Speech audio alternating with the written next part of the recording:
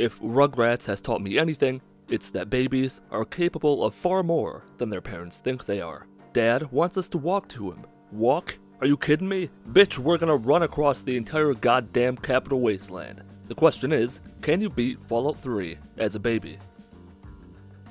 First things first, how do you even leave Vault 101 as a baby?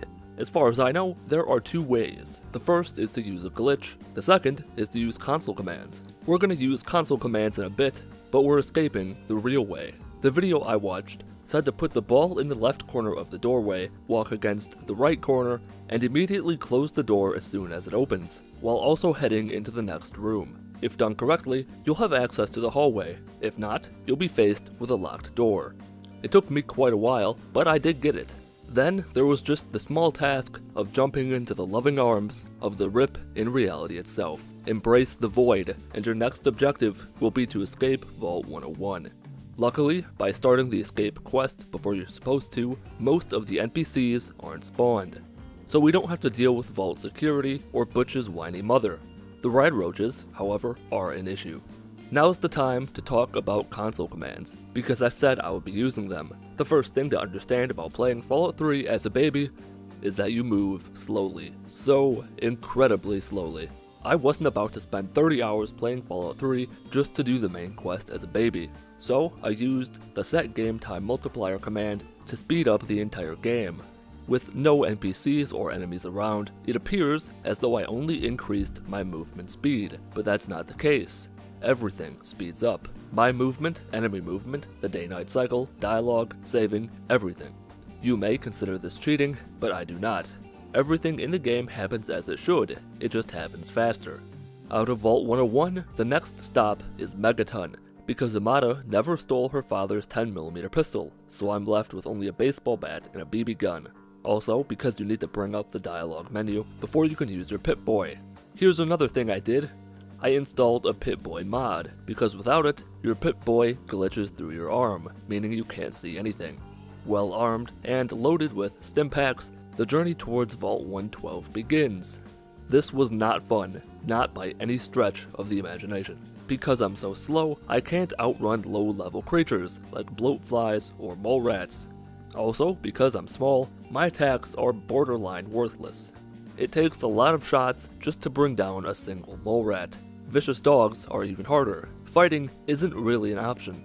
The upside to being so small is that by going into third person, I can see a lot of the world around me, so sneaking is a bit easier. Even then, though, I got into fights with the local wildlife. Something else you'll start to notice is the objects flying all over the place. It's a result of the increased game speed.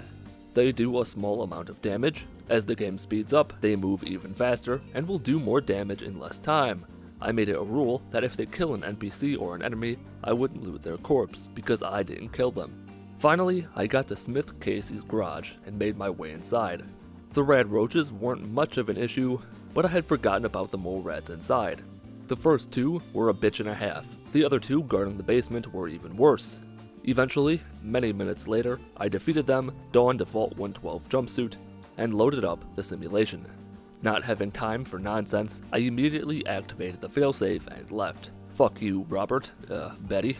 The extent of my quest skipping knowledge ends here. I figured that since Dad was heading for Rivet City, I could just follow him, he'd defend his son. And that plan worked for a while. Then he lost the fight, went unconscious, and his body warped away just like every other small moving object in the world when the game speed is too high. Fine, whatever, who needs him? I can get to Rivet City by myself. I met some raiders, killed them, and was finally starting to get some better weapons. The hunting rifle made things so much easier. My plan was to kill some innocent people and rob them so I could get that guy in Megaton to be my companion. Spoiler alert, that didn't really pan out. As I got closer to Rivet City, I discovered this fun thing where because you're so small, your default position in water, that is, how high you float in water, is actually beneath the water, so you drown unless you're constantly jumping. And, with the game speed at 3 times its normal speed, that's a real pain in the ass. Finally, I got inside Rivet City. In an effort to become a questionable individual, I stole weapons from the Rivet City market by dragging them into the corner, out of sight, and then stealing them. Then I spoke to Dad, met up with him and the scientists inside the Jefferson Memorial gift shop. I wiped out the mutants, flipped a switch or something, explored a pipe, and watched Daddy die. The scientists insisted that I escort them to the Citadel, which I did under protest. There, I spoke to Elder Lyons, got the location of Vault 87, and fast traveled back to Little Lamplight. Did I mention that I stopped there on my way to Vault 112? Because I did. The little shit in charge opened up Murder Pass for me. After killing many super mutants, I met up with Fox, who got the Gek for me. Then I got ambushed by the Enclave. Colonel Pumpkin Spice was rude to me. Good thing for me, the President was on my side. I helped some Enclave soldiers who seemed ready to go to hell, took the virus from the President, reunited with my old buddy Fox, returned to the Citadel, got a sweet suit of power armor, and took the final steps towards the point of no return. The showdown between the Brotherhood of Steel and the Enclave has arrived.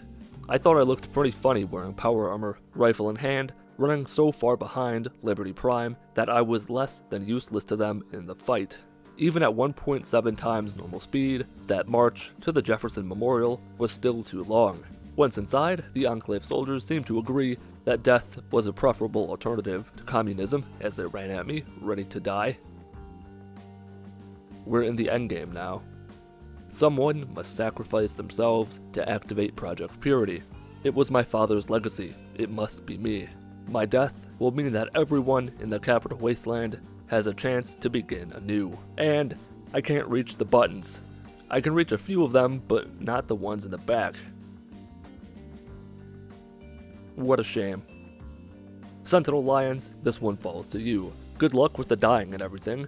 In her last moments, she crawled towards the glass. I stood just outside of reach, sharing the pain with her as I spammed the E button to make those stupid baby noises.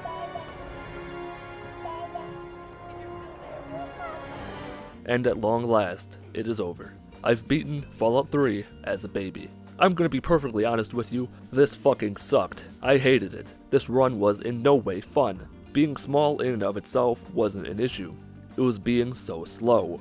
It probably didn't help matters that I did this right after playing New Vegas as a giant, where my speed was much higher than normal.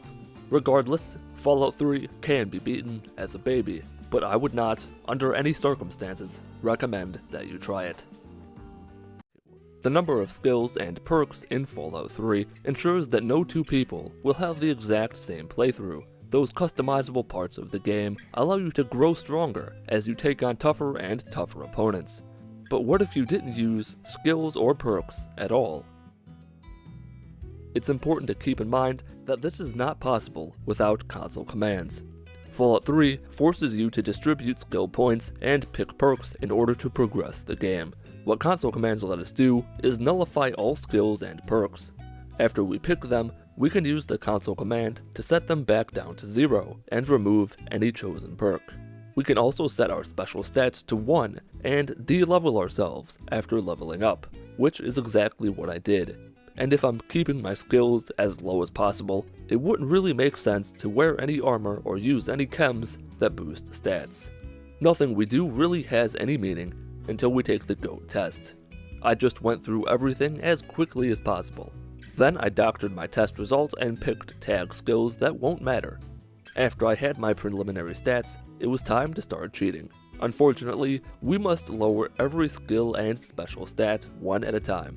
The upside is that it's pretty easy. Open the console window, type player.forceAV, then a skill name and a desired value. I went with 0 for the skills and 1 for the special stats. Special can't go any lower than 1, and I wasn't sure if making my speech skill negative 100,000 would break the game, so I didn't do it. What's interesting is how different the game feels when experience doesn't matter. You're no longer making decisions in an effort to reach the next level so you can become stronger and get new perks.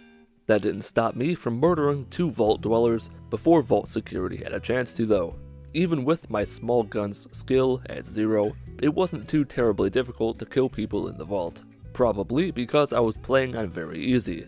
Remember folks, the goal is to beat the game without skills or perks, not to beat it on the hardest difficulty. It was around this time I discovered how shit my repair skill was. Items had to be damn near useless before I could repair them. Nevertheless, I escaped the vault and leveled up, which meant it was time to weaken myself yet again. My next stop was Megaton because I needed ammo and stim packs. A slight breeze will break my back, and my bullets might as well be cotton balls. On my way out, I killed Lucas Sims because I thought his Chinese assault rifle would be a nice weapon to have early on. I thought about it and decided that it wasn't worth it, as I didn't want to deal with a bunch of hostile NPCs if I wanted to stop by Craterside Supply later on. So I reloaded a save and let him live. Just like I did when I was a baby, I made a beeline straight for Vault 112. I got in a lengthy firefight with some super mutants along the way, but that meant that I finally had a hunting rifle. Moments later, I ran into Crazy Wolfgang and his guard, both of whom I killed because I wanted their assault rifles. With the last shot of 5.56 ammo I had, his caravan guard was defeated. I killed more super mutants, killed some Talon Company hooligans, watched a super mutant blast the fuck out of some cows. It was over for a vicious dog as I had the high ground, and at long last, I arrived at Smith Casey's garage. Remember earlier when I said I wouldn't wear any armor that provided me with any stat boosts? Well, I lied, because you must put on a Vault 112 jumpsuit to enter Tranquility Lane. I wasn't using any healing items, talking to anyone, or attacking anything, so I figured it would be fine if I wore it just to progress the game. The communists descended upon Tranquility Lane and trapped Betty inside forever. I leveled up again, and once again reset my skills to 0, my special stats to 1, and removed the perk I chose. I followed Dad for a while, but it got boring, so I fast traveled to Megaton to get to Rivet City. Inside the Rivet City market, I stole some guns, sold some guns, bought some ammo, talked to Dad, bought a lever-action rifle, and murdered every last super mutant inside the Jefferson Memorial gift shop. Words were spoken, doors were opened, stairs were used, buttons were pushed, vertibirds were safely landed, parents were killed, bitches were annoying, silver boys were shot, and a big-ass metal door at the Citadel opened for yours truly. A terminal provided me with information about Vault 87, a scribe gave me the location, and I was off on another adventure. You want to know the fun part about this run? Every speech skill check has a 0% chance of succeeding. Know what that means? McCready wouldn't let me inside the lamplight. So I had to lug my ass all the way across the world and solve the problem at Paradise Falls. I couldn't remember exactly how that quest plays out, so I killed them all. It wasn't long before I found myself in a sticky situation. Behind enemy lines, a minigun ready to mow me down if I stepped out from behind cover, and I was all out of stim packs. I did what all brave men do when faced with an insurmountable challenge. I ran away, back to Megaton where Lucas Sims was still alive. I regained my composure, bought more stim packs and ammo, and killed everyone else at Paradise Falls.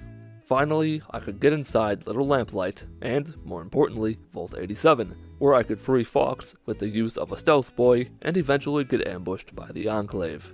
Once inside Raven Rock, I snuck past the Enclave soldier who asks you questions as soon as you leave your cage.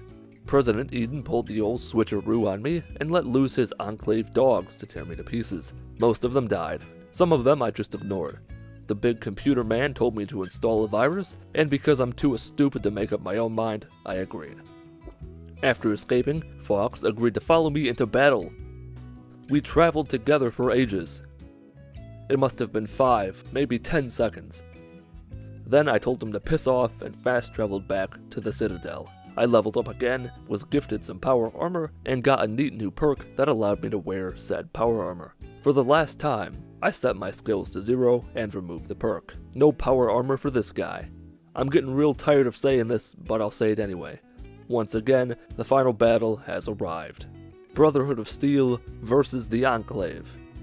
Did you know that it takes about 9 minutes for Liberty Prime to go from the Citadel to the Jefferson Memorial? I know because I checked after I stopped recording. It felt more like 9 years than 9 minutes. Anyway, Sarah Lyons and I made our way into the gift shop to clear out the Enclave.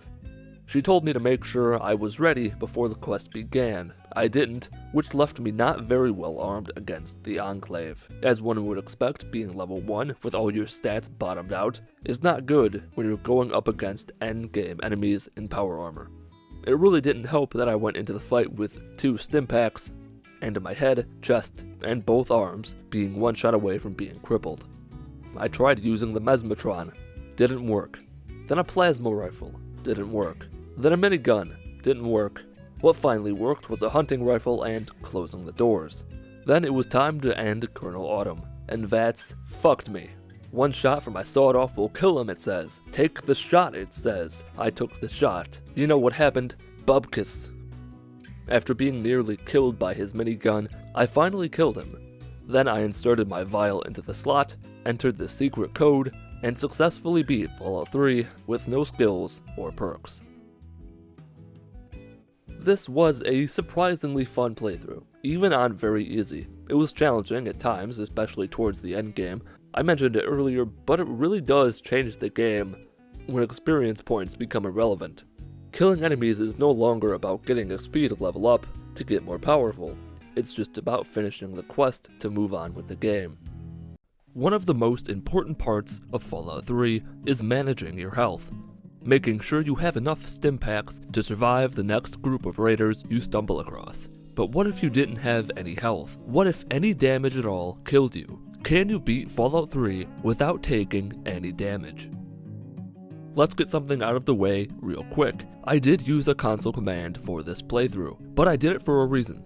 You can keep track of your health and manually reload old saves if you get hit. I didn't want to do that, so I used a console command to set my health to 1, a single hit point, so that any damage at all will kill me and automatically reload my most recent save.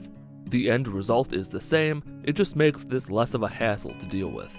Now, onto the playthrough. Because we can't take any damage, strength and endurance are dump stats. Perception and intelligence are vital. Perception, so that I can see enemies from the maximum possible distance, and intelligence, to ensure that I get as many skill points as possible when leveling up. I also drained luck, maxed out agility, and put the remaining points into charisma. From there, I have a birthday party, go to class, and assign skill points. I went with sneak, small guns, and speech. Small guns might seem like the odd category out, as getting into a firefight is a variable death sentence. I'm playing on very easy, and with a sneak bonus, I have a chance at taking out enemies before they know I'm there. Before we go any further, here's a shot of my Pip Boy showing that my health is at 1 of 1. It'll be like this throughout the rest of the playthrough.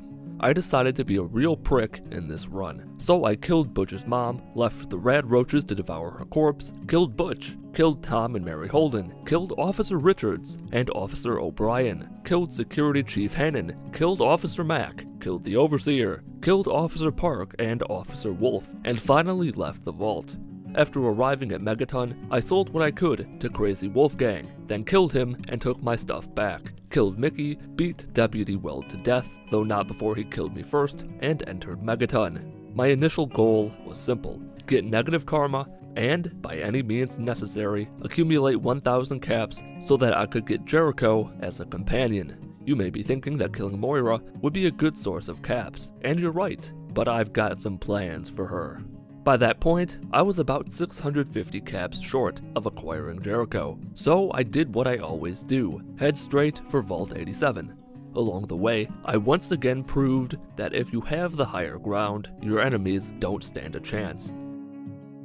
Fun fact, turrets explode when they're destroyed, and that can be dangerous. Beneath the town I found lied an encampment of raiders, all of whom were killed and looted. You're probably thinking, wow, this run seems easy so far, and you'd be correct. With the assault rifle I got from Wolfgang, raiders can be killed before they even have a chance to aim. But things are about to get worse. Back above ground were more raiders. These raiders have guns, and they know how to use them. I spent 15 minutes trying to kill them all, and I died so many goddamn times. It's not even funny. After that ordeal was over with, I finally had enough stuff to sell to get up to 1,000 caps. Before meeting Jericho, I struck a deal with Mr. Burke. I convinced Jericho to join me, and it was time for more good old-fashioned violence. I tried to rig the bomb to explode, but you need your explosive skill to be at 25, and mine wasn't. Back to it, Defender Rockwell was the next to die. I robbed his corpse, gave his armor to Jericho, and felt rather confident. So much so that we broke into Fort Independence and massacred everyone inside. That was a lie. What actually happened was that I died a lot for the second time. The reward wasn't worth it, so we continued our journey southwest, leaving Fort Independence for another day. It was time to take our relationship to the next level, and nothing builds a relationship like killing everyone inside a raider outpost, and then dying over and over again while trying to take out a few Yao Guai. Evil won the day, and then a shocking twist I never saw coming. We hit the edge of the world. The upside was that Tenpenny Tower was within walking distance, and after our adventuring in home invasions, I had leveled up enough to get explosives up to 25, and you know what that means.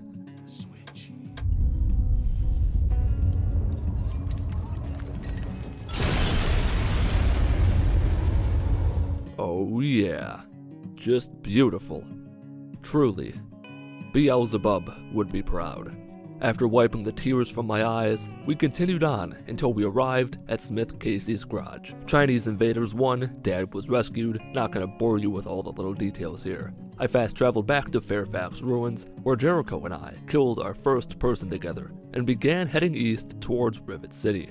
We met up with that little shit with the ant problem and killed most of the ants. I left one for the boy. Either he becomes a man, or that ant has a very fun day, if you know what I mean. The ant eats the kid, that's what I was implying, don't get weird with it. I think Karma was trying to tell me something, because as soon as I blew Grandma Sparkle's head off, my game froze. And then it froze a few more times as I raided her shack. A few raiders under a nearby bridge got to be on the receiving end of me playing with my new toy. Then I fell off a bridge, hit a rock, and died. The Jefferson Memorial was my next stop. I figured I'd get ahead a bit by removing the super mutants from the memorial. Nothing special happened here. I did get smashed with a sledgehammer though, that's always fun. With the memorial now safe, I could finally enter Rivet City. I did some shopping in the Rivet City market before reuniting with my father. Then blah blah blah, plot stuff happens, fuses, doors, intercoms happened, sewage of course, can't forget about playing in the sewer system. Dad died, who cares? It was time to escape. Jericho went and got himself killed. So of course I had to go all suicidal maniac with a rocket launcher on the Enclave who killed him. Reloading a save would not be dramatic enough. It actually took a few attempts to kill the Enclave and keep Jericho from dying. I could have went a few saves back, but that's lame. And then it happened again. Jericho got himself in a sticky situation. This time around, I took Suicidal Maniac with a rocket launcher to a whole new level. At long last, we made it to the Citadel, and by we all, I mean myself, Jericho, and Dr. Lee. The other scientists were unfortunately caught in the line of fire. Their sacrifices will never be forgotten. Rothschild gave us the location of Vault 87, and we were off on another adventure. Someone got sloppy and let their slaves loose. Luckily for them, Jericho and I were on the scene to clean up their mess. Inside the spooky tunnel of doom and terror, or whatever that little shit in Lamplight called it, I got lost, even though I've done this a million times already. Eventually, I got my bearings and made it to Vault 87. This was about as challenging as you'd expect. Dealing with one super mutant in a confined space can be tricky. Dealing with two or more is a test of your abilities. After talking to Fox, I resorted to dropping a bunch of mines outside a door, opening the door, and running the F word away. It worked pretty well, actually. Plot twist, the Enclave ambushed us. Bet you didn't see that coming. I spoke to Presidential President Eden and convinced him to kill himself and everyone inside Raven Rock. I'm evil, remember? Then I stopped by the Megaton ruins to pick up Jericho before preparing for what's to come. That's right, it's finally time to return to Vault 101 and kill everyone inside. One by one, they met their fate at my hands. Turns out, killing all the Vault Dwellers in Vault 101 is not a way to complete the American Dream quest. What a bummer that was. Oh well, what's done is done. It's not like I could go back in time and do things differently. The fun part's over. It's time for war. I opted out of getting power armor because I only have one hit point. Armor doesn't matter, and because I'm being a dick to everyone every chance I get. As I stood before Liberty Prime, in all of his glory, I thought to myself, surely this thing can die. Well, he can't. This is sped up footage of me trying to kill him. I made the mistake of stepping in front of him and got fucking annihilated. That long ass waddle towards the Jefferson Memorial went by about as slowly as you'd expect. With some strategically placed and in no way just dumb luck missile shots, Colonel Autumn and his merry men were defeated. I had planned on sacrificing myself the entire time, But before I died, I made sure to drop a dozen mines and a grenade at Sentinel Lion's feet to show her and Jericho just how little I care about them. I inserted the FEV virus, pressed a button, and beat Fallout 3 without taking any damage. Well, sort of. In this long and convoluted branching path of saving and dying, if you were to look at the specific path that got me here, I wouldn't have gotten hit once. This has easily been the most fun playthrough I've done so far. There were a few times when it was tough, but it didn't really feel unfairly tough, not like a stupidly absurd challenge. It's not like you're moving super slowly or can't access your inventory. If you put some thought into what you do, you can pretty easily get through the game. As you may have guessed, this game is more similar to Fallout New Vegas than Fallout 4. And unlike Fallout 4, we can't really just not get the Pip Boy. But what if we could? Can you beat Fallout 3 without a Pip Boy? Despite what I said mere seconds ago, you can technically escape Vault 101 without a Pip Boy. I've done it. It involves exploiting a glitch as a baby, but then you're stuck as a baby throughout the rest of the game. I don't feel like doing that again, so I'm going to remove it with console commands like I did in Fallout New Vegas. Without a Pip Boy, we can't use guns or stim packs, which makes strength and endurance incredibly important. The same goes for barter, speech, and unarmed. After Amada woke me up, I discovered a problem. There was this spiky thing in my left hand. Even after re-entering the command to remove the Pip Boy, it wouldn't go away. I had forgotten to remove a mod I had installed earlier.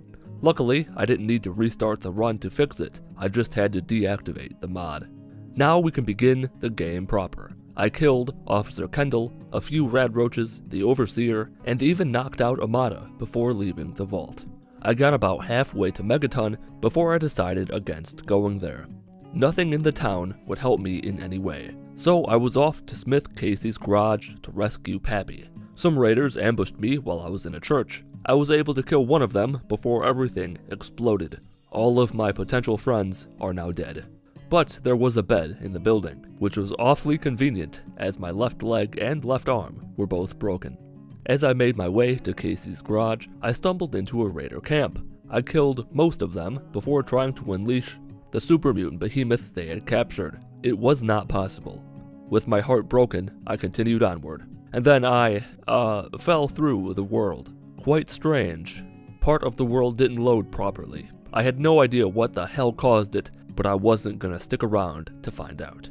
Here we are, Smith Casey's garage. I ignored the beavers inside and entered Vault 112. To enter Tranquility Lane, you must sit in a Tranquility Lounger. And to sit in a Tranquility Lounger, you must be wearing a Vault 112 jumpsuit. Without a Pip Boy, you can't equip the jumpsuit. I tried several things. Maybe one of the terminals will let me do something. Nope. Maybe if I kill the Robo-Brains, I could sit in the Lounger. No, there are no workarounds. You cannot proceed without a Pip Boy. The run was almost over. But I decided to try one last thing. Something I've been hoping to never need to use. Cheese. In my moment of doubt, I turned to God for the answers, who then told me to look up a Fallout 3 speedrunning guide. This is it, the final strategy. I went to Little Lamplight, made a backup save, and let the exploits begin. If you hold back and right as you enter Little Lamplight, turn your camera a bit to the right, then quick save and quick load as soon as the new area loads, you can clip yourself through the wall. You'll fall through the map. Needing somewhere to put you, the game places you inside Little Lamplight. Jump and move to the right to get stuck in the wall. Now quick save and quick load repeatedly, again, to clip through the wall. Now you're in the water and can swim jump to Vault 87's entrance. For some reason, I wasn't able to attack anything in the vault. When I clicked the left mouse button, my fists would not come up. Annoying, but it's not like I would win a fight against a super mutant anyway. I ran like hell through the hallway of doom and freed Fox. He got me the Gek. The Enclave ambushed me, and the President let me go. I decided to leave all my possessions in the locker. I couldn't equip anything. None of it would do me any good anyway. After convincing Eden to destroy Raven Rock, I left and began the long walk towards the Citadel. I arrived and, oh, the big metal doors closed. That's no good. If you thought I cheated when I entered Little Lamplight, boy, do I have some good news for you. The Jefferson Memorial is only a hop, skip, and a jump away. I have no idea if it's supposed to be able to happen, but I pretty easily bypassed the big blue wall of energy. Inside the Jefferson Memorial, I sprinted past all the Enclave soldiers and entered the Rotunda. After installing the FEV virus, I used the same quick save and quick load exploit I used earlier and got inside Project Purity. You can't activate the buttons because there's no power. However, if you talk to Colonel Autumn, you can enter the code. I guess the game assumes that you can't talk to Autumn in the Rotunda unless the quest to restore power has already been completed. I entered 216, hit the enter button, and beat Fallout 3 without a Pip Boy. I know what you're thinking. You used console commands and clipped through the walls. You cheated. This run doesn't count. I'm not necessarily going to disagree with you. The wall clipping is part of the game. I wouldn't call that cheating. And regarding the use of console commands, like I said, you can escape the vault as a baby. Everything I did can be done without console commands. I just didn't feel like doing it. The first weapon you get in Fallout 3 is the BB gun, and very quickly you discover how useless it is. Even a rad roach, the weakest and most pathetic of all the enemies in Fallout 3, may take 2 or more shots to kill. Early on, most people rely on the 10mm pistol Amada gives you when you wake up.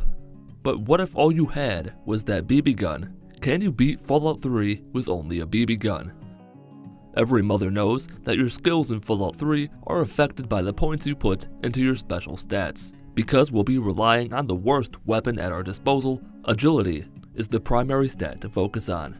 For skills, we go with small guns obviously, medicine, and speech. I got the 10mm pistol from Amada so I could sell it later, then picked up my BB gun and BBs from the table, and my adventure begins.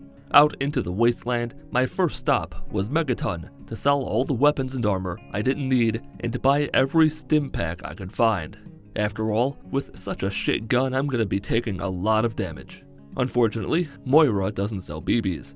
She doesn't yet understand how much she just fucked up. In an attempt to make her pay for her misdeeds, I spent a considerable amount of time trying to kill her. I was hoping I'd be able to kill her with a single shot, but even when hidden, it's just not possible. At least not at my level. I left and was on my way to Smith Casey's garage. Because I only had 41 BBs, I avoided as many enemies as I could. Then I foolishly fought a bloatfly and was down to 32 BBs. I couldn't remember exactly where the garage was located, but Tenpenny Tower loomed over the horizon, so I stopped in for a visit. I bought a few more stim packs, I passed a few skill checks, I had a talk with Alistair Tenpenny while he aimed a sniper rifle at my goddamn chest, and I knew what I had to do next. Unfortunately, I did not have the explosive skill required. I needed to level up, and what better way to do that than by killing the ghouls pestering the Tenpenny residents. That did not go very well. No, it did not go very well at all. Rather than wasting all 26 of my remaining BBs, I ran for my life and got out of there.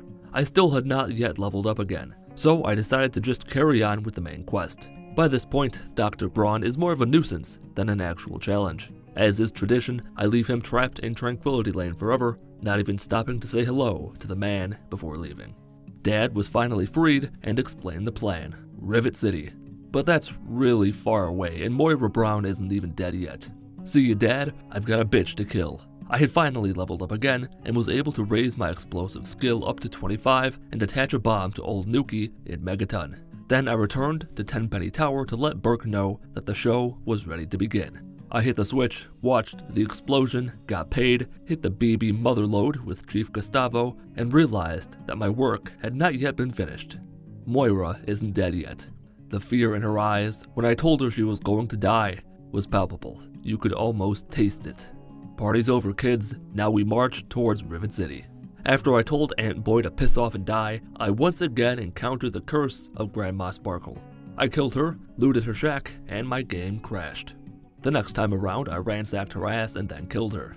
Was I talking about her shack or her old wrinkle flapjacks? You be the judge. I picked off a few raiders from a distance, discovered the Citadel, then the Jefferson Memorial, and finally arrived at Rivet City, a place known throughout the entire wasteland as the premier source of BBs. This Shrapnel character had 200 BBs on him. What a weirdo. Who just carries around 200 BBs? After speaking to Daddy, I took my 300 BBs and was off to clear out the Jefferson Memorial. And oh boy, what a shit show this was. If you happen to get lucky with your shots, it might only take you 15 shots to kill a super mutant.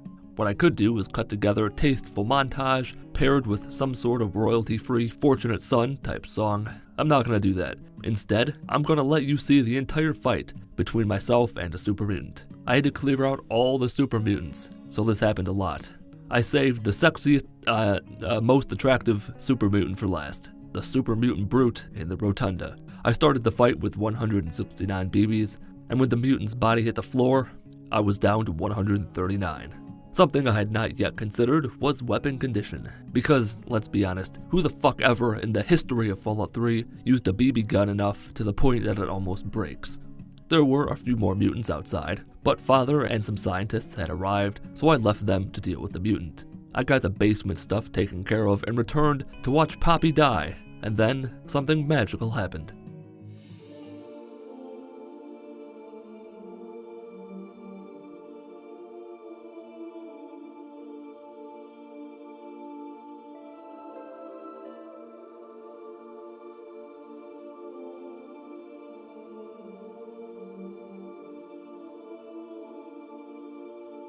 I foolishly assumed that Dr. Madison Lee was not an idiot. She's a scientist. Scientists can't be stupid. That's one of the commandments. It's right after the one about not yelling at llamas. Madison Lee is an idiot, though. As the Enclave raided the Jefferson Memorial, I fled straight for the escape tunnel. I thought Maddie would be right behind me. She was not. She was too busy being unconscious upstairs, which meant I had to kill several Enclave soldiers with the BB gun. Not easy or fun. We eventually made it to the Citadel, where the quartermaster was rude to me when I asked about BBs. Rothschild wasn't as rude, seeing as he gave me the location of Vault 87. When I got in Vault 87, after the disaster that was the Jefferson Memorial, I decided to just avoid all the super mutants. Well, not really avoid, more like just ignore. My boy Fox was more than enough to handle those slimy bitches. And then Fox died. Which meant it would be up to me to get the Gek. Luckily, believe it or not, I had planned for this by buying a radiation suit. The bad news was that I only had a few doses of Rad-X and ran away. Things got real hairy real quick, but I did retrieve the Gek. All that was left was to run past a dozen super mutants with rifles and into the loving arms of the Enclave. My strategy of ignoring all enemies worked out much better at Raven Rock than it did in Vault 87 or with those ghouls. Back at the Citadel, the quartermaster still didn't have any BBs, but it didn't matter. We've got a giant robot. The 15 minutes of madness were, as expected, maddening. Not challenging, just boring. Especially when Liberty Prime decides to stand there and do nothing. Inside the memorial, I avoided the Enclave real good and entered the rotunda. Sentinel Lions decided not to join me, so I had to kill Colonel Autumn and 2 Enclave soldiers by myself, with a BB gun. Autumn was surprisingly easy to kill. The power armor-clad soldiers were not. By the time I was the only one left alive, I had used every healing item at my disposal. We're not out of the woods yet, though. See, Sentinel Lions was too busy giving handjobs to the enemy to come and help me. Madison Lee won't alert you about the radiation if Lions isn't there, and the doors are locked behind you, so I couldn't go out there and get her. I was fucked. That is, until I restarted the game. Lions had arrived, and we could finally end this goddamn nightmare. There's just one last little detail. I was practically glowing with radiation after Vault 87. I wouldn't last 3 seconds in the chamber. I nearly killed over inserting the virus into the purifier. So, like the true hero I am, I sacrificed Sentinel Lions, dooming her to a painful death from acute radiation syndrome. My only wish was that Moira was there with me, so I could send her in there instead. There are a number of ways to play through Fallout 3. You can use big guns like the minigun or flamer. You can stick to handguns. You can keep things up close and personal by using melee weapons. But what if you didn't want to use any weapons? Can you beat Fallout 3 without attacking anything? Because we aren't attacking anything, strength, perception, and charisma are all worthless here. High endurance gives us more hit points, high intelligence gives us more skill points when we level up, luck at 10 provides a +5 to all skills, and agility increases our sneak skill, which can be useful later on. After assigning special points, it was time for a completely normal birthday party. There was absolutely nothing strange about it at all. Then it's down to the reactor level, where we're given a BB gun and we have to kill a rad roach. Well, that's a shame. My first thought was that maybe there's a dialogue option to skip the rad roach. Maybe you can tell Dad that you don't want to kill anything. No, that's not an option. Alright, well, maybe if you wait long enough, he'll take the BB gun and will kill the rad roach himself. So I started manipulating time. At one point, over 100 in-game hours were passing every second. Unfortunately, God doesn't like it when you play with time, and the game crashed. There's only one option that will work, and it's something I'm not particularly fond of doing, but it's nerf or nothing, so here we go. What we have to do is use an exploit to clip through the wall. What you do is get yourself in a corner, or up against any wall really, then rapidly quick save and quick load until you clip through the wall. I tried several different places, but the one that worked for me was the space between the stairs and the reactor room. Once you clip through the wall, the game places you in the lower level of Vault 101, and because you can only be there if your objective is to escape the vault, you've now skipped the rad roach and can proceed as usual, just as a 10-year-old instead of a 19-year-old. For some reason, doing this skip means that the Vault 101 guards don't spawn, so escaping the vault isn't too difficult. Just open the Overseer's tunnel and... what? Children cannot use that. Alright, well, all hope isn't gone yet. We just have to do the wall glitch again. In doing that took me about 15 minutes. 15 agonizing minutes. I found that the door to the Vault 101 atrium works the best. As soon as you enter that space, back up into the door and let the spam fest begin. When you clip through the wall, you'll be placed at the door to the Capital Wasteland, where we can finally choose our tag skills. These were probably pretty obvious: medicine, speech, and sneak. Out into the wasteland, I leveled up, dumped more points into tag skills, and picked Pacifist as my first perk, because combat skills like melee weapons and big guns are worthless. After arriving in Megaton, I spoke to Colin Moriarty about my father, bought some stim packs from Gob, received an interesting offer from Mr. Burke, then immediately ratted him out to Lucas Sims. Mayor Sims ran off and confronted Mr. Burke, and Burke killed him. I looted the corpse and made a horrifying discovery. It seems as though Burke is less than thrilled about me being a snitch, because he's coming after me. I hoped, that leaving Megaton would stop him, but it did not. With Burke hot on my trail, I had no time to waste. I made a beeline straight for Smith Casey's garage to rescue Dad. But, guess what? In order to get into Vault 112, you have to press a switch, and children cannot use that. Fuck, again. I had to go back to our old friend, the wall glitch. Oh, you're probably wondering what happened to the mole rats inside. Turns out that they can kill themselves by running into trash cans. Who knew? I was inside Smith Casey's garage for another solid 15 minutes, trying to clip through the wall in a variety of places. It didn't work once. But that's okay, we can just go straight to Little Lamplight and retrieve the Gek. Not a big deal. Nothing interesting happened on the way to Little Lamplight. As you probably could have guessed, I avoided all enemies I found by sneaking past them or running in the opposite direction. The wall glitch in Little Lamplight is much easier than the others, and within a minute or two, I was swimming through the nothing on my way to Murder Pass.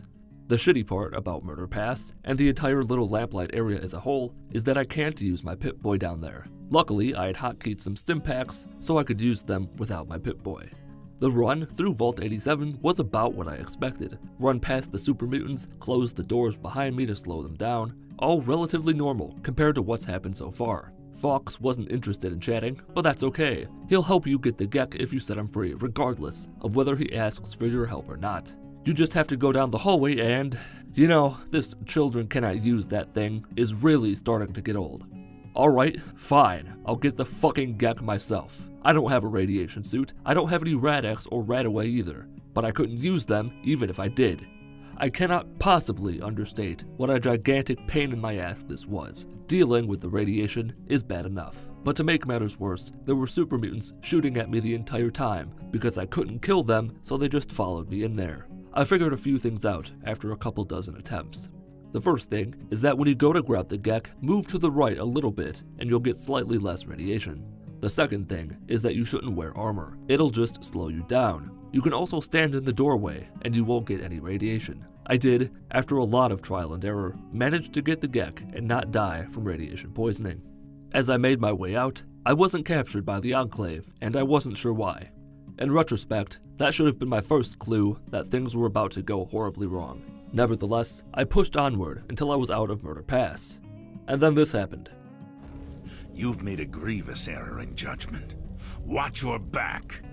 I have no idea how the fuck Burke got in there because the gate to Murder Pass was still closed. After the super mutants who had been following me killed Burke, I had another problem to deal with, getting past the closed gate. You know what's coming. More wall glitching. This time it was made even harder by the super mutants attacking me. Because of course it had to be harder. After several millennia of spamming quick save and quick load, I clipped through the wall and made my escape. At this point, I wasn't too sure what to do next. The Enclave didn't capture me, so I couldn't escape their base. I figured I might as well just throw shit at the wall and hope something sticks. The first thing I did was see a doctor in Megaton to heal my radiation. Then I made my way to the Citadel. The guards wouldn't open the gate for me, sons of bitches. You know what? That's fine. I'll just make them let me in. I went back to Vault 87, ran past all the super mutants, went back to where I retrieved the Gek, then began my escape again. And finally, something worked out in my favor. The Enclave captured me. Good, I can actually beat the game now. All I have to do now is ignore the Enclave soldiers that are shooting at me, talk to the president, grab the virus, and I'm home free. Yeah, no. Guess who's back? Our old buddy. Children cannot use that. I want to make it known that I stopped having fun a long time ago. I tried to glitch myself through the door. I wasn't sure what it would accomplish, but I tried it anyway. It didn't work, obviously. Why would it? So, it was time for Plan X. I'll just go to Project Purity and activate the bitch myself. Again, no. What are you, an idiot? Everyone knows children cannot use buttons. Okay, fine. I didn't want to do this, but I was left no choice. I'll just brute force my way into the Citadel.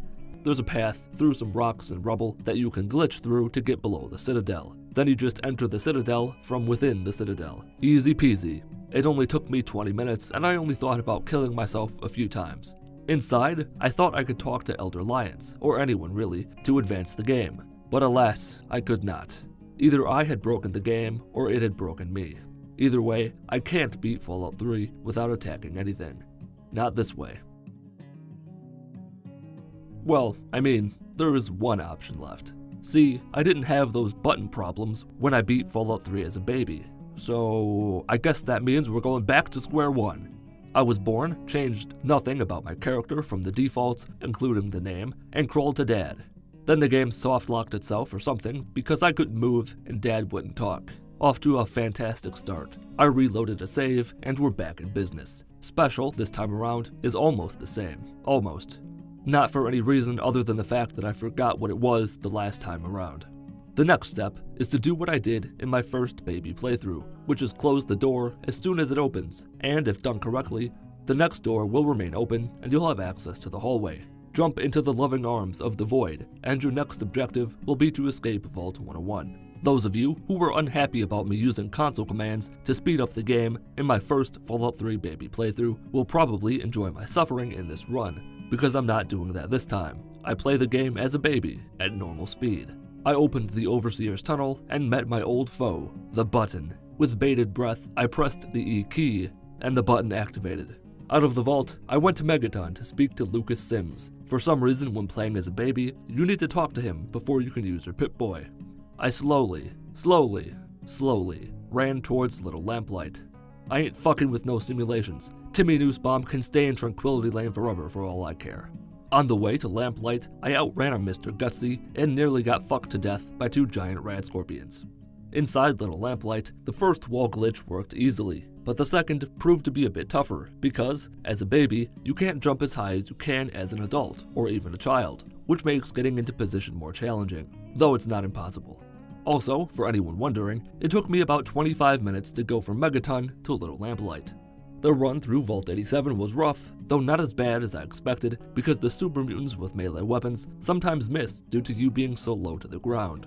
In one of my previous runs, the super mutants followed me and outnumbered Fox to such an extreme degree that they killed him.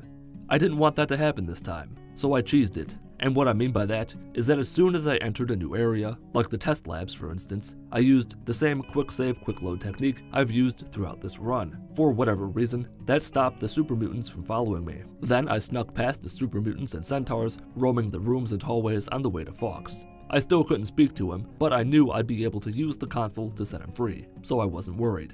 After I activated aforementioned console, I ran into a room to seek shelter from a centaur that was whipping me with its tentacles. I scummed myself through a toilet, crouched, then waited until the centaur ran back to wherever the fuck it lived. Fox was finally free, and I followed him while he killed all the super mutants in his path. He retrieved the Gek for me. We parted ways. I was captured by the Enclave, President Eden called off his dog, and I leveled up twice. With 2 levels worth of skill points and the pacifist perk, my speech skill was up to 92. I ignored the Enclave soldiers that were lighting my ass up with their fancy laser pointers and reported to the president. I breathed a sigh of relief as I took the modified vial of FEV and made my escape. The last 2 Enclave soldiers proved formidable. One had a fully automatic laser pointer, and the other had a missile launcher, and he seemed to place no value on his own well-being, as he nearly blew off both my legs and my chest. Then he exploded me again right before I left. Nevertheless, I was back out into the wilderness, among the dead trees and the dead grass and the dead Enclave soldiers that had the misfortune of running into a super mutant with a minigun and a thirst for knowledge. Fox and I parted ways again, this time for the last time, and I was off to the Citadel. That was a lie. Remember what I said about Timmy Nussbaum earlier? That too was a lie. Timmy Nussbaum must die, so I decided that the war for the capital wasteland could be put on hold for a bit while I ensure that a child is killed by virtual communists.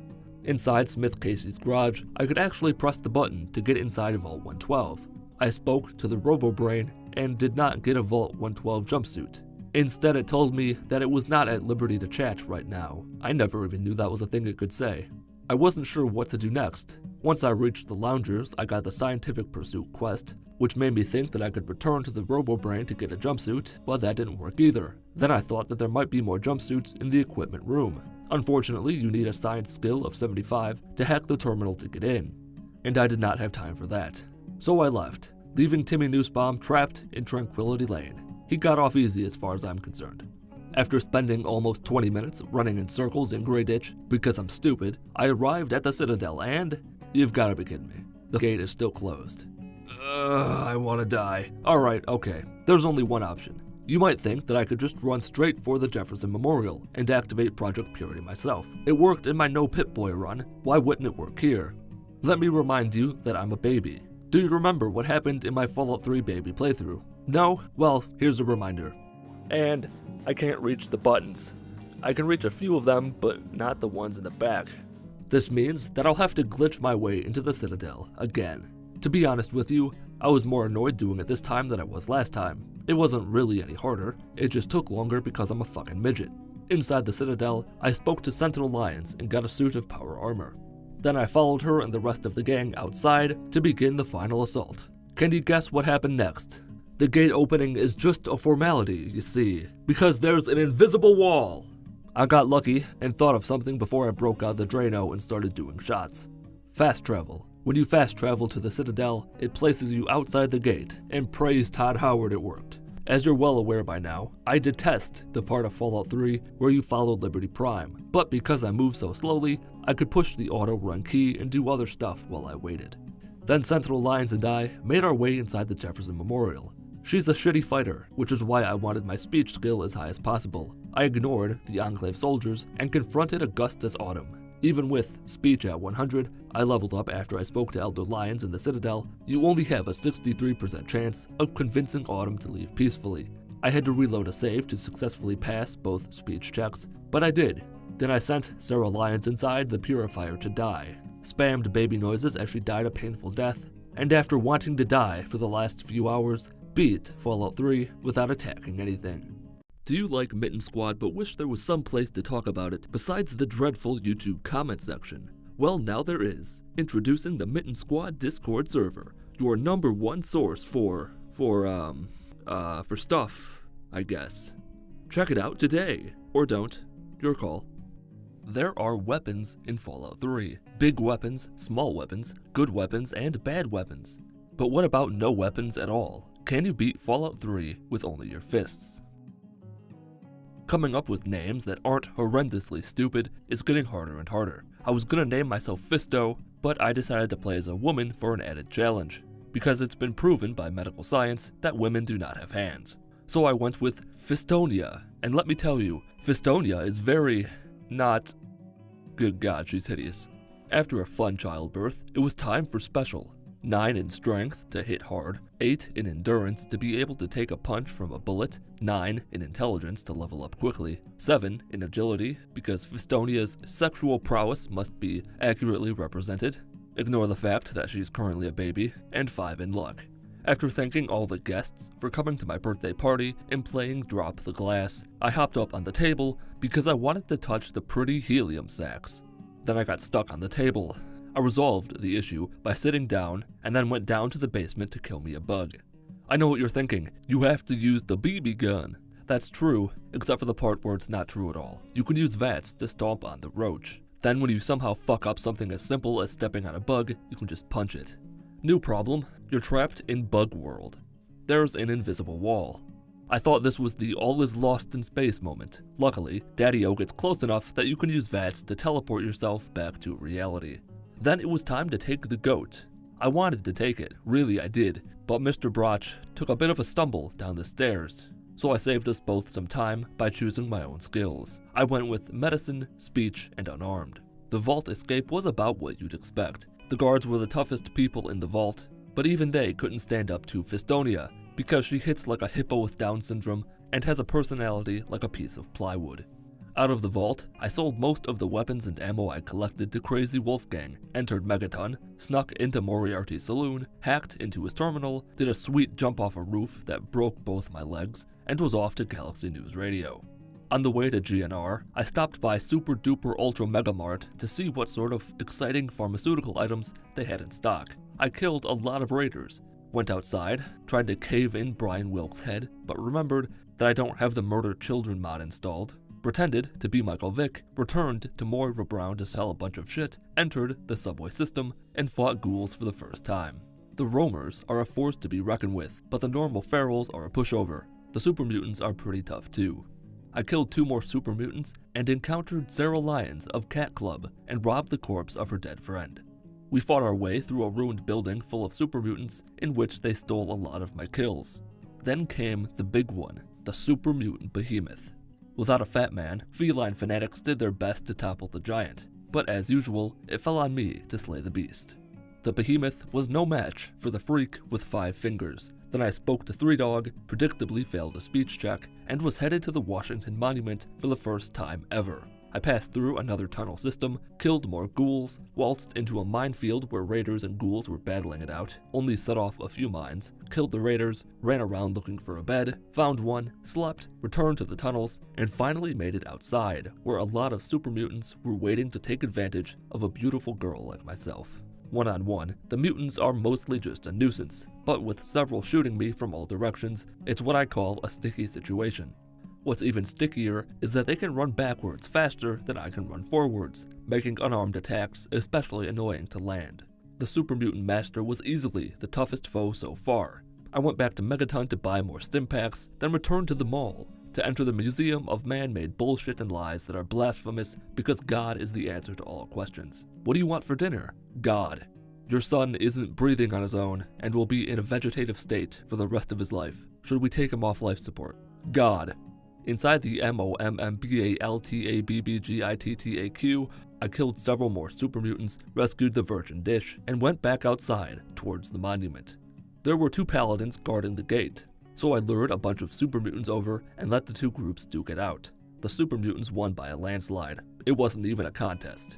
Then I installed the dish, tried to throw a bottle out the window, but discovered that the windows are fake and don't exist at all. Back at GNR, Three Dog gave me the information I needed, and I was off to Rivet City. But before that, I bought more stim packs from Dr. Dickless in Megaton. I stayed along the river as I marched towards Rivet City. And then I saw her, Grandma Sparkles. I damn near took her head off, looted her corpse, stole from her fridge, raided her shack, and the curse of Grandma Sparkle strikes again. The game crashed when I left her shack. After I passed by a bridge, I upped the difficulty to normal because the raiders were too easy to kill. Then I discovered the Citadel, the Jefferson Memorial, did a sweet jump onto the swinging bridge to Rivet City, talked to Dr. Madison Lee, bought some combat armor, and went to the Jefferson Memorial to search for clues about where Dad could have gone. Inside the memorial, I found something that really pissed me off, far more than it should have. Unless I'm dumber than a gum wrapper, you can't attack a turret, or at least this particular turret, with your fists. I even managed to bop it and get it to move back and forth, but it wouldn't take any damage. So lame. Once I listened to the holotape left by Dad, I left the memorial, realized that Jesus might have been a super mutant, and continued power walking towards Smith Casey's garage. Not much happened on the way out there, aside from killing Lucky Harith and his cow. I entered Vault 112, and by this point, Tranquility Lane is a bore. The patriotic heroes arrived to save the day. I either killed or knocked out Dad, not sure which because the game wasn't sure either. I left, told Dad I'd meet him in Rivet City, met him at Rivet City, went to clear out the mutants at the Jefferson Memorial, and let the slugfest begin. The normal super mutants didn't put up much of a fight, and that turret from earlier is gone, so that's cool. The brutes had a little more fight in them, but not much. After it was safe, I informed the nerds, they entered the building, and I was sent down to the basement, where I belong. Fuses and other stuff, nobody cares. I did briefly experiment with maneuvering around an area without turning the camera, because people have been suggesting that for a while. The Enclave arrived, and I absolutely did not glitch through a fence to kill the first soldier I saw. They were surprising, actually, not very difficult at all. Dad went to the big purifier in the sky, and it was up to me to escort Dr. Lee and her band of idiots to safety. The first large group of Enclave I found in the tunnels managed to kill me. I killed a lot of them, but there were 2 left, out of reach. I did some expert level jumps and got to the top of this metal barrel thing. Then I jumped up onto the platform and sent the soldiers flying over the edge. There's also a ladder you can open that goes nowhere and does nothing. You can also close it, but that too does nothing. While I was playing with the ladder, Dr. Lee somehow managed to follow me up there. I hit her, and she did this. Maybe it's just me, but I find that creepy for some reason. Still atop the platform, I found a door for midgets that led me to more Enclave soldiers who were waiting to ambush me and the scientists that I wished were dead. I pushed onward, exited the tunnels, and arrived at the Citadel. These are my skills at the moment because I haven't shown them in a while. Also, if you've watched my other Fallout 3 videos, you may have noticed that there were perks in the game that came from mods. I disabled all those mods for this playthrough. The perks and skills are all vanilla pudding. In the Citadel, I got an earful from King Baldy about my deadbeat father, figured out which vault had a Gek, was a righteous cunt to scribe Jameson, got the location of Vault 87, and went to buy some supplies from Knight Captain Durga. Just as I was a cunt to Jameson, Durga was a cunt to me. But unlike Jameson, I'm not scripted to initiate combat unless I'm attacked. Words hurt, and Durga will learn the hard way. I VATS'd my way inside Fort Loser and beat her to death with my own hands. I then stole a lot of the stuff from the Brotherhood's armory. I also assumed that Durga had a key to open the cell door, but she does not, and that's very unfortunate. It means I'm pretty much stuck. This is what we in the business like to call fucking up big time, or soft lock. So, I'm stuck in the cell. What are my options? Well, I have none. I refused to let Durga live, so I couldn't reload a previous save. I had hoped to avoid doing this, but the only thing I could do was glitch myself through the cell door or the fence by rapidly quick saving and quick loading. It took about 5 minutes to leave Fort Loser. That might not sound like a lot, but I was pressing plus and minus several times a second for almost the entire time. My poor fingers. By the time those 5 minutes were up, my fingers felt like the fingers of someone who had just spent 5 minutes rapidly pressing 2 keys on a keyboard. But none of that matters anymore, because I'm finally free. Next stop, Little Lamplight. It really is the place to be. Think about it. You can beat all the children you want, and they don't feel a thing. Sure, you aren't actually hitting them, but let me have this, damn it. On the way to Little Lamplight, I got into a lengthy encounter with a group of Enclave soldiers. Once again, the multiple enemies attacking at once proved to be annoying, but it was all worth it because this was so satisfying. Some minutes later, I ran into a wanderer who got fucked up by giant flies before running off. See, I always knew Mel Gibson was a pussy. When I arrived at Little Lamplight, McDanley's wouldn't let me in. I could have glitched through the wall or spent 30 minutes reloading saves until I passed the speech check, but I really didn't feel like doing that. Instead, I chose to go rescue his friends from the slavers who'd taken them. I'm sure they were just playing board games or something, not doing anything strange that would make Satan go, dude, what the fuck. At Paradise Falls, I killed the greeters and made my way inside. Did you see what I did there? It was a very subtle joke. See, I said they were playing board games. Board games usually have dice. The name of this place is Paradise Falls. Get it yet? Paradise Falls? A pair of dice falls onto the board in some board games. Paradise sounds like pair of dice. Now, you know what? Just fuck it, forget it. I killed a group of slavers inside the healing hut, and one of the slavers blew my mind. He pulled a me, can you believe it? He kept entering and exiting the healing hut like I did in my Fallout New Vegas companion video. What a twist. Before I freed the children, I fought the Great Nameless One. With the children free to be taken by new slavers, I went back to Little Lamplight to be covered in the You know what? Let's not go there. My adventures in Vault 87 proved to be more fun than usual. Never before have I been able to deal significant damage to the super mutants while also being able to take some damage. It was liberating. Some time ago, I bought an advanced radiation suit, which meant I had no reason to release Fox. I got his hopes up by talking to him, then I let him know that I'd be leaving him in there forever. The Gek was easy to get thanks to the radiation suit. Then the Enclave ambushed me, I refused to give up the code, and I killed the officer who was rude to me. And when I say killed, I mean killed. I launched that fucker 3 feet off the ground and took his leg off with my fist. I made my way through the Enclave base, snagged the FEV vial, wandered around some more, escaped the base, and returned to the Citadel. Queen of Pussy Patrol actually thought I'd want some of her stupid armor. Nah, I could just buy my own. Oh, that's right, I killed Durga. Despite this setback, I'd kill her again if I could.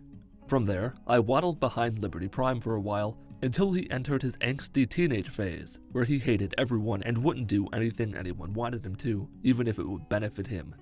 So I pushed onward and walked around the big blue fence, entered the memorial, killed the Enclave soldiers guarding the rotunda, and confronted Augustus Autumn, king of the Palace of Auburn Hills. He died real good, but everything has to be needlessly complicated, mostly due to my own stupid decisions. Several playthroughs ago, I encountered this problem, where Augustus Autumn was dead, but Sarah Lyons wouldn't enter the room.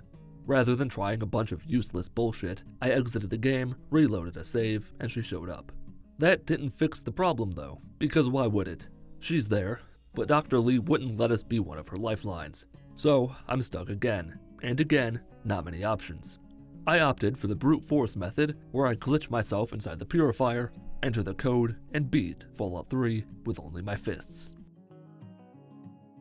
Unlike many RPGs, where the hero lives in the world for years before discovering their true calling, Fallout 3 starts off with your character being born. But what if the lone wanderer's mother didn't die from childbirth, but as a result of a spell cast on a special clock? Can you beat Fallout 3 as Benjamin Button?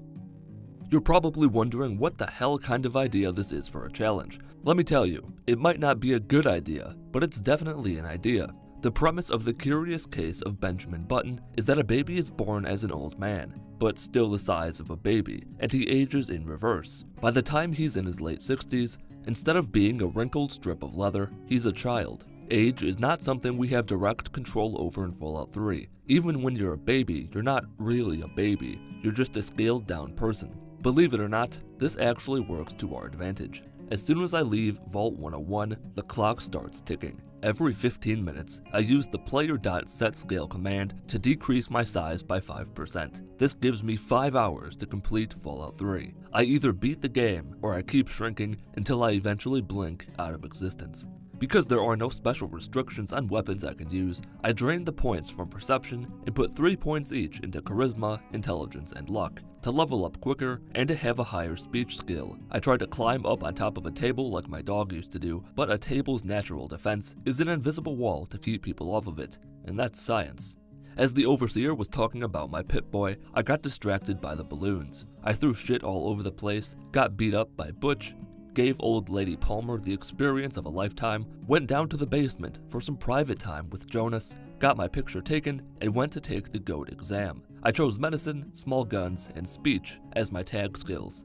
Amata then woke me up and explained the situation. She gave me a handgun, which I used to put a few bullets in her skull, and I was off to kill as many people as I could before I left.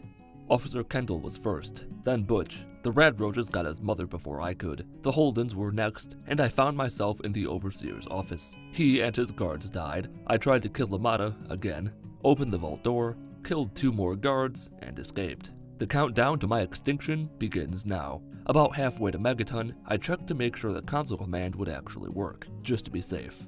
Those of you who've seen my Fallout 3 as a baby or New Vegas as a giant videos know that there are two big hurdles to overcome here. The first is obvious. The smaller you get, the slower you move. The second hurdle is that, for whatever reason, your damage output is directly related to your size. The smaller you are, the less damage you do to enemies. I made my way to Megaton because I wanted to follow the main story as closely as I could. I didn't want to go straight to Vault 112 to save Dad. There needs to be some tension. My first stop in Megaton was Craterside Supply to pick up a radiation suit, stim packs, and ammo. I broke into Moriarty's saloon, stole his terminal password, and found out that Dad had went to Galaxy News Radio. I killed Gob before I left the saloon, killed Calamity Jane and a few of the Megaton citizens on my way out of the city, and I was off to Galaxy News Radio. A few mole rats committed suicide by me. I ended a few raiders in front of the super duper ultra mega mart, nearly blinded myself by blowing up an iBot right in front of my face, swam through a river, and went down into Farragut West Station. And wouldn't you know it, the game crashed. With that crash, it's a good time to bring up, well, time. My initial idea for this challenge was to create a script that would check the in-game time and automatically decrease my size every 15 minutes. That ended up not working the way I wanted it to, because it didn't really work at all. Maybe the proper way to do this would be to pause the timer in dialogue or when saving, but that would have ended up being a giant pain in the ass. So the timer is constantly running. I can reload an old save if I get into a sticky situation, but all that will do is eat away at my time. The only reason the clock stops is if the game crashes. I eventually made it out of the tunnels and arrived on the scene to help the Brotherhood fight against the super mutants attacking Galaxy News Radio. After looting their corpses, repairing a few items, and picking up a fat man, the first 15 minutes outside of Vault 101 had passed. Time to shrink down to 95%. Not a minute later, the super mutant behemoth showed up and died. I then went inside Galaxy News Radio to speak to 3Dog, passed a speech check to avoid fixing his radio station, left the building, and for reasons medical science still can't explain, I got attacked by Sarah Lyons and her gang of losers. I legitimately have no idea why that happened. I was concerned that it would mess up the ending of the game, that maybe I wouldn't be able to enter the Citadel without being attacked or something. But fuck it, that's a problem for a few hours from now. I fast traveled back to the Super Duper Mart, leveled up again, raised my speech skill up to 75, and began heading southeast towards Rivet City. I passed by Wilhelm's Wharf and ignored the old woman living there. The curse of Grandma Sparkle is very real, and I don't have time to deal with that. I blew the head off a scavenger and committed the mortal sin of not even giving the bucket a passing greeting. Under a highway, I quickly dispatched of 4 raiders holding out there, slept to heal myself and save stim packs, and continued my journey. I discovered the Citadel, thankfully nobody there was hostile towards me, got wet, crossed a bridge that will play a role in the future, and discovered the Jefferson Memorial. I know that I said I was going to follow the story closely, but I decided to clear out the memorial now instead of waiting. The longer I put it off, the harder it'll be because I'll do less damage. The limited supply of assault rifle ammo ensured that at least the first few super mutants wouldn't be difficult to kill. Down in the basement, 4 super mutants were clumped together. A smart man would have pulled out a grenade and disposed of them quickly. With them dead from bullets, I cleared out the remaining mutants, used a bed to make sure that the area was clear, and exited the building out into complete darkness. As I felt the loving touch of the eternal void wrapping its arms around my soul, the game crashed. I'd lost maybe 15 seconds by restarting the game and loading into my most recent save. But that's almost 0.1% of my total time, so it really is practically meaningless. I continued running through complete darkness, hit the second 15-minute period, shrunk down to 90%, wasted even more time by waiting for daylight on a rock, and going the wrong way towards Rivet City. Waiting for the bridge to extend was as boring as it was aggravating. I made my way through the dump tub, spoke to Madison Lee, and realized that I fucked up. I could have saved myself a trip if I'd snagged the holotapes in Project Purity. How unfortunate. After getting lost in Rivet City, I went back to the Jefferson Memorial, listened to holotape number 10, and knew where I was going next. I fast traveled back to Vault 101, hopped over a few rocks, and began the march towards Smith Casey's garage. Time is of the essence. Every enemy encounter wastes time. The game crashed again after I ran past a Mr. Gutsy. I killed 2 mole rats, then a third one, and a rad scorpion. You know how I literally just said time is of the essence? Well, some opportunities are too good to pass up. There were 4 innocent people hanging out under a rock, just asking to be killed. I happily obliged, looted their bodies, shot at a bug, got into a bit of a scuffle with the raiders at Evergreen Mills, left after killing a few of them, and with Smith Casey's garage in sight, the time had come to set my scale to 85%. The mole rats tried to distract me from my mission. I waited for what felt like an eternity for the vault door to open, put on the jumpsuit, and hopped inside the Tranquility Lounger. You already know what I did in Tranquility Lane. With time being the valuable resource it is, the only option was to call upon the Chinese to save Dr. Braun from himself. Doc got in my way. I exited the simulation, checked to make sure that my size was still at 85%, and agreed to meet Dad back at Rivet City. Me running behind my daddy really shows how big of a hit I've taken to my movement speed. I fast traveled back to Rivet City, found myself neck deep in complete darkness for the second time, navigated my way into the ship, opened the door to the science lab, and the game crashed. Again. Dr. Lee and Dad spoke for a bit. I saw how small I'd become, went back to the Jefferson Memorial, only to find that by the time I got there, the science nerds had already entered the building. I was tasked with going down into the already cleared out basement to press buttons and shit. I wasted time by going in a circle, flipped the switch in the basement, went back upstairs for the fuses. Dad called me a cloud. I installed the fuses, turned on the computer, and the time had come to go down to 80%. I was now the perfect size to play in the sewer. Then the Enclave ruined my party by arriving at the Jefferson Memorial. And hey, the game crashed again. I tried to jump my way over to the small space outside the fence, but it didn't work. An Enclave soldier greeted me at the stairs and was promptly dispatched. I watched as people a full head and shoulders taller than me discussed various things that ended with my father not even having the guts to look me in the eye as he died. Pussy. I guided Madison Lee and the other worthless NPCs down into the tunnels, got the rare opportunity to fire a fat man not only indoors, but underground as well. Of course, it's difficult to get the fat man out of your ass when soldiers are constantly shooting at you. As we approached the safe zone, Madison informed me of Garza's heart condition, and I informed her that Garza is a pussy and deserves to die. We finally arrived at the Citadel, and the waiting game began. That whole not stopping the clock unless the game crashes thing bit me in the ass here. Every now and again, Madison will just not enter the Citadel, but you'll have already gotten stuck in place for the upcoming dialogue. I wasted nearly 2 minutes waiting for her to show up. Then I had to actually sit through her conversation with Elder Lyons, which wasted more time. All that waiting drained the clock, and I'm now at 75%. My movement speed is now noticeably slower. I spoke to Rothschild, took the shortcut to the A-Ring, quickly got information about Vault 87 from a terminal, got the location from Rothschild, and was off to Little Lamplight. I'm 25% slower than I was at the beginning of the game. That might not seem like much, but think about it this way. If it takes me 2.5 minutes to walk from Smith Casey's garage to Little Lamplight at the normal speed, it takes 3 minutes 7 seconds when scaled down to 75%. Now remember that time increase applies to all distances in the game.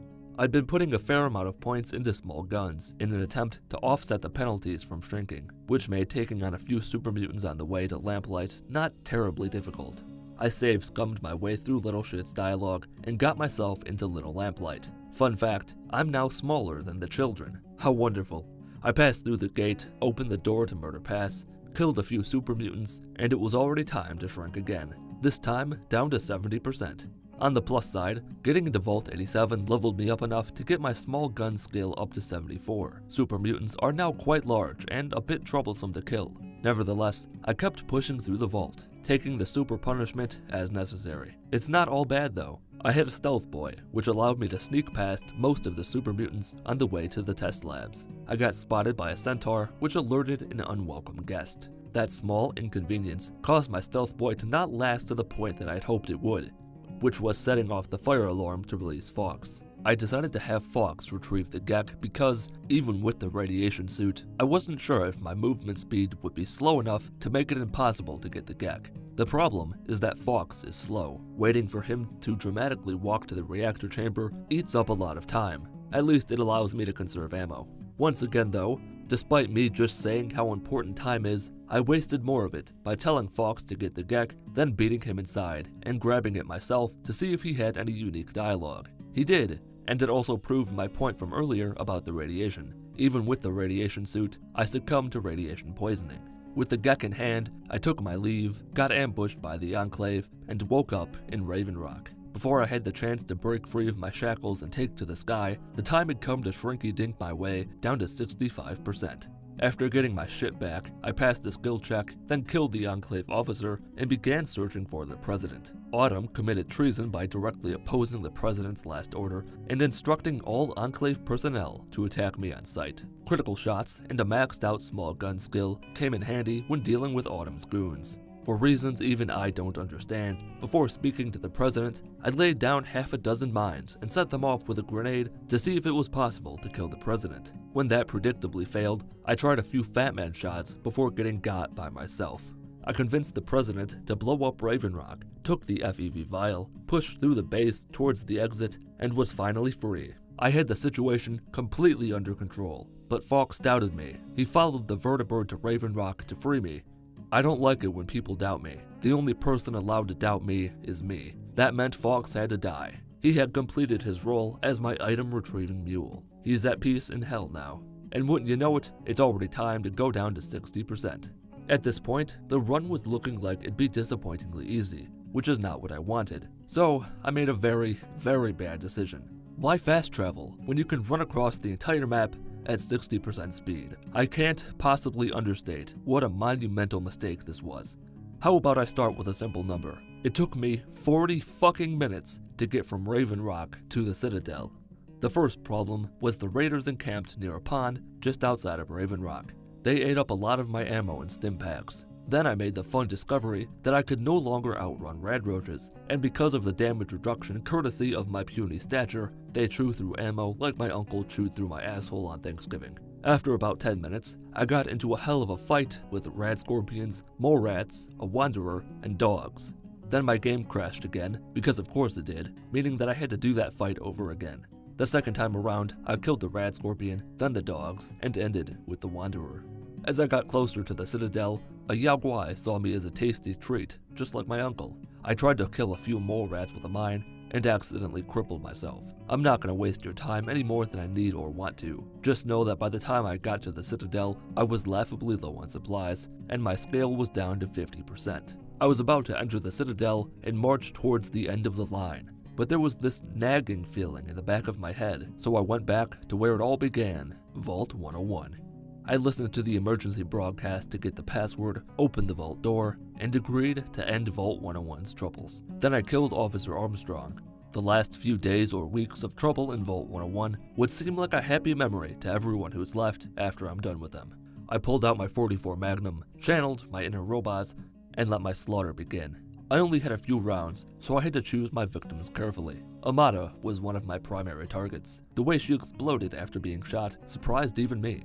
What surprised me even more was the fact that of all the people I attacked, Old Lady Palmer, the same woman who got a face full of a little boy's crotch, was the one person who managed to escape my wrath. Officer Wilkins was not so lucky. Mac, the same pussy who was hiding behind the glass all those minutes ago, is now the overseer. He, much like Amada, also exploded when he died. Before I could leave the vault for good, it was time to shrink down to 45%. I saved a bucket from falling to its doom, carried it with me as far as I could, lost it to the void as I opened the door to the Vault 101 entrance, and fast traveled to the Citadel to end it all. After a quick comparison shot, I entered the Citadel courtyard and spent 35 seconds running towards the laboratory. Then came round 2 of the waiting game, as Sarah Lyons and her deadbeat father debated about how to handle the Enclave situation. So many minutes wasted. On the plus side, I could now buy ammo from Captain Durga, who I didn't murder this time around. Outside, the Brotherhood soldiers blew past me with lightning speed. I slowly, oh so slowly, trailed behind Liberty Prime, and it was already time to drop down to 40%. By this point, it was becoming painstakingly clear that I may have fucked up. Benjamin Button's life wasn't easy, mine shouldn't be either. Before going any further, I want to point out something that I've noticed about a few of these challenges. The ones that should be relatively straightforward, like this one, the Skyrim Fork Challenge, or the New Vegas Companion Only Challenge, usually end up being a clusterfuck. In this case, Liberty Prime sided with communism because he took his ball and went home, walking the wrong way. It seemed like a strange thing for him to do, so I pressed onward and found the culprit. Part of the bridge didn't load. It makes sense actually. Liberty Prime can't walk on a path that isn't there. I then did what any rational person would do. Who needs Liberty Prime anyway? It's not that difficult to glitch your way through the electric fence. I jumped off the bridge, swam through the water while spamming jump because at this scale, the natural swimming position is about a foot below the water surface, and eventually made my way to solid ground. I encountered more glitched ground, but I made it past the errors, and the bridge to the Jefferson Memorial was in sight. There was one last hurdle, about 5 Enclave soldiers to face. Remember that Fat Man equipping issue I mentioned in Taft Tunnels? That reared its ugly head again here. It didn't help that the soldiers were all stupid accurate, did a lot of damage, I did very little, and they were more interested in turning me into a cripple than they were killing me quickly. I spent about 8 minutes dealing with these godless heathens. I probably should have stocked up on stim packs before coming this far, but I didn't. There were 2 more soldiers on the bridge that were also troublesome to deal with, but before I could confront them, I went down to 35% size. In time, they understood what it was like to lose. I said it was easy to glitch through the energy wall. It is, if you can jump over the railing to get into position, and if you're actually bigger than a slice of cheese. I hopped on a tire, fell into the river, swam to shore, spent about 4 minutes running to the other side of the memorial where I could reach one of the corners of the barrier. I tried glitching my way through the barrier in an assortment of locations. In an unfortunate, but not exactly unexpected turn of events, none of them worked. I was back where I started, and now I was down to 25% size. I only had one option left, go back to the Citadel and hope that Liberty Prime had gotten his act together. By this point, the game had crashed, forcing me to reload the game. I took off my armor to maximize my speed. About halfway across the bridge, I was down to 20%. It still took 6 minutes to go from the Citadel to the end of the bridge, where the gap had been earlier. Liberty Prime was doing his job, thankfully. The group of Enclave soldiers that had given me trouble were now cleared out by the Brotherhood. Just before I stepped onto the bridge to the Jefferson Memorial, I encountered a problem I hadn't even considered. At this size, the Pip Boy stops working. I don't know why. I don't care why, because it doesn't matter. All I care about is the fact that I'm slower than a crippled slug, and I can't even equip any armor to protect myself. As Liberty Prime cleared out the remaining forces outside the memorial, I entered the memorial proper, and I shrunk yet again, this time down to 15%. At this size, the game itself starts to fall apart. You're partially glitched through the floor. You can't hold weapons properly, and they're only about halfway visible. And because of the now 85% reduction in weapon damage, I might as well be tickling the Enclave soldiers instead of shooting at them with bullets. It took almost 90 rounds from a Chinese assault rifle to take down an already damaged Enclave soldier. The small upside is that because I'm beginning to glitch out of reality itself, the Enclave soldiers can't actually damage me with their laser rifles. The third-person view is also starting to fall apart. I opened the door to the rotunda, was now actually below the floor, eventually passed the skill check to avoid fighting Autumn, and the game crashed. I reloaded the game, talked to Sentinel Alliance, and it crashed again. I was worried that I'd broken the game. Luckily, by using the tried and true tactic of walking backwards, I was able to ascend the thousands of steps up to Project Purity. There was no way in hell I could ever reach any of the buttons inside to activate Project Purity, so I volunteered Sarah Lines to take one for the team. She died a slow death. I could hardly even see myself, and I beat Fallout 3 as Benjamin Button. I could talk about how this run wasn't difficult until I started making bad decisions. I could talk about how the challenge itself was weird to begin with.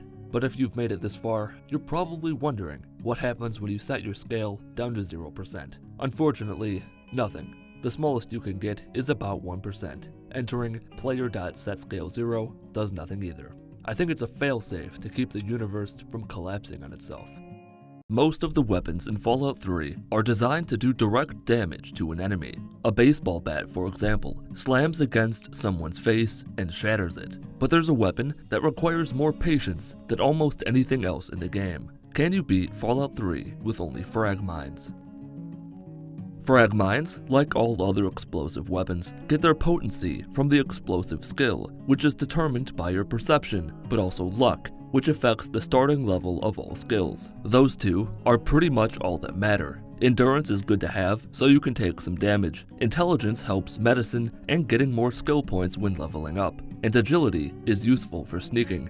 At some point, between my 1st and 9th birthday, I somehow managed to escape Vault 101 and make my way to Vault 69. The vault that's 999 women and 1 man. The usual birthday stuff happened, though the number of women with mustaches was a bit off-putting. Down in the basement, I encounter the first and biggest problem of this run, the rad roach. There are only two ways to proceed beyond this point. The roach dies, or we clip through the wall and play the game as a child, which, as I became far too familiar with in my Fallout 3 without attacking anything run, presents a set of its own horrible problems. I spent a while brainstorming ideas to deal with this situation. The only requirement is that the roach dies. The quest says to kill it with a BB gun, but in my fist-only run, I punched it to death, which means that Bethesda lied to me again. In a previous video, I discovered that mole rats in Smith Casey's garage can die if they run into objects a certain way. It's the same reason the flying objects in my baby playthrough did damage to various creatures.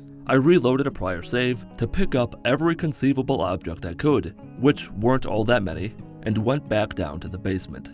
I had a few party hats, a child's jumpsuit, a magazine, 2 coffee cups, a drinking glass, 2 forks, and 4 white plates. And then there's the BBs themselves.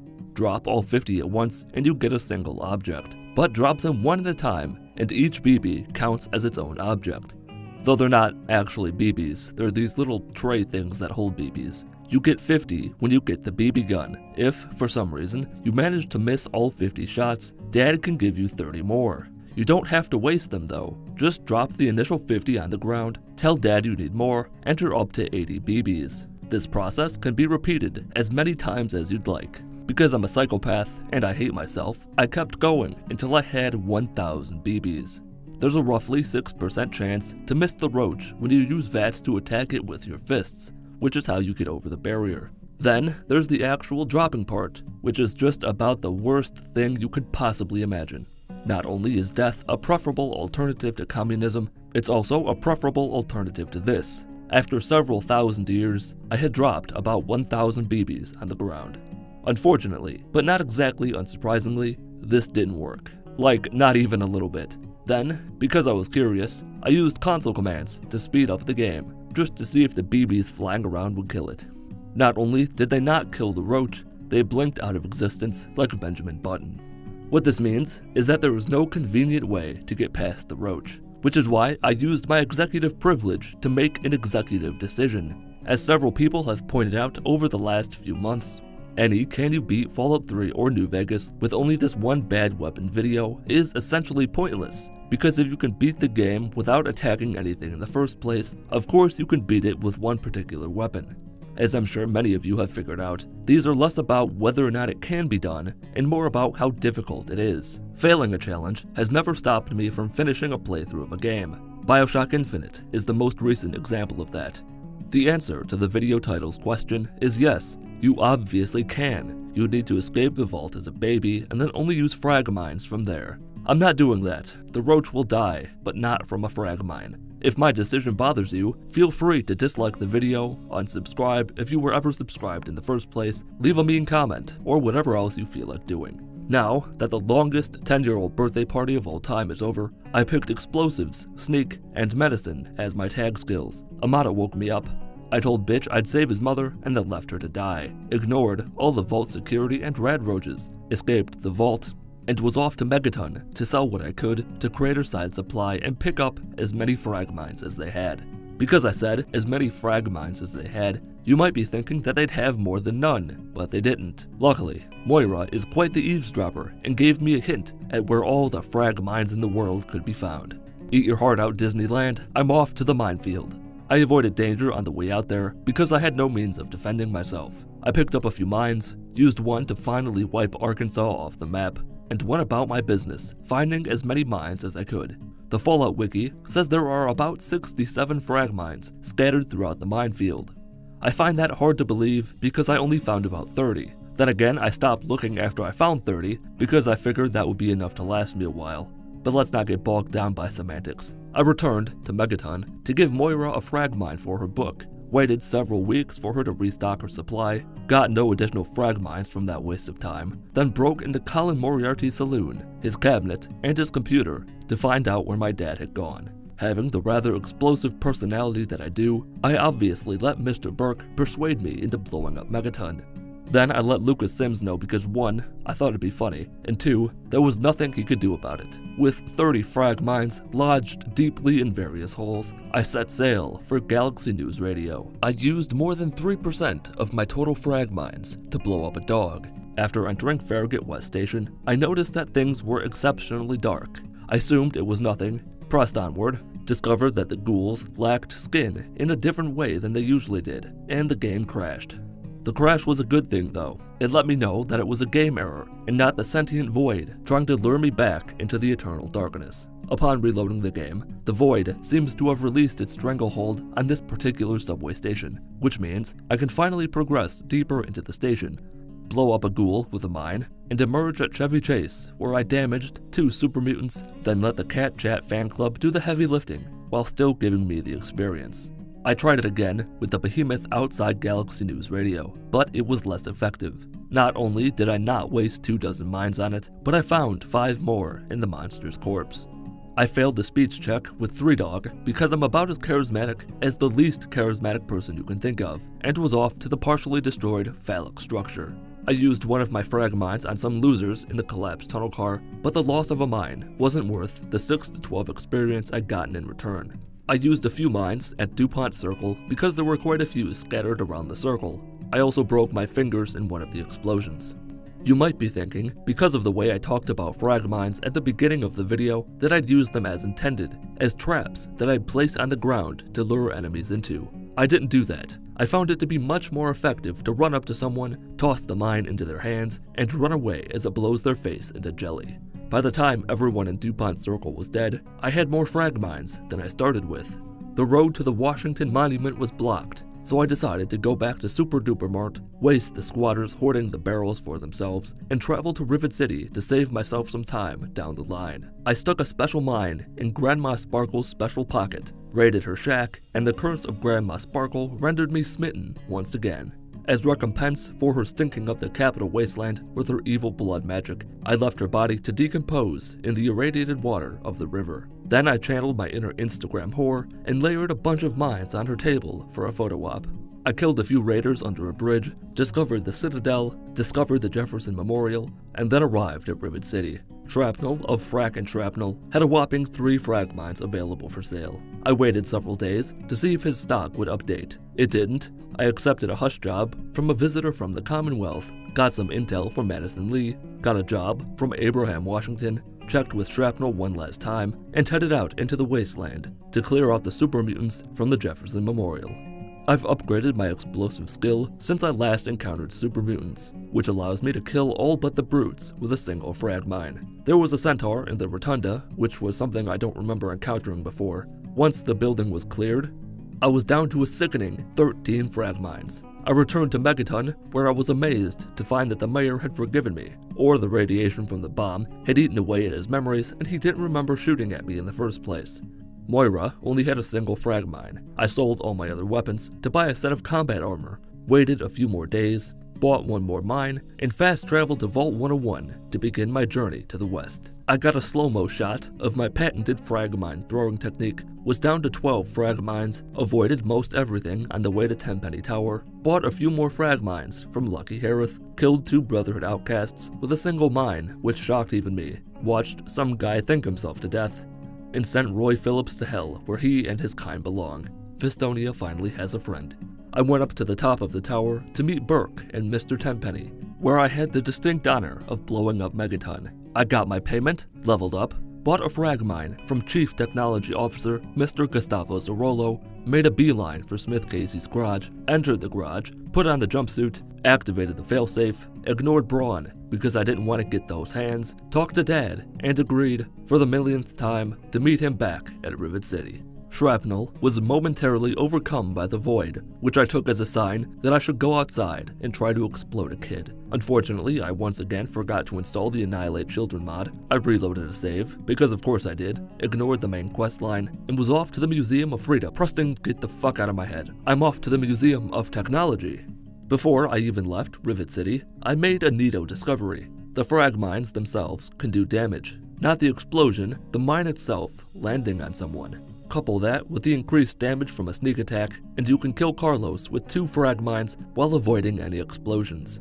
nifty discovery, if I do say so myself. Several meters outside of Rivet City, I got ambushed by the regulators, who were tougher than I would have liked. It was worth it when a mine exploded with such force to send an assault rifle all the way over to Carlos's corpse.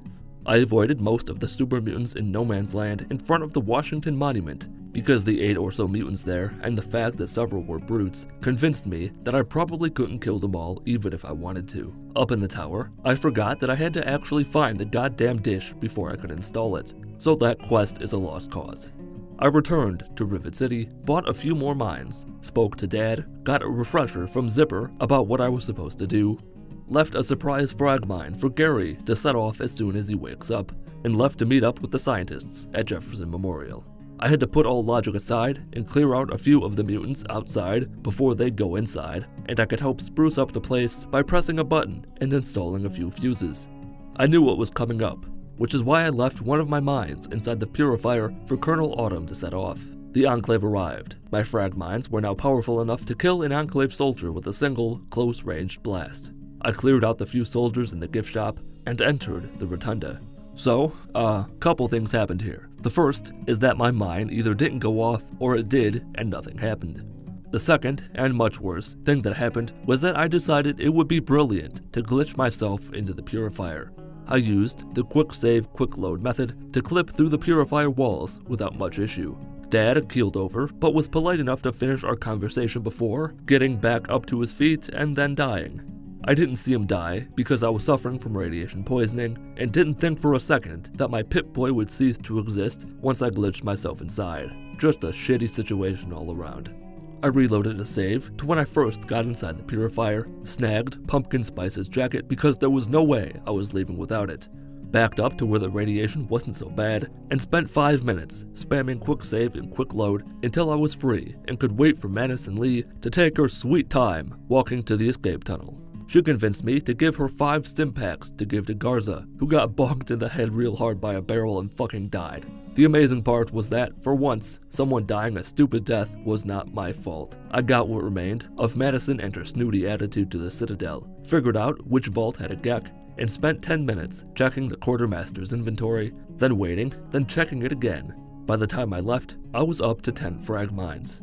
I then bought a few more from Chief Gustavo in Tenpenny Tower and went back to Rivet City to continue the replicated man quest. Remember that mine I left for Gary? Yeah, it exploded shortly after I spoke to Dr. Preston about a robot. Gary must have had friends, because nobody was happy about his death. Well, nobody but me. I escaped via the river, found Pinkerton in the broken portion of Rivet City, and could finish the quest. After the residents of Rivet City had their 76 seconds to grieve, I returned with no bloodshed, informed Zipper that Harkness was the android he was after, and left, knowing that I'd done a good. I fast-traveled to Smith Casey's garage and began heading for Little Lamplight. Next to a radio tower, some rapscallion approached me about some ants burning shit up. My guess was that the ants had finally gotten to Brian Wilkes and successfully burned and ate him alive while he was screaming for his long-since-dead mommy and daddy to help him. With 14 frag mines to my name, I entered Little Lamplight, and hell descended upon us all. I didn't want to go help the slave kids, and I didn't want to do more wall glitching. So, my only way of getting into Lamplight is a speech check that I have about a 4% chance of passing.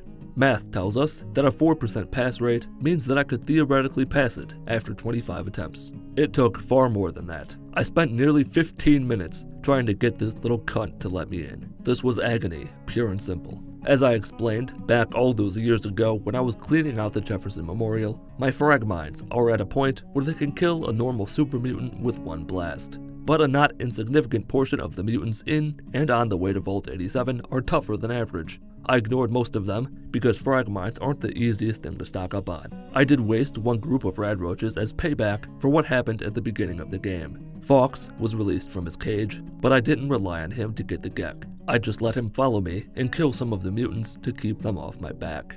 I retrieved the Gek, Fox died, I laid down a frag mine that did jack shit, and was captured by the Enclave. Autumn was not only alive, but he had somehow gotten his body wrapped around the interior of a new jacket. I leveled up, picked Here and Now as my perk, and because Explosives has long since been at 100, I put the points into Sneak and Medicine, and picked Demolition Expert as my perk.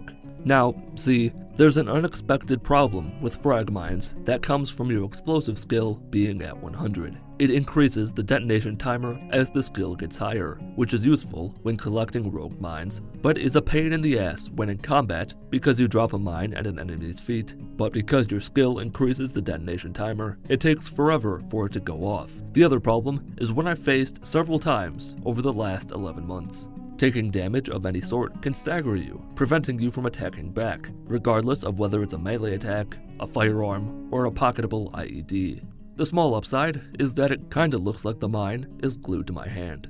I got the drop on 2 Enclave soldiers courtesy of a stealth boy, spoke to the president, stuffed the vial deep inside somewhere safe for transport, let the machines fight the men who were pretending to be machines, escaped Raven Rock, and fast traveled back to the Citadel to tell the teacher that Austin punched me in the face at recess. That was the plan anyway. I had to stop at Rivet City first, to make sure I had enough mines, to make sure that his dog is just as dead as mine. The expected over a long explanation from the Brotherhood windbags took place, and I exited the Citadel with my 7 lucky frag mines to take the fight to the Enclave. I fast traveled back to Willem's Wharf because for some reason I thought it'd provide me with a faster route to the Jefferson Memorial. After I made the wonderful discovery that Grandma Sparkle's corpse no longer takes up space in this dimension, I followed Liberty Prime until we arrived at the memorial. I ignored the Enclave soldiers on the way to the Rotunda, and after the game crashed, things actually went my way for once. Several lions followed me inside, I blew up the imposter colonel and his goons, and the end was in sight. I inserted the vial of virus, dropped all my mines outside the door to ensure Sarah's demise. The door sealed, and my trap didn't work. But I found that mine I dropped earlier, so I wouldn't die completely alone. I legitimately forgot what the code was for a second, entered it correctly, succumbed to radiation poisoning, and did not beat Fallout 3 with only frag mines. Fallout 3 has a pretty solid assortment of weaponry in it, most of which is designed to do damage to friends or foes in one way or another. But there's one weapon that's geared towards the more sadistic among you, a weapon that gives most of those who cross its path an unrewarding and nightmarish life as a slave. Can you beat Fallout 3 with only the Mesmetron? Because the Mesmetron is an energy weapon, the special attributes I'm maxing out are Perception, as it's tied to energy weapons, Luck, because it affects all skills and, well, luck, and Charisma to buff the barter skill to let me get a discount on stim packs without having to threaten to snap a merchant's back in half with my bare hands. Not that I could, since my strength is at 1, but it's important that they think that I could do that. Dad was less than interested in looking at his little freak show. My 10th birthday party was a little weird, but I'm not going to question it. I'm sure it was just a mistake that someone forgot to get balloons, and I went down to the basement to meet the single Jonas brother. I won't waste too much time here because I explained in a previous video why killing the rad roaches with a BB gun is okay. It's because the game forces you to do it to proceed. With the roach dead, I rigged my test results in my favor and picked barter, energy weapons, and medicine as my tag skills, and began escaping the vault. Escaping the vault without attacking anything isn't all that difficult, though it is annoying that Officer Kendall was more interested in beating me to death with his favorite toy than he was killing the rad roaches. I picked up every object I could find on my way out of the vault, escaped, leveled up once I was outside, put the points into energy weapons and medicine, and had 2 whole perks to pick from. I chose intense training to raise my intelligence up to the point that I could get the educated perk. I then arrived at Megaton, avoided the sheriff, sold everything that was worthless to me to the one woman in Megaton who likes feces, bought all her stim packs, spoke to Mr. Burke, and was off to Paradise Falls, because there's only one Mesmetron in the base game, and it's in Paradise Falls. The unfortunate thing is that Paradise Falls is a good bit to the north, and there are raiders and all sorts of unpleasantness between me and my weapon. I lured a raider to a group of wastelanders and an Ibot that took care of it rather quickly, failed at the seesaw, took a few bullets to various body parts as I discovered a new location, walked in on a Mirelurk family reunion, at the old swimming hole, stopped by the grocery store, and finally arrived at Paradise Falls. Grouse is not the nicest person to deal with, but he guards the entrance and won't let you in unless you pay him 500 caps. Or, you can go and get him a few special clients by using the Mesmetron and an explosive collar. There are a few immediate drawbacks to the Mesmetron. The first is that it takes up so much of the screen when you have it out. The next is that it only does 1 damage, it only has 50 shots initially, and the ammo is absurdly expensive, 200 caps for 10 more shots. The ammo isn't cheap because it's a powerful weapon. Half the time, it'll turn an enemy's brain into scrambled eggs, allowing you to steal their stuff, slip a collar on them, and send them off to Paradise Falls to begin their new, horrible life. 30% of the time, their brain is sunny side up, resulting in an individual that attacks anyone and anything it can find. The remaining 20% of the time is what happens when you slam an egg against a cement wall. The victim is confused for a few seconds, and then their head explodes. After testing out my new toy on a group of raiders, I stopped by Big Town to find Grouse's first victim, who wasn't there because he was kidnapped by a group of super mutants. Never one to let a worthwhile slave get away, I made a mental note to check it out sometime in the future, returned to Megaton, picked a random settler to become a slave, picked up my 250 caps from Grouse, bought a few more batteries, and went to rescue Big Town's big boy. There were a few super mutants guarding the place. Luckily, I'd gotten a stealth boy off some sad sack and used it to sneak inside the headquarters. I wandered around a bit until I made it to the second floor, which is where I discovered that the Mesmetron doesn't work on super mutants. How fun! It was also around this point it dawned on me that getting through a super mutant infested building to rescue a teenager might not have been the best idea. Nevertheless, I pressed onward until I got deeper into the basement, where I continued sneaking around. I found Shorty, who wasn't the kid I was after, but I armed him with a knife, and for a while it looked like he was the only valuable ally in my rescue mission. Then he died. More super mutants found me, and I started to panic. In a stroke of dumb luck, I found Red, who was stuck in a jail cell with a lock I couldn't pick. It seemed as though all hope was lost, but just for feces and giggles, I used the Mesmetron on him, put a collar on him, and told him to get to Paradise Falls, despite still being behind bars. I left him down there, escaped the super mutant camp, returned to Grouse, and it turned out that my stupid plan that shouldn't have worked at all worked like a charm. With one victim down and 3 to go, I plotted a course for my next target, Arkansas, the estranged cousin of Milton Minefield. I blew off a few of my legs in the process of getting to him, but once I did, I deep-fried his noodle, took his stuff, wrapped a pretty collar around his wrinkled neck, and sent him off to hell. Grouse unenthusiastically informed me that he planned to torment the old profanity. He gave me a new collar, and I was off to Tenpenny Tower for my third special friend. The trek out there was long and boring. Defender Morgan provided some entertainment when the few raiders entered his camp. I thought Morgan would make for a good slave, so I used the Mesmetron on him, but all it did was piss him off, so I let him be and kept moving. I found another victim closer to the tower. His name was Tinker Joe, and he liked robots. He didn't last long after I fried his brain. I might not get paid for enslaving him, but at least his robots are condemned to an eternity of wandering around the wasteland without an owner. The game crashed just outside of Tenpenny Tower. I tried to get a collar on Roy Phillips because a slave that lives forever seemed like a solid idea, but he turned hostile and engaged in a shootout with the tower guards and got himself ended. Inside the tower, I eventually found Susan Lancaster, hypnotized her with my magic box, took her key because who knows where it goes or what secrets lie within, and sent her to Paradise Falls. With one victim left, I thought to send the goody two-shoes sheriff to Paradise. Didn't work since he started doing bad things to the citizens of Townsville. With another failed capture, I sold what I could to Moira, bought more stim packs, and finally ended her wretched existence by getting her to turn on her friends. Death has never looked as good as it did on her. My next objective was Rivet City for 2 reasons. My last target is there, and I'll have to go there sometime in the future anyway. The Mesmetron doesn't work on children because Bethesda is a good company. As I got closer, Red died. I'm not entirely sure what happened, but I feel safe in assuming that Grouse was somehow involved. Closer to Rivet City, I found a wasteland junkie and hit the mother lode on chems that I probably wouldn't ever use. Sent my latest victim to his new home, followed him there to collect my reward, discovered Arlington Cemetery. Someone or something exploded my head. I passed by the Jefferson Memorial and arrived at Rivet City to find my target. His name is Flak, and thankfully he's not the one who sells weapons at Flak and Shrapnel Supply Depot Emporium. I zapped his brain, took his key, sent him to Paradise Falls, and nobody was happy about it besides me.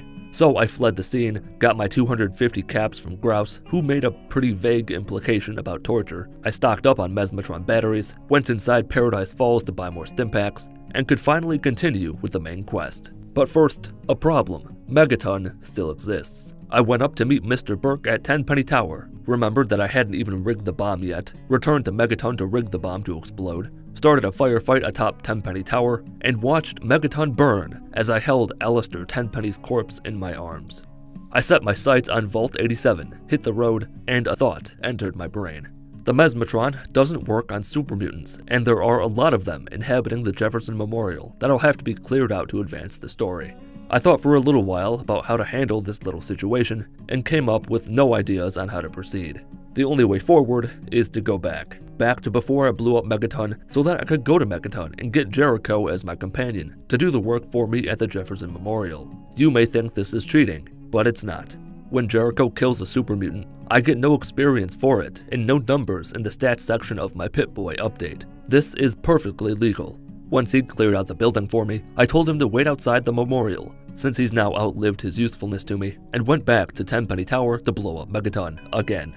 I didn't hold Tenpenny's corpse, but his corpse was still there. From there, it was time to go save Dad from hologram land down in the basement. Nothing worth mentioning happened on the way out there. I entered the vault, found out that my brain-scrambling device doesn't work on robo-brains, which seems like false advertising, but whatever. I put on the jumpsuit, entered the world of make-believe, performed the usual actions of letting loose the American heroes to slay the savage communists, and rescued Dad. Maybe staying in the simulation would have been a better idea, because outside is a war zone. There's raiders and beavers and Brotherhood outcasts everywhere. I turned one of the raiders against the others, but it didn't last long. The outcasts finished off the remaining raiders soon after. Then I pinned one against the other, and when only a single outcast remained, Dad stepped in with his trusty knife and spent a while working him over. Once anyone not related to me was down and out, I returned to Rivet City and thought about how nice Mr. Zimmer would look with a slave collar. He wasn't thrilled with that idea. I momentarily hoped that I just condemned him to a life of being beaten unconscious over and over again by his synth, but that didn't last long either. Dad told me the plan. I turned a security guard against the citizens of Rivet City because I thought his armor would complement my skin rather nicely, and I returned to the Jefferson Memorial to get my hands dirty. This one guy, Daniel Agincourt, he just rubbed me the wrong way. I guess there are some NPCs you just can't enslave, so he just got pissed off and followed me around the memorial, taking shots at me every so often. I got the fuses and fixed stuff. Danny Boy was somewhere where he shouldn't have been, and the Enclave arrived. I took one step forward and one step back here. The step forward was figuring out that I could use my Mesmetron to strip the equipment from Enclave soldiers, ridding them of a lot of their power. The step back was that I didn't have a slave collar. I spent a while getting the soldiers to fight amongst themselves. I spoke to Dad as he was lying on the floor dying, and then something amazing happened. I proved that horrible insult and name-calling can make people change after all. Madison Lee picked up a gun and took the fight to a naked Enclave soldier. But again, there's bad that comes with the good. Daniel was down in the escape tunnel, and he'd not only convinced his friends to kill me, but he made sure they were all armed as well. Madison killed them all, including Garza, ensuring that we wouldn't have to deal with him later. Jericho showed up in the most unlikely of places, and I told him to step off. Then I fried his brain, hoping that Madison, the Enclave soldiers, or the feral ghouls would get him. Madison and I escaped, arrived at the Citadel. I caused a brief civil war in the library, got the location of Vault 87, returned to Groose again to get another collar and buy more ammo, and went to get me a slave from Vault 101. Things went pretty well down there. I got Freddy to go out guns blazing. I made Amata prettier than she's ever been before, put Old Lady Palmer out of her misery, brainwashed a tricycle, met the Overseer, got a new Vault suit, solved all their problems, and left the Vault a hero, never to return. Before making the little journey to Little Lamplight, I stopped by Megaton to see how things were going. It looked about the same as it did the last time I was there. I let the big boys in Big Town know about their friend Red, failed their quest, and was off to Little People Land. To say that things went south quickly would be a hell of an understatement. For reasons I still don't understand, the game started crashing like crazy. It got to the point where I'd press continue on the main menu, the game would load, then crash immediately, which is a problem, since pressing load on the main menu also crashes the game. So, again, the only viable option was backtracking. I forgot to mention earlier that saving through the menu also sometimes caused the game to crash, which is why I didn't do it very often. This also means that all my work in Vault 101 was for nothing, because I went back to where I was when I just arrived, immediately left, and headed for Little Lamplight. I got lucky and passed the speech check on my second attempt. The little swear word opened up the way to the scary passage, and I pretty much ignored every super mutant I came across.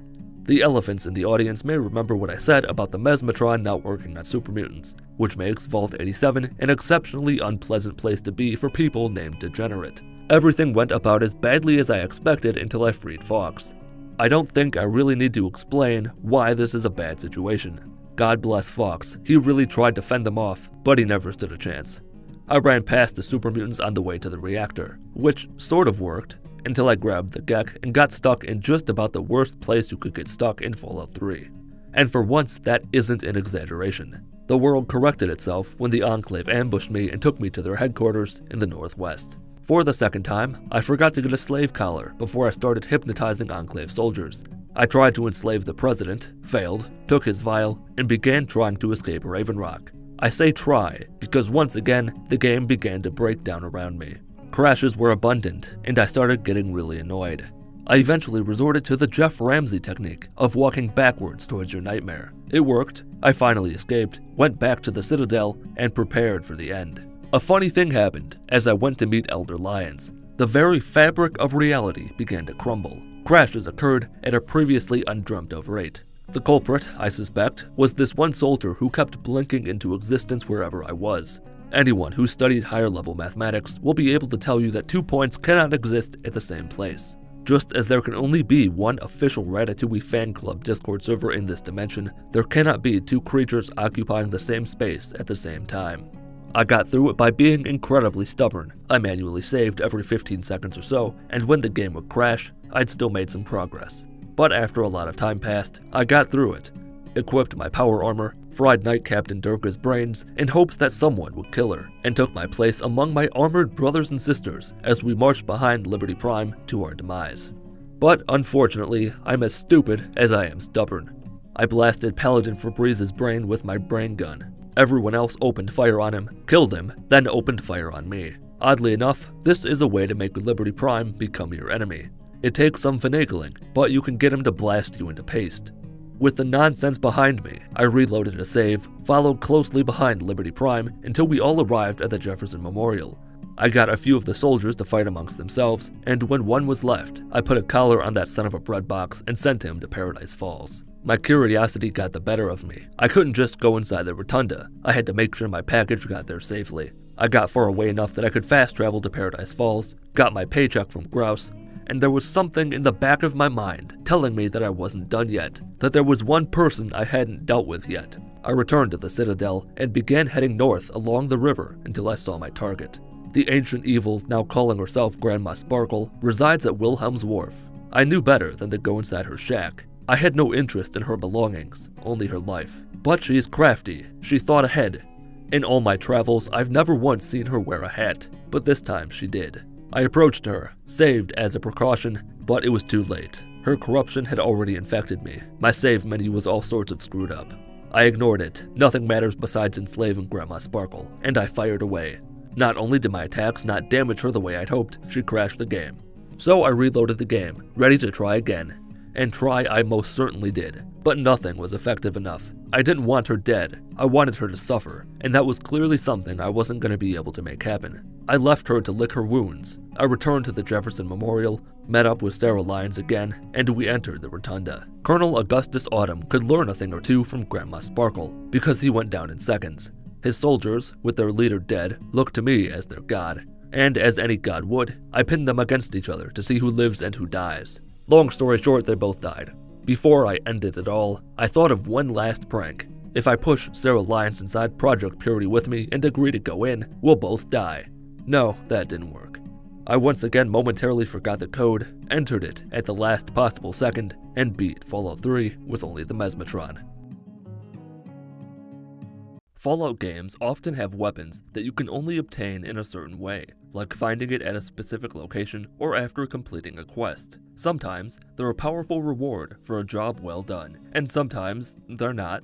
Can you beat Fallout 3 with only a repellent stick? I named myself Rufus, tried to look as much like a mole rat as possible, had a lovely chat with Father who immediately left, which shouldn't have surprised me. Nowhere in the world is a hat more useless than in an underground bunker. The repellent stick is a melee weapon, which means strength at 10 is a necessity, luck at 10 to boost all stats, and I left the rest at 4, because in the past when I've gone all in on 3 special stats, the perks I can choose from in the beginning are usually garbage. Aside from making myself one with a balloon as best I could, and following the Overseer to hear him call me a brat, the birthday was about as exciting as a birthday could be.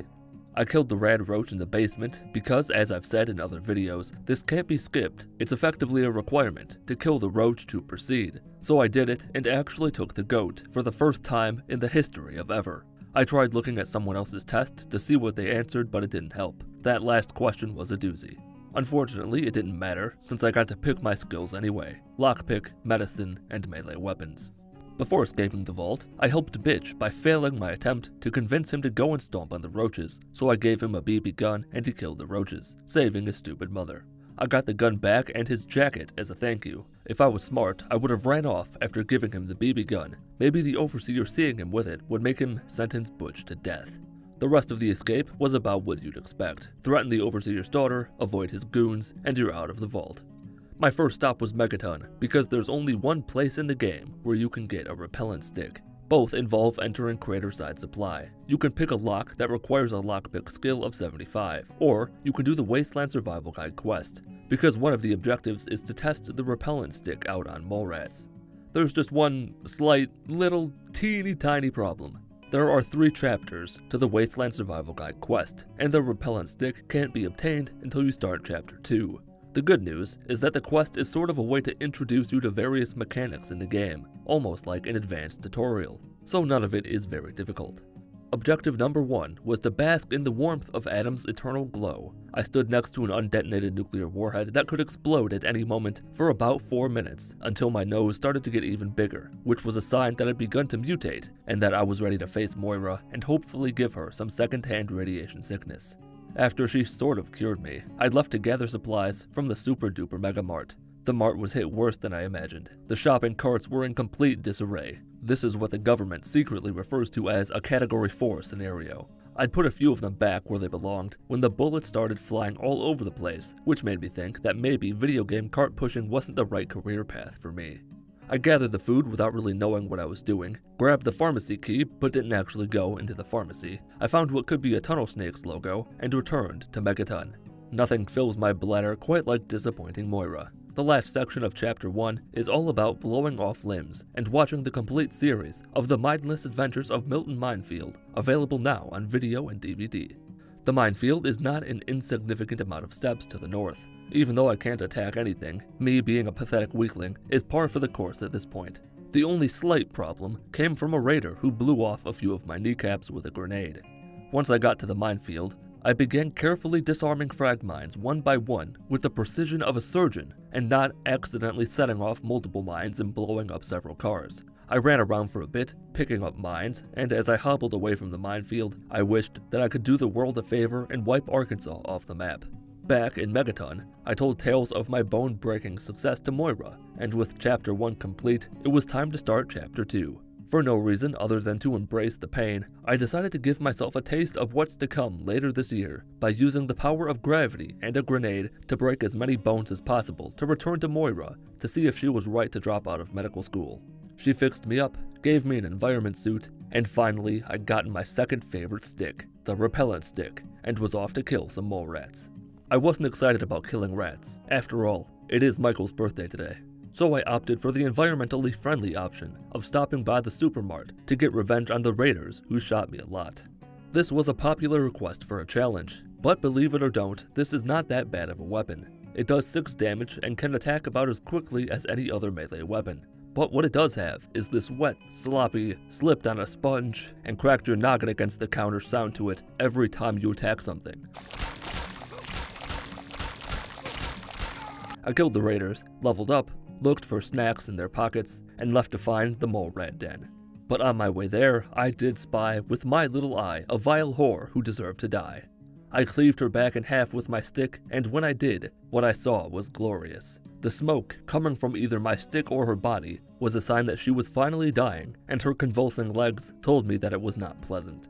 I couldn't give her the satisfaction of crashing my game, so I dropped her body in the irradiated river to melt it away, pressed onward, took out a few raiders under a bridge, did a 360 when I discovered the citadel, and walked away in the opposite direction to find my brothers and sisters.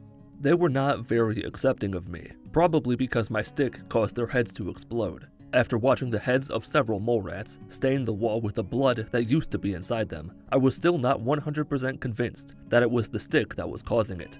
so I kept going deeper into the sewers. It wasn't long before I found a quirk with the repellent stick. It doesn't work on robots. This Mark I turret took no damage, and with the barrel of its gun somewhere in my esophagus, I still had a 0% chance to hit it.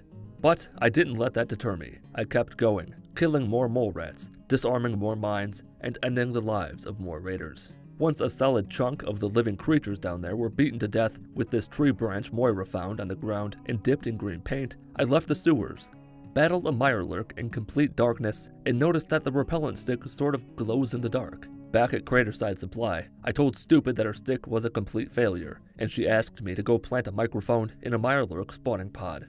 The good news is that the location I'm after is just across the river from the tepid sewers. Bad news is the mirelurks inside are mean and pack a hefty bag-sized punch. Well, they would if they had hands anyway. I wasn't too sure what I was after, but I found a cluster of eggs and just sorta jammed the metal doohickey inside it, left the building, and returned to Moira for the 6th time. With Chapter 2 complete, all that remained of the Wasteland Survival Guide was the 3rd chapter, also known as Chapter 3. This chapter requires going to a few far-off places, like Rivet City, so I put it on hold and broke into Moriarty's saloon to gather information about my estranged father. Rather than hacking my way into his terminal for information, I did things the fun way by being a thug for Moriarty. Some floozy owed the boss money, couldn't let that slide. I convinced her to pay me 300 caps, then I beat her to death with my stink stick and stole her belongings. Moriarty got his payment, I make a profit, and the bitch dies. It's a win-win-win situation. From there, I traveled to the tepid sewers to begin making my way to Galaxy News Radio. I encountered a group of centaurs who, on their own, are probably the toughest enemy I've faced so far. The super mutant stole that title when we both agreed that centaurs don't have rights and deserve nothing. I freed his captive, realized I'd just made a big mistake, and finished off the super mutant's work.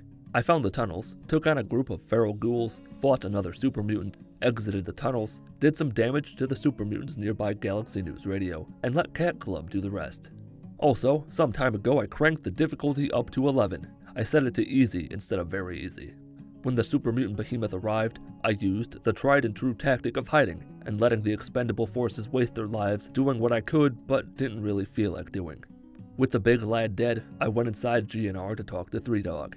Doing a job for him sounded like it would require effort, so instead I spent 7 minutes trying to convince him to give me the information I needed, eventually succeeded, took the Child at a Heart perk, and left to stock my pile full of stim packs from the rudest doctor on the planet and traveled to the Citadel to make my way to Rivet City. Being the overachiever that I am, I killed the super mutants outside the Jefferson Memorial, and went inside to clear out the rest as well so that I wouldn't have to do it in the future. Sometimes I do this because ammo is scarce. This time, it's really only because I'm here now, so why not get it out of the way. The normal super mutants aren't too terribly tough to kill. They take around 20 whacks each. The brutes are about twice as resistant to green death stick, taking 40 solid wallops to kill, even with the added effects of Psycho.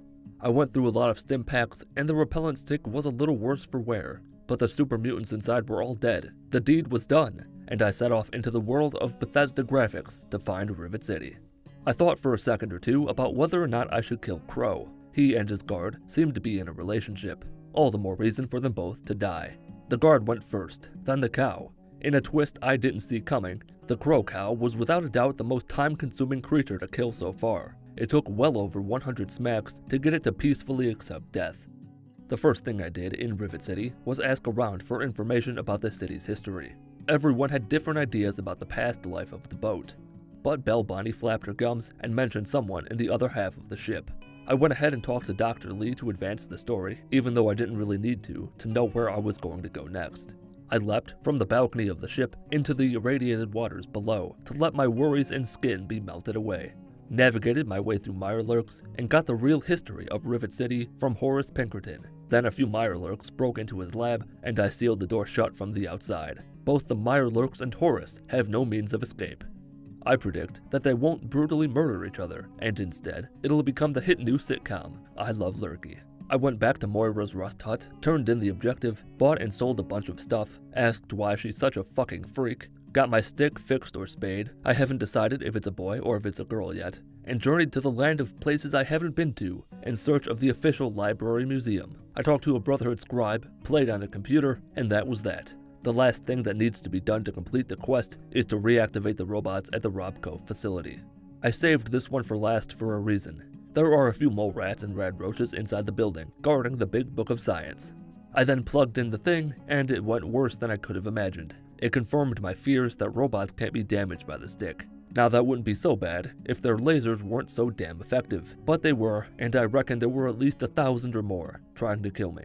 All that Moira asked of me was to install the chip, so I didn't need to kill any of them. After escaping, I discovered Tenpenny Tower, brought a stick to a gunfight with Roy Phillips, returned to Craterside Supply, and for the first time in years, I completed the Wasteland Survival Guide side quest. And my reward for all that hard work was a mini-nuke. I expected it to be a complete waste of time, and was not let down in the least. With the path before me now clearer than ever, I fast-traveled to Tenpenny Tower to make the trek out to Smith Casey's garage. The few mole rat combat troopers guarding the garage stood no chance, and their superior officers inside fell before me alongside their recruits and auxiliary roaches. I entered the simulation. Everything seemed pretty normal, with Betty abusing the shit out of her powers as a veritable god. I activated the failsafe. Betty flaunted her height. A Chinese commando somehow lost consciousness after I escaped. I agreed to meet Dad back at Rivet City. He said maybe 3 words to me. I got lost in Rivet City again, and eventually managed to find myself at the still cleared out Jefferson Memorial. Pop sent me down to the basement to flip a switch, then made me haul my ass back up to the purifier to see how amazingly the light reflected off his nose. Then sent me back down to install a few fuses, and then turn on a computer. But at least I got to play in the sewer, so it wasn't all bad. I was a bit concerned that because power armor is sort of part robot, my stick would be ineffective. It did damage, just not nearly as much as I would have liked. Somewhere between a super mutant and a super mutant brute for how many bonks it took to kill them. Dad got what was coming to him by making me his errand boy. The scientists were all rude to me in the tunnels, as if the one person keeping them alive is somehow to blame for this situation. I had a brief conversation with the ceiling with legs before we escaped the tunnel, arrived at the Citadel. I went straight to the library to see about Vault 87, got the location from a scribe, and fast-traveled to Smith Casey's garage to head north towards Little Lamplight. I took the Child at Heart perk earlier to make this easier on me. No save scumming my way through a speech check, or doing a side quest or glitching through walls. Just making jokes about his probably dead mother liking the way my ass looks. Murder Pass was pretty not great. I didn't die. I'd gone in with enough stim packs to bring a decapitated walrus back from the dead. But even with melee weapons at 100, the repellent stick just didn't do a lot of damage to the super mutants. And for whatever reason, they kept crippling my head. They'd crack it open, I'd tape it shut, then they'd slam their nail board against it and I'd become an egg that's been slammed against the wall again. Really frustrating. I wanted to make Fox's existence as depressing as possible. Rather than freeing him and letting him die fighting, or ignoring him altogether, I told him I'd flip the switch and free him. Then I left him down there forever. I ignored the super mutants on the way to the reactor chamber, partially thanks to a stealth boy that worked incredibly well for a couple seconds. The environment suit Moira gave me was a complete piece of shit, which I should have seen coming. I grabbed the Gek, ignored the muties again, and got abducted by the Enclave. Upon being released by the President, I immediately showed my gratitude by killing an Enclave officer. I found this particular encounter to be a bit on the humorous side. An Enclave soldier was attacking me with a ripper, and I blocked it with a repellent stick. It's funny, because saws are usually used to cut wood, but in this instance, the wood is blocking the saw. Just take a moment to appreciate that joke. As my sides recovered from the splitting they'd just received, I talked to President Eden, took a vial of his goodies, escaped the base, and returned to the Citadel to start finishing this fight. For some reason, I wasn't locked in place during this initial interaction between Lions and Lions. Cat Club Commander Lions gave me a set of armor. Liberty Prime ascended somewhere into the stratosphere. I tried to kill Knight Captain Durga, but as she herself is shit, she is immune to the power of my stink stick. And I left the Citadel to run alongside the Brotherhood of Steel as Liberty Prime propagandized his way across the bridge and eventually to the Jefferson Memorial. I got overzealous and got annihilated by Liberty Prime. Sarah Lyons and I entered the memorial and began fighting our way through the Enclave soldiers littering the building.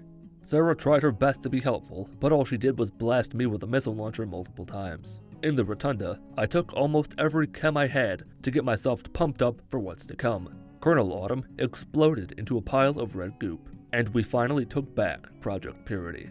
Last time around, I tried to push Sarah Lyons inside the purifier with me, which failed horrendously. This time, I had a new idea. I hit her with my stick until she loses consciousness. Then I seal the door and activate the purifier before she wakes up, killing both of us. I succeeded in beating the consciousness out of her, but she ran down the stairs and woke up before I had a chance to carry her limp body into the purifier. Then, a bright light took over my screen. It was the purifier. Because neither of us activated it, the purifier exploded. There was no waking up back at the Citadel after the slideshow. But I got what I wanted. Sarah Lyons and I both died at Project Purity, and I beat Fallout 3 with only the repellent stick. There is no shortage of things to do in Fallout 3, by 2008 standards anyway. But sometimes, if you want to experience everything a game has to offer, you've gotta cough up a little extra cheese. Can you beat Fallout 3's Operation Anchorage DLC without taking any damage? Unfortunately, there's a fair bit of garbage that you have to get through before you can start Operation Anchorage. I named myself Winnie the Pooh for reasons, ensured that I look like a standard American boy, escaped my metaphorical cage that the man has left me in, and started assigning special points. Normally, I'd make a character as generic as possible before starting the DLC, but Operation Anchorage has no level requirement, so I did what I thought was best for a no-damage run. Nothing in Endurance, 9 in Luck to boost all skills a bit, and the rest at 6 to provide usefulness across the board. I chose Small Guns, Speech, and Lockpick as my skills and started escaping the vault. The point is to beat Operation Anchorage without taking any damage. What happens inside the vault doesn't matter, so the escape was even less interesting than it usually is. Outside Megaton, I used a console command to set my max health to 1, so that any damage of any kind kills me. Let Deputy Weld use my body as a firing range to ensure that the command worked, and set sail for the south. Some stuff happened on the way to the DLC's starting area. I killed a few raiders and such, but nothing worth mentioning since this video is about the DLC. The game crashed as I got closer to the source of the Outcast's radio signal, which I didn't even bother listening to for some reason. Inside Bailey's Crossroad Metro were a few feral ghouls. The metro itself is lackluster in every sense of the word. Outside, at the actually crossroads, were several outcasts battling the supermutants. I made sure to use my glorified Nerf gun on them to get some experience after the outcasts finished the job, and looted their corpses. I'm not entirely sure why. I was either too stupid or the elephant genes in my body purged themselves after the Fallout 4 Syringer video, so I didn't remember what happens after you reach your final destination 5, now available on DVD. I cowered in fear for my life for a while, letting the outcasts take care of those who were even more outcasty than they are, spoke to Defender Moral, and rode an elevator down into the Brotherhood Outcast basement. Defender Sibley greeted me at the elevator with his voice that really didn't match his face. It was off-putting, but not as off-putting as the bright white walls and colorful floors that I found throughout the base. I ignored my first order of following the Defender by going upstairs and stealing a few things. I cracked open a lock and found the remains of Gary 23. This hurt me a bit on the inside. Gary 23 was one of my favorite Garys. Not the best, but definitely in the top 25 Garys of all time. Protector McGraw-Hill gave me the rundown on what I'd be doing, entering a simulation, a combat-heavy simulated combat situation, to train for, I don't remember. The simulation is the liberation of Anchorage, Alaska from Chinese communists. That thumbnail probably makes more sense if you're up to date on current events. I took a few guns from the cabinets and such, despite literally just being told that I'd be going inside a simulation. Sibley took his sweet time walking into the simulation room, probably because there was construction on Dick's Toledo. That's a very specific reference that isn't even relevant anymore. Anyway, the game crashed again. Specialist Oland was a real cunt to me. I put on the VR suit, took a seat in the chair, and finally entered the simulation. I awoke on a cliffside to Sergeant Benjamin Button Montgomery talking my head off. I immediately took off the armor because damage resistance of 37 could interfere with my inability to take damage. Plus, how many times do you get to run naked through a simulation of a war in Alaska? I leveled up, put points into sneak and small guns, since I'd found myself with a silenced 10mm pistol as my only sidearm, picked Swift Learner as my perk, watched Sergeant Button ascend the cliffside, and began making my way through all the communists standing in my way. There are two ways of going about this, stealth or not stealth. Shocking, I know. As fun as it would be to go in guns blazing, that's not really an option when a powerful sneeze is enough to kill you. So sneak attacks are the only viable option. The thing to keep in mind is that I have a silenced semi-automatic handgun and no pants, while the soldiers have fully automatic rifles. This has been a problem before. What it means for me the player and you the viewer is that I must be incredibly efficient with my attacks. The barrage of bullets sprayed my way ensures that most of the time I'll be killed immediately unless I'm behind cover. Thankfully, it wasn't long before I Ratchet & Clank 2 upped my arsenal to a sniper rifle. The added benefit of not being real is that there are ammo caches all over the place. I guess this is supposed to be a more arcadey take on Fallout? There are health packs and stuff too instead of stim packs, so I've already convinced myself that I'm right.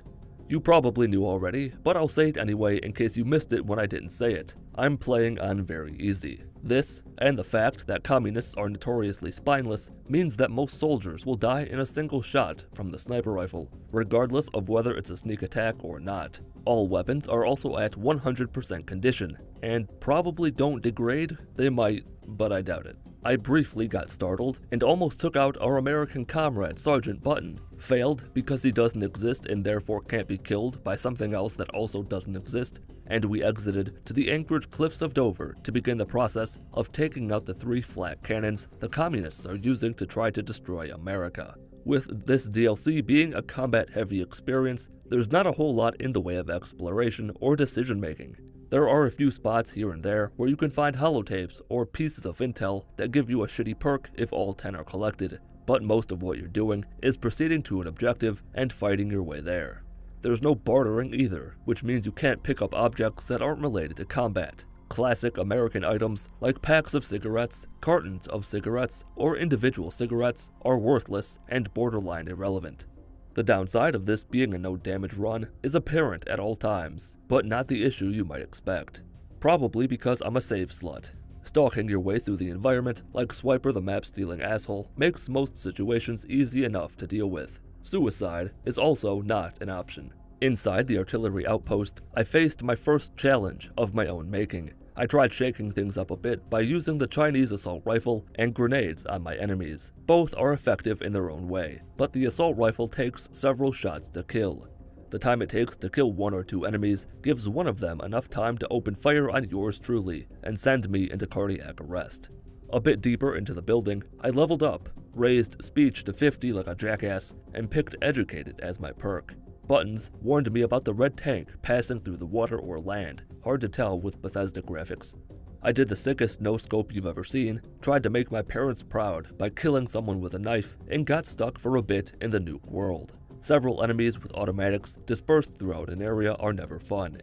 Then things got even more not fun. The Chinese advanced to the point of manipulating time and space itself. The Crimson Dragoons wear Chinese stealth suits that make them troublesome to see, even with the added benefit of a mustache. But worst of all, they remind me of the Dragoon Air Ride from Kirby Air Ride, and that we still don't have a sequel to that game.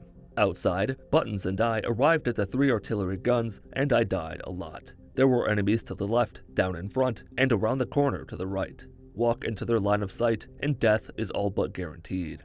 It's a bit of a hassle to get through here because reliable FPS gameplay isn't one of Bethesda's strong suits, especially in 2009.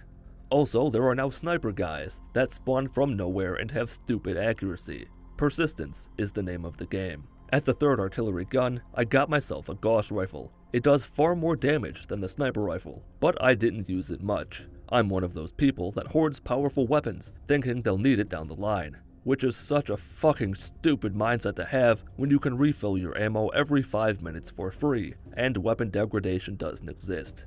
I suppose I could have just told you that it was because my energy weapon skill is so low. Barry, edit that out. Back at HQ, General Chase froze me in place, making me stretch my neck to see the map as he explained what the plan was. Basically, there are 2 areas that need to be cleared out. Well, 3 actually, but the 3rd can't be accessed until the first 2 are taken care of.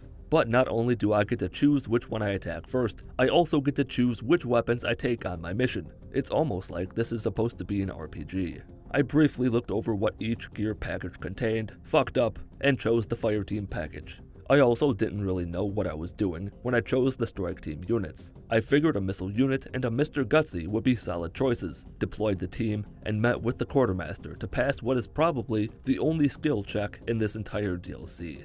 That got me a Gauss rifle and 8 rounds for it. I got my Fireteam package and figured out that I could get a different weapon requisition holotape. Not kill General Chase, drop my current weapons, get the new weapons from the quartermaster, and have the items from 2 different packages.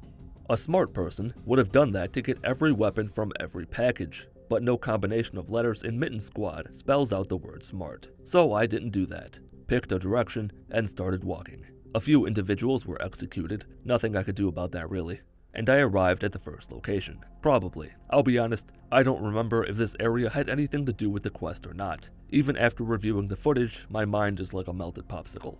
I spent about 10 minutes clearing out the area. The only trouble spot was just below a guard tower, where I got stuck with a poorly timed save, an assault rifle equipped, and not enough time to swap it out for something else. Spray and pray doesn't work well in this challenge. This was not the first time, nor would it be the last time, that VATS has gotten me out of a sticky situation. The spider drones made their first appearance not long later. You might think that these would be annoying as hell, little evasive drones that attack en masse and explode, but they were not. The 10mm pistol proved that their hitboxes are absurdly large, to the point that attacking them with a pistol is about the same as using an aimbot. The Chimera armor depot was just up ahead. There were 2 fuel tanks there that needed to be destroyed. The first one was a piece of pie. Then I fucked up big time. Easily one of the worst quick saves I've ever made. Absolutely no opportunity to do anything other than watch myself die over and over and over again. I went back in time a bit, destroyed the tanker again, then almost got fucked again. I got lucky with a wall I could hide behind and a shot with VATS that landed perfectly. The second tanker was guarded by a tank. That thing is a nightmare with treads. It did not help at all that it was on a surface with a bunch of little slopes, meaning that my grenades would often roll away, doing no damage to the tank. It took almost every grenade I had to destroy it. If it weren't for the wall I hid behind, I have no idea how long it would have taken. I rigged the tanker to explode before taking out the remaining soldiers, which I didn't do, got teleported back to HQ, which was awfully convenient, commanded my strike team to wait for me outside the listening post, and together we assaulted the fortress. Let me tell you, the extra forces on my side made this a lot more manageable. But just as every virtual dog goes to hell when it dies, what the fuck does that even mean? The Chinese had missile launcher soldiers guarding the listening post. They take about as much firepower to kill as the fire troopers they also had guarding the area.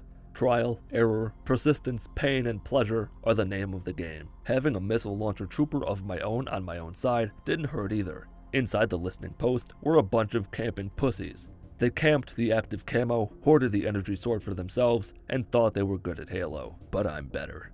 Sure, I died a bunch of times, but I got one of them with a Gauss rifle no-scope.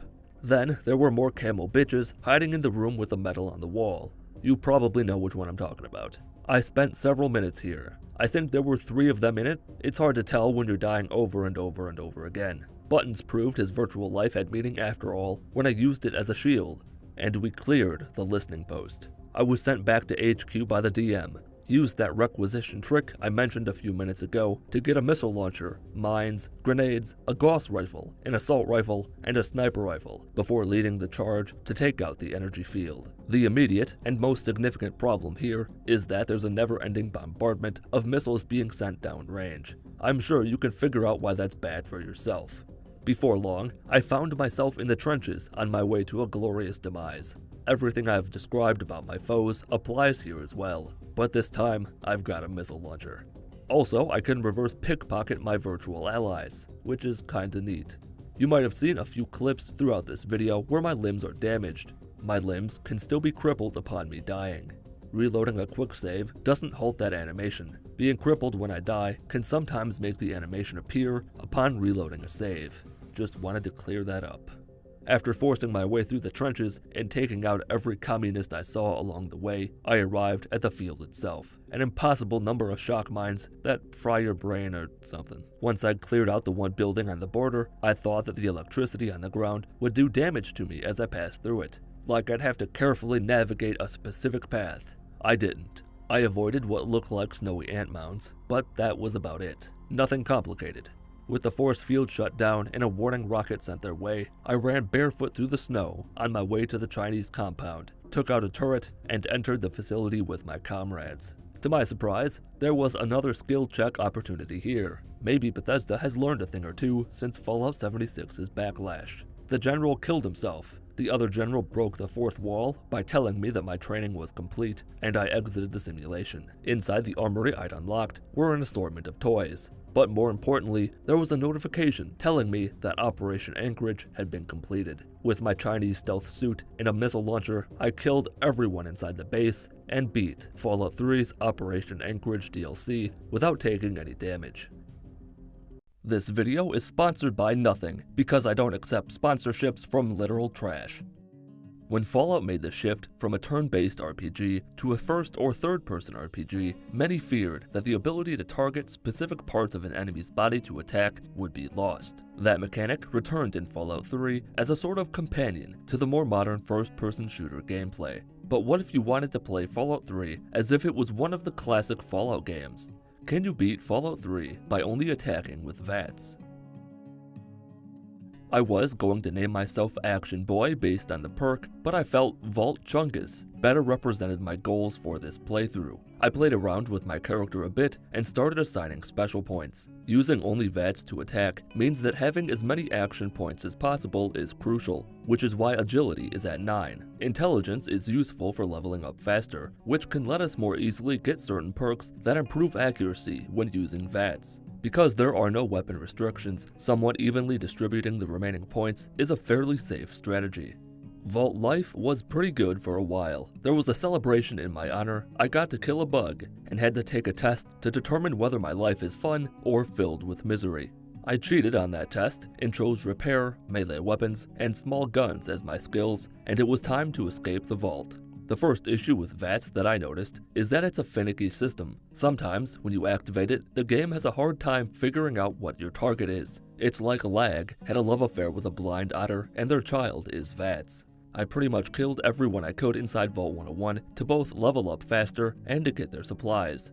The big downside to attacking with VATS is that you're pretty much defenseless while you wait for your action points to regenerate. That's not much of a problem in a one-on-one fight, but when you're dealing with multiple enemies, it's a good way to drain your supply of Stimpaks. Outside the vault, I leveled up, put the points into small guns, sneak, and science of all things. You don't start getting the VATS perks until you're a few levels into the game, so the early perks are more about boosting stats. I mean, that's like 90% of what the perks are, but that doesn't mean I'm wrong.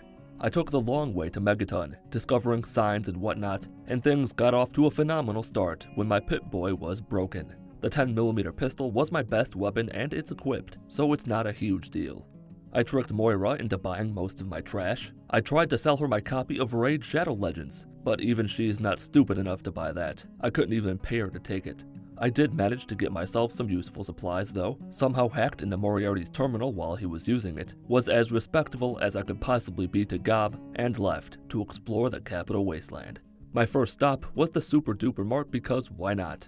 I killed a few creatures on the way there, bugs and dogs. This wastelander presented himself before me with a gift he didn't even know was for me. 2 hunting rifles. As I looted his body, a death claw crept out from behind the corner to say hello. I thought that was the end. Luckily for me, it rode the short bus and didn't notice me. Inside the shopping center, I found some neat weapons and began taking on an army of raiders. Another issue with VATS is that when you miss shots, it's pretty annoying. That's it. A fun side effect of this no Pip Boy thing is that once I became over-encumbered, I had a hard time getting out of the line of sight of a raider. Also, I couldn't equip any of the weapons I'd found. Couldn't repair anything either, which is also fun.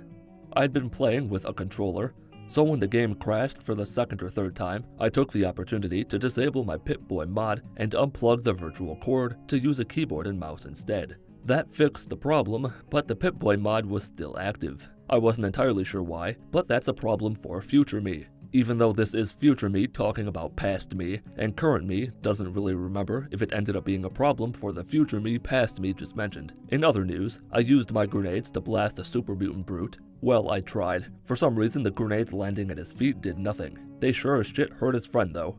And he was battered and bruised by the shrapnel, so it seemed fitting that I play Ring Around the Rosie with him and beat him to death with a baseball bat. 2 Talon Company mercs tried their hand at ending the legend of Vault Chungus. You can probably guess how that turned out for them. I'll give you a hint if you're having trouble. They're dead. A nearby centaur came to investigate the noise, which presented me with a perfect opportunity to use a combat knife. Nothing says use a knife like tentacles being swung from the mouth of a monster. Rather than following the main questline, I wandered around for a bit. In my adventures, I found a small mutant camp and got my hands on a minigun that a brute let me borrow after I killed him and picked it up off his corpse. Then I saw a wasteland captive being held hostage by a mutant and his pet. I knew what I had to do. I've always done the right thing, no matter how hard it is. I killed the captive first. I had to make sure he wasn't going to suffer at the hands of the master, who's been dead for a long time.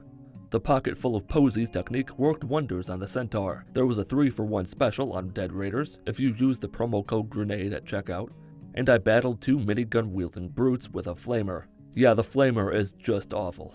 I gave myself a preview of the suffering to come when I used the Chinese pistol on the last remaining brute, and I went down into Rock Creek Canyon. I knew there was nothing good for me down there, not because of the Mire Lurk, but because of what I saw on the walls, or rather what I didn't see on the walls. They were gone. The curse of Grandma Sparkle had begun to spread. I didn't waste too long down there. The longer you're near the darkness, the more likely you are to feel the desire to join it. It spread beyond the canyon, reaching the lampposts outside the National Guard depot. Then the game crashed. The crash is like a reset button. It's annoying, but it keeps my stupid comments about this glitchy game at bay. I went down into the ruins of the depot, battling robots and turrets along the way. The usual tactic for dealing with enemies is attacking then retreating behind a wall to wait for your AP to regenerate. It's especially useful on enemies that are slow and can't reach you. Down in the weapons quarters, I found a bunch of weapons, most of which were not in great condition, but were still useful nonetheless. I fought my way through more robots and more of the building's defenses until I got back outside and could return to Megaton to sell what I didn't need. With all the supplies in the world, I went back to one of the raider camps I found and began making my way through the metro station in search of Galaxy News Radio. The hunting rifle made quick work of the ghouls, and before long I emerged outside, took out the mutants giving Sarah Lyons trouble. I could tell they needed all the help they could get, and the behemoth arrived just in time for tea. A miniature nuclear cup of tea fired from a portable version of the superior siege weapon. Inside the GNR building, I spoke to 3 Dog, who fled from me despite me doing nothing wrong. He probably knew what was coming. I followed him into his room and bonked him with my bat. Because I remained hidden, nobody knew that he was dead. Some jokester even told me that 3 Dog is waiting for me upstairs. He's gonna be sad later, and that makes me happy. With my only lead now rhyming with that word, I returned to Megaton to have a few of my weapons repaired and stocked up from Craterside Supply one final time.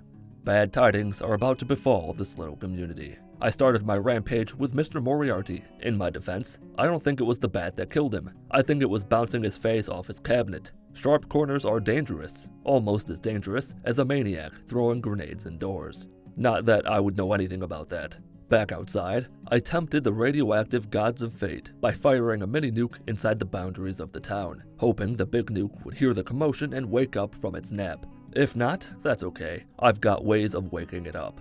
Pretty much everyone in Megaton died. Some fought back, more bravely than others, but most turned their faces into a slipping hazard on the ground. Moira was one of the last to fall before me. I used my patented baseball bat baseball swing to strike her out of existence. Once I'd raided her cache of weapons, I'd left and began heading towards Smith Casey's garage. Mel tried to mug me and lost his face in a freak shotgun accident. Closer to my destination, I got into a brief firefight with a few rat scorpions that were pretty mean to me. Critical shots proved to be my ally again. I discovered some alien ammo down in a radiation hole, as well as a ridiculous number of Talon Company mercs, making me think the location I discovered was their base or something. Oh, and I took out a giant rat scorpion with a fat man. Better to overkill than underkill. The Talon Company base was a real treat in the classical sense of the word. A lot of things died down there, and I do mean a lot. On the plus side, their armor found a new home around my body, and, more importantly, I now have a missile launcher. I went inside Fort Bannister. The door was locked, but I've never let that stop me before. The sniper rifle I'd gotten some minutes or hours ago was effective, but used a solid chunk of my available action points. After using the circle around an object to take advantage of the limitations of a game from 2008 technique, I entered Smith Casey's garage and entered the simulation. It was here I decided to really change things up. Instead of activating the failsafe, I spent some time virtually tormenting people. Unfortunately, VATS doesn't work in Tranquility Lane, so I couldn't punch Timmy Nussbaum in his stupid head. But sometimes, psychological damage is more fun than physical damage, so I convinced him that his parents are getting a divorce because of him and that they never loved him to begin with. Braun then continued the theme of abusive relationships by tasking me with breaking up the Rockwell's marriage. I found a rolling pin and thought that Mr. Rockwell dying would be a good way to end their marriage. Didn't work, so instead, I played both of them like a fiddle by planting another woman's underwear on his desk. Betty then told me to arrange for Mabel Henderson to die. I killed her, reported back to him. They didn't really listen to what he said, killed her again. Then the third time I got the message and got sneaky with it. All it took was fiddling with a stove and she accidentally lit herself on fire and burned to death. That doesn't disqualify the run. I set the stage, but Mabel was the one who killed herself. It's no different than leading someone to a mine that was already on the ground when I found it. Next came the last and most fun part of any simulation, putting on a clown mask and running around with a knife killing everyone in town. This really takes me back to when I was a boy. Christmas was always a special time. With Braun's demands fulfilled, I left the simulation with my father and agreed to meet him back at Rivet City. On the way there, I ended the evil of Grandma Sparkle, took out some raiders, discovered the Citadel, and arrived at the Jefferson Memorial. As I usually do, I entered the memorial to clear it out before proceeding with the story. I used the .44 Magnum briefly because robots and because it's a powerful weapon, but switched to a combat shotgun later on because at extremely close range, it's overwhelmingly powerful, unless you miss. With the building mostly cleared out, I continued onward towards Rivet City, bought some things from the market, met Dad, left Dad, and I'd somehow failed at clearing out the memorial, despite being able to sleep in a bed in the basement. The last standing mutant was on the upper level, hiding around one of the corners I'd somehow missed. I informed Dad that it was clear, I acted as his errand boy for a few minutes, and the Enclave arrived. Thanks to the points I'd put into small guns, the .44 Magnum was capable of ending an Enclave soldier with 2 headshots. The game crashed again because it wouldn't be a Fallout 3 playthrough without a stupid number of crashes. I watched Dad bite the dust and escape to the Taft tunnels with Dr. Lee and her worthless friends. After fighting my way through at least 2 feral ghouls, Madison informed me that Garza was feeling faint. I convinced her to leave him behind, escaped the tunnels, arrived at the Citadel, leveled up again, spread out the points across a few different skills because I was feeling pretty good about my ability to kill anything that moved, picked the Child at Heart perk to make life easier later on, got the location of Vault 87 from Rothschild, and left to find the vault. Almost. There was a megaton that still needed to be annihilated first. Also, there was this weird bug where the marker on my compass was fixed in position. Reloading a save didn't fix it, fast traveling didn't fix it. It was pretty weird. I'd never encountered a bug like that before. I killed Roy Phillips outside Tenpenny Tower, as is tradition, blew up Megaton, I'd planted the charge shortly after I got explosives up to 25, then killed both Alistair Tenpenny and Mr. Burke. I very briefly assumed the role of Mr. Burke, then decided that the residents of Tenpenny Tower were a stain on the capital wasteland, meaning it fell to me to help nature take its course. In time, they would all die anyway. I was just speeding things up a bit. This also meant that I could swap out the Talon Company armor for a Tenpenny security uniform, which is both better and provides a boost to small guns. With my good deed for the day done, I spread skill points out amongst a few different combat skills, tripped on an explosive rock, tested out the Ripper, which uses an absurd amount of action points, helped a mutant with its cow problem, smooth-talked my way into Little Lamplight, and entered Murder Pass. To be honest, this was not that bad. The combat shotgun is more than enough to handle mutants at a close range. There's enough time between fights that AP has enough time to regenerate, so it's actually kind of boring. Walk towards an enemy, activate instant kill mode, reload the weapon, maybe use a stim pack, then do it again. Hell, even the Super Mutant Master wasn't much of a threat. I tried using a super sledge a bit inside the vault. It was okay. Some weapons that are normally extremely powerful suck when used exclusively in VATS. The .44 Magnum is as useful and adorable as ever. It's not often that I'm more than capable of killing everything I come in contact with as I push through Vault 87, but this was definitely one of those times. Minigun still sucks, if you were wondering. My special assault rifle had been repaired and had enough ammo to kill everything in the wasteland, so I relied on it, along with grenades, to get through most of the vault. I freed Fox, then gave him a colonoscopy with a miniature nuclear warhead. As tough as he was, he couldn't handle it and died. Rest in peace, Fox. I continued fighting my way through everything in my path until I got the Gek and was abducted by the Enclave. Now at level 11, I dumped all my points into small guns, picked Finesse as my perk for more criticals, and killed every Enclave soldier and scientist I found. None were spared. With small guns at nearly 100, the 44 Magnum can one-shot almost every Enclave soldier with a headshot. I didn't even let the sentry bots live. I blasted them with a Fat Man, just as Fox would have wanted. I also went ahead and convinced President Eden to destroy the base after I left. Outside the base, I tested out the Gatling laser I'd found inside on a Yao Guai. 95% chance to hit, and I missed almost every single shot I fired. Tried it out on a bloatfly too. Whiffed it again. Back at the Citadel, I raised small guns to 100, bought a few things from Durga, blasted everyone with a Fat Man just to see what would happen, wasted a few minutes in the process, returned, and went outside to follow Liberty Prime to freedom. As expected, because this run had gone rather smoothly, he got stuck. Stuck in the sense that part of the ground wouldn't spawn, so he had nowhere to go. Reloading a save, oddly enough, only made it worse. My very existence is a crime against reality, so I swam through the void and decided to brute force my way to the end of the game by save scumming my way through the energy barrier and fighting my way through all the Enclave inside the memorial until I arrived at the Rotunda. Colonel Autumn was waiting for me by himself, and none of the buttons worked. My only remaining option was to once again brute force my way into the Purifier. It was a wasted effort, as the buttons in there didn't work either. The game had crashed during my adventures and disappointment, which had the added benefit of spawning the ground, allowing Liberty Prime to walk to the memorial. My second time inside, I fought through the Enclave again and entered the Rotunda. Sarah Lyons was nowhere to be seen. The third time, she was inside the memorial, but just stood there and did nothing, even after taking a bullet to the chest. I ignored it. I had plans for her, and for the last time, I fought through the Enclave. I used the worst gun at my disposal to end Colonel Autumn to ensure he suffered as much as possible. Sarah decided to be useful for once in her life, and I agreed to activate the Purifier. But she was coming with me, whether she wanted to or not. I tried knocking her out with a bullet and dragging her inside with me, but the door wouldn't close. I briefly considered letting the entire place blow up, but realized the error of my ways, activated the Purifier, and I was too late, I think. Right as I hit the button, the entire place blew up, and I beat Fallout 3 by only attacking with VATS. There are a lot of different ways to take damage in Fallout 3. You could slip off a rock, you could get whacked with a sledgehammer, you could get shot with a miniature nuclear warhead. But, just like in real life, there's more than one type of damage in Fallout 3. Can you beat Fallout 3 without taking any radiation damage?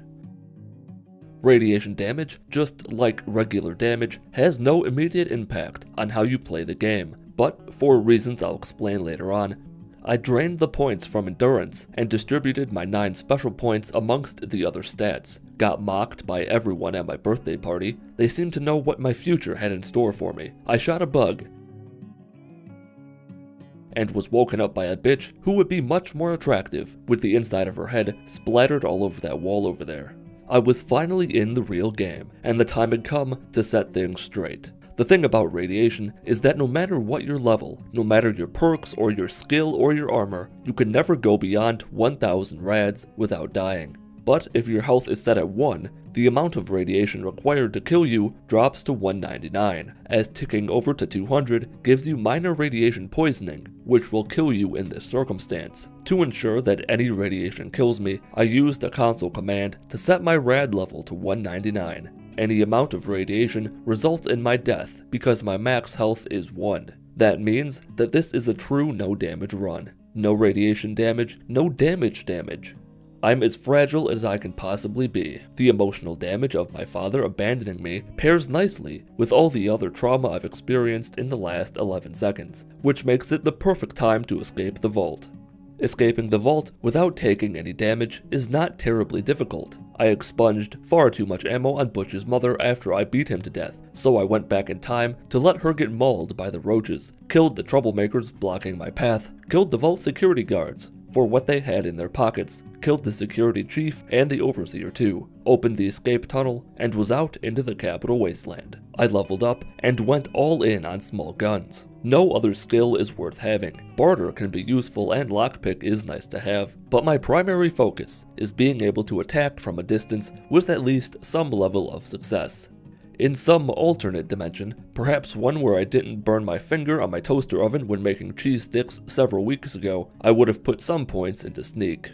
Outside Megaton, the caravan guard had 2 grenades that I thought would look nice on my Christmas tree, or flying through the air at a small child with the pin pulled out. He took 10 shots to the dome like they were nothing. I went ahead and tested my luck on Adam's glory puddle to make sure that the radiation killed me. It did, but it wasn't as instantaneous as I would have liked. Still, it was quick enough that you don't really have enough time to do much of anything. I sold most of my garbage and boxes of shit from Blue Apron to Moira, stole a single item from her, spent a little while staring at the ground, I don't really remember what I was doing at that time, and spoke to Colin Moriarty about me dad. After hacking my way into his closet and picking the lock on his computer, I tripped on a box and died. Tried to convince Burke to pay me a lot more money for Big Boom, failed, and set off for some place that wasn't a shithole.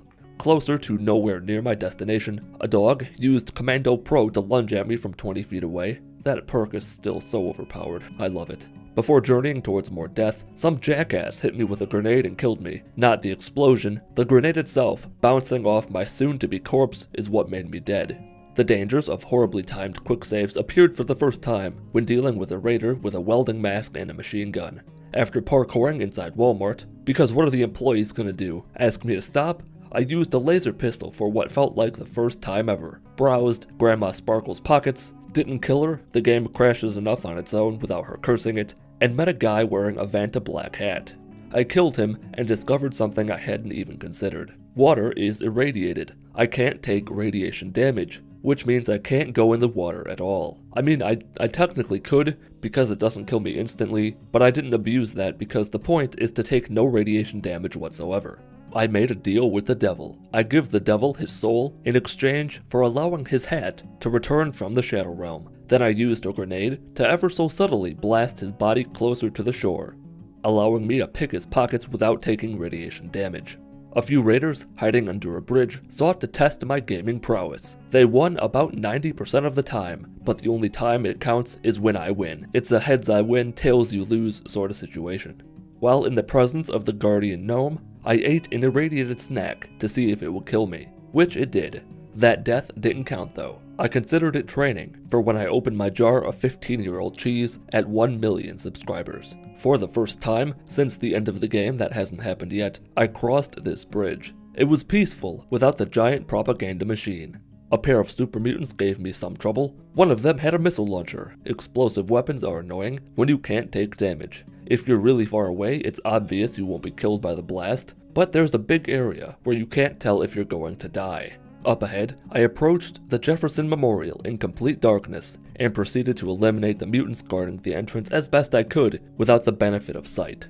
From their bodies, I recovered a hunting rifle which, along with my small gun skill that is now somewhere in the mid-70s thanks to leveling up and my armored vault suit, made the super mutants inside not all that challenging to kill.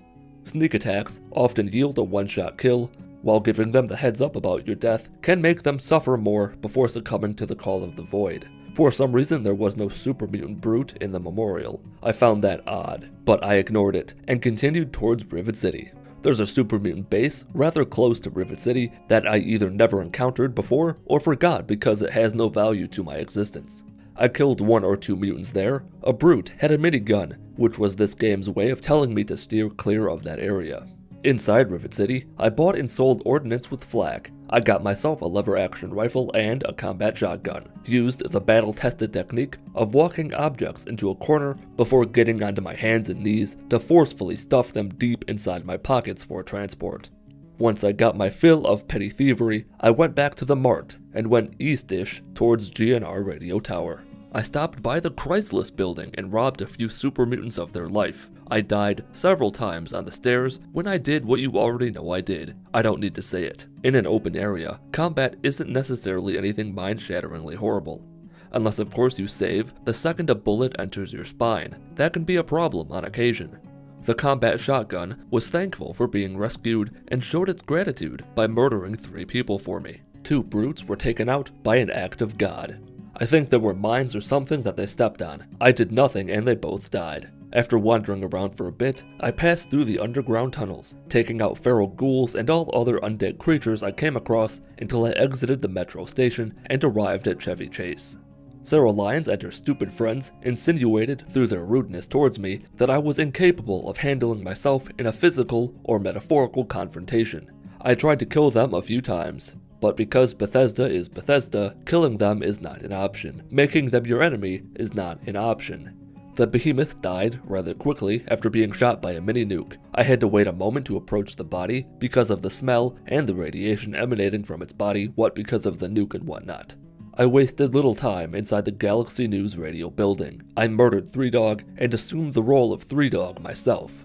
I went ahead and pushed his body down the stairs and cut off his limbs to make it look like his death was an accident. Not that he died, I am Three Dog. Someone who definitely isn't Three Dog killed themselves on my stairs. With my next destination being a mystery to us all, I went back to Megaton to sell trash and snitch on Mr. Burke to the police. I attempted a double cross by killing everyone inside Moriarty's saloon. Couldn't get my rampage to be successful though. Grenades did more harm than good, and I wasn't able to kill everyone with my shotgun before anyone fought back.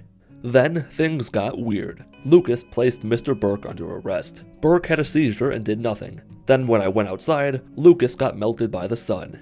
And just like that, I became the sheriff of Megaton. I changed back to Three Dog. Being the sheriff is a lot of work. Before making my way south, I stopped by Vault 101, just in time to see the vault door close. I eventually found myself on memory lane. I recalled past experiences in this alleyway that involved me being killed over and over and over and over again in some previous video. Having matured since then, I took out most of who wanted to do harm to my delicate body, evaded a trap like a pro, missed multiple shots on a nearly stationary target, and found myself at the edge of what does and doesn't exist.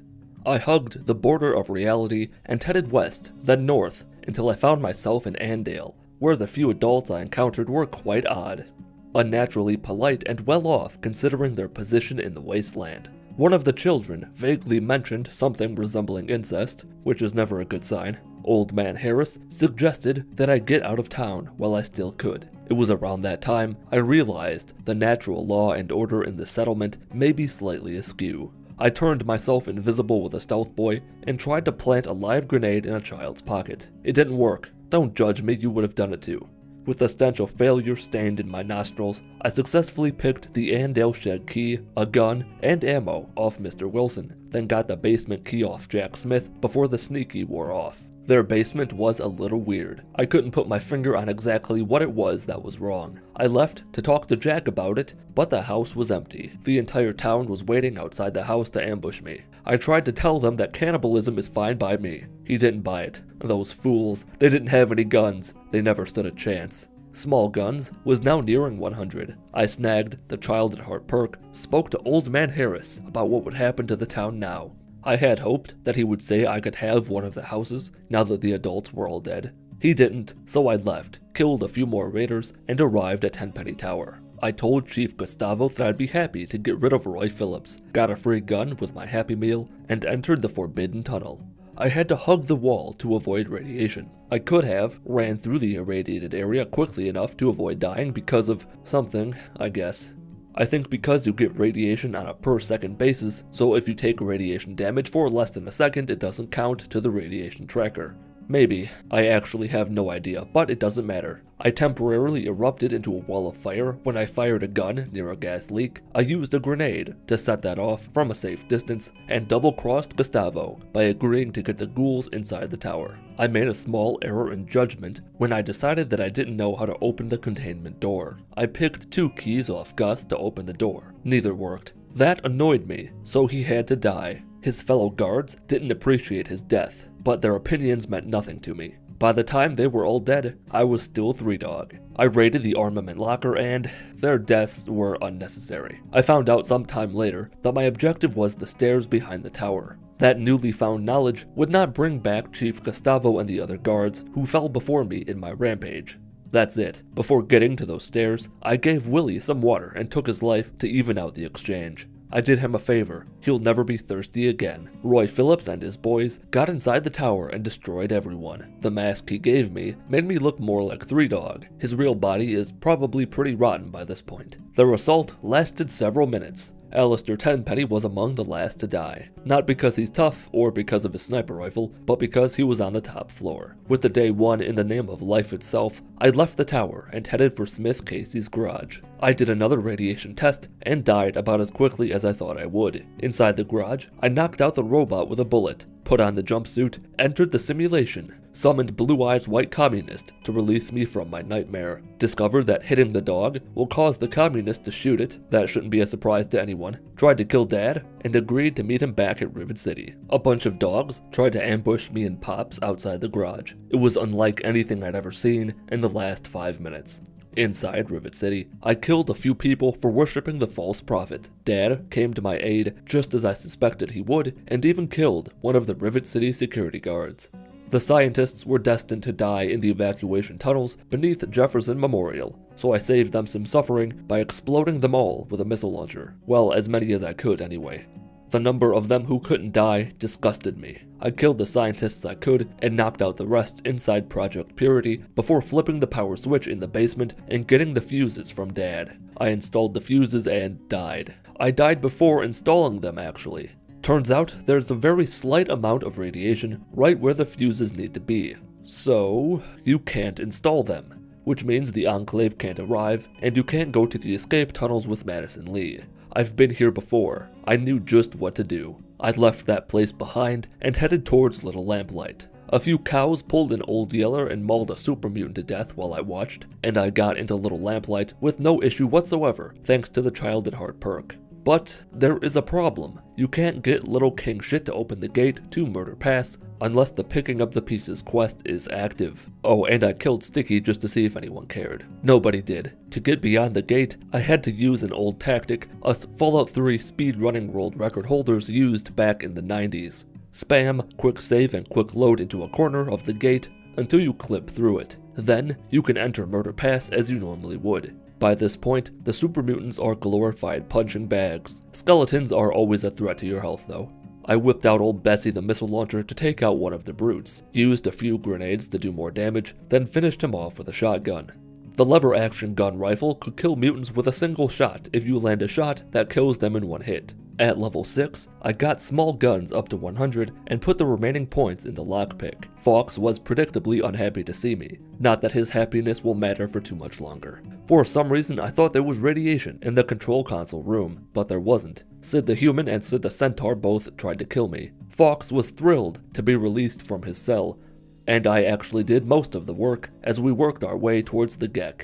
I needed Fox to get it for obvious reasons, but after he retrieved it, his life served no purpose whatsoever. I blasted him with a Fat Man and finished him off with a submachine gun. Thankfully, nothing else broke, and I was abducted by the Enclave. I almost made myself nauseous by spinning in circles in the cell like a madman. I got my shit back, put on my face in proper 3-dog attire, and killed everything I could find throughout the Enclave base. None of their lives mattered. Most of them fought back about as well as a rock would fight back after being told it's about to become a bunch of smaller rocks. I smooth-talked the president to make him think I was on his side. I escaped without too many issues, arrived back at the Citadel, and hit another wall. Because I never arrived at the Citadel with Madison Lee, the big metal door never opened, so I have no way to get in. That, of course, was a lie. There is a way in.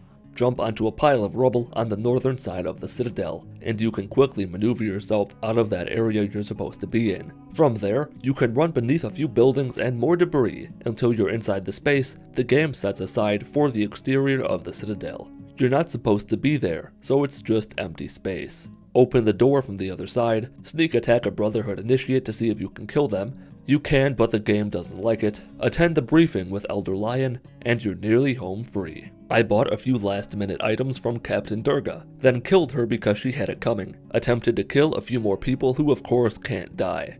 One Brotherhood knight followed me outside, and was rude enough to shoot me. Maybe he was upset that I blew the head off one of the knights inside. Didn't really matter. I sent him to his friend, used a Fat Man, to see how many Brotherhood soldiers I could get away with killing, and had to fast travel back to the Citadel from within the Citadel to get past the invisible wall that's left when the metal gate opens. Liberty Prime and I got to the Jefferson Memorial without too many issues, and Sarah Lyons and I entered the Jefferson Memorial to finish the fight. I used a Fat Man at first because I thought it would be the most effective. Sorta was, sorta wasn't.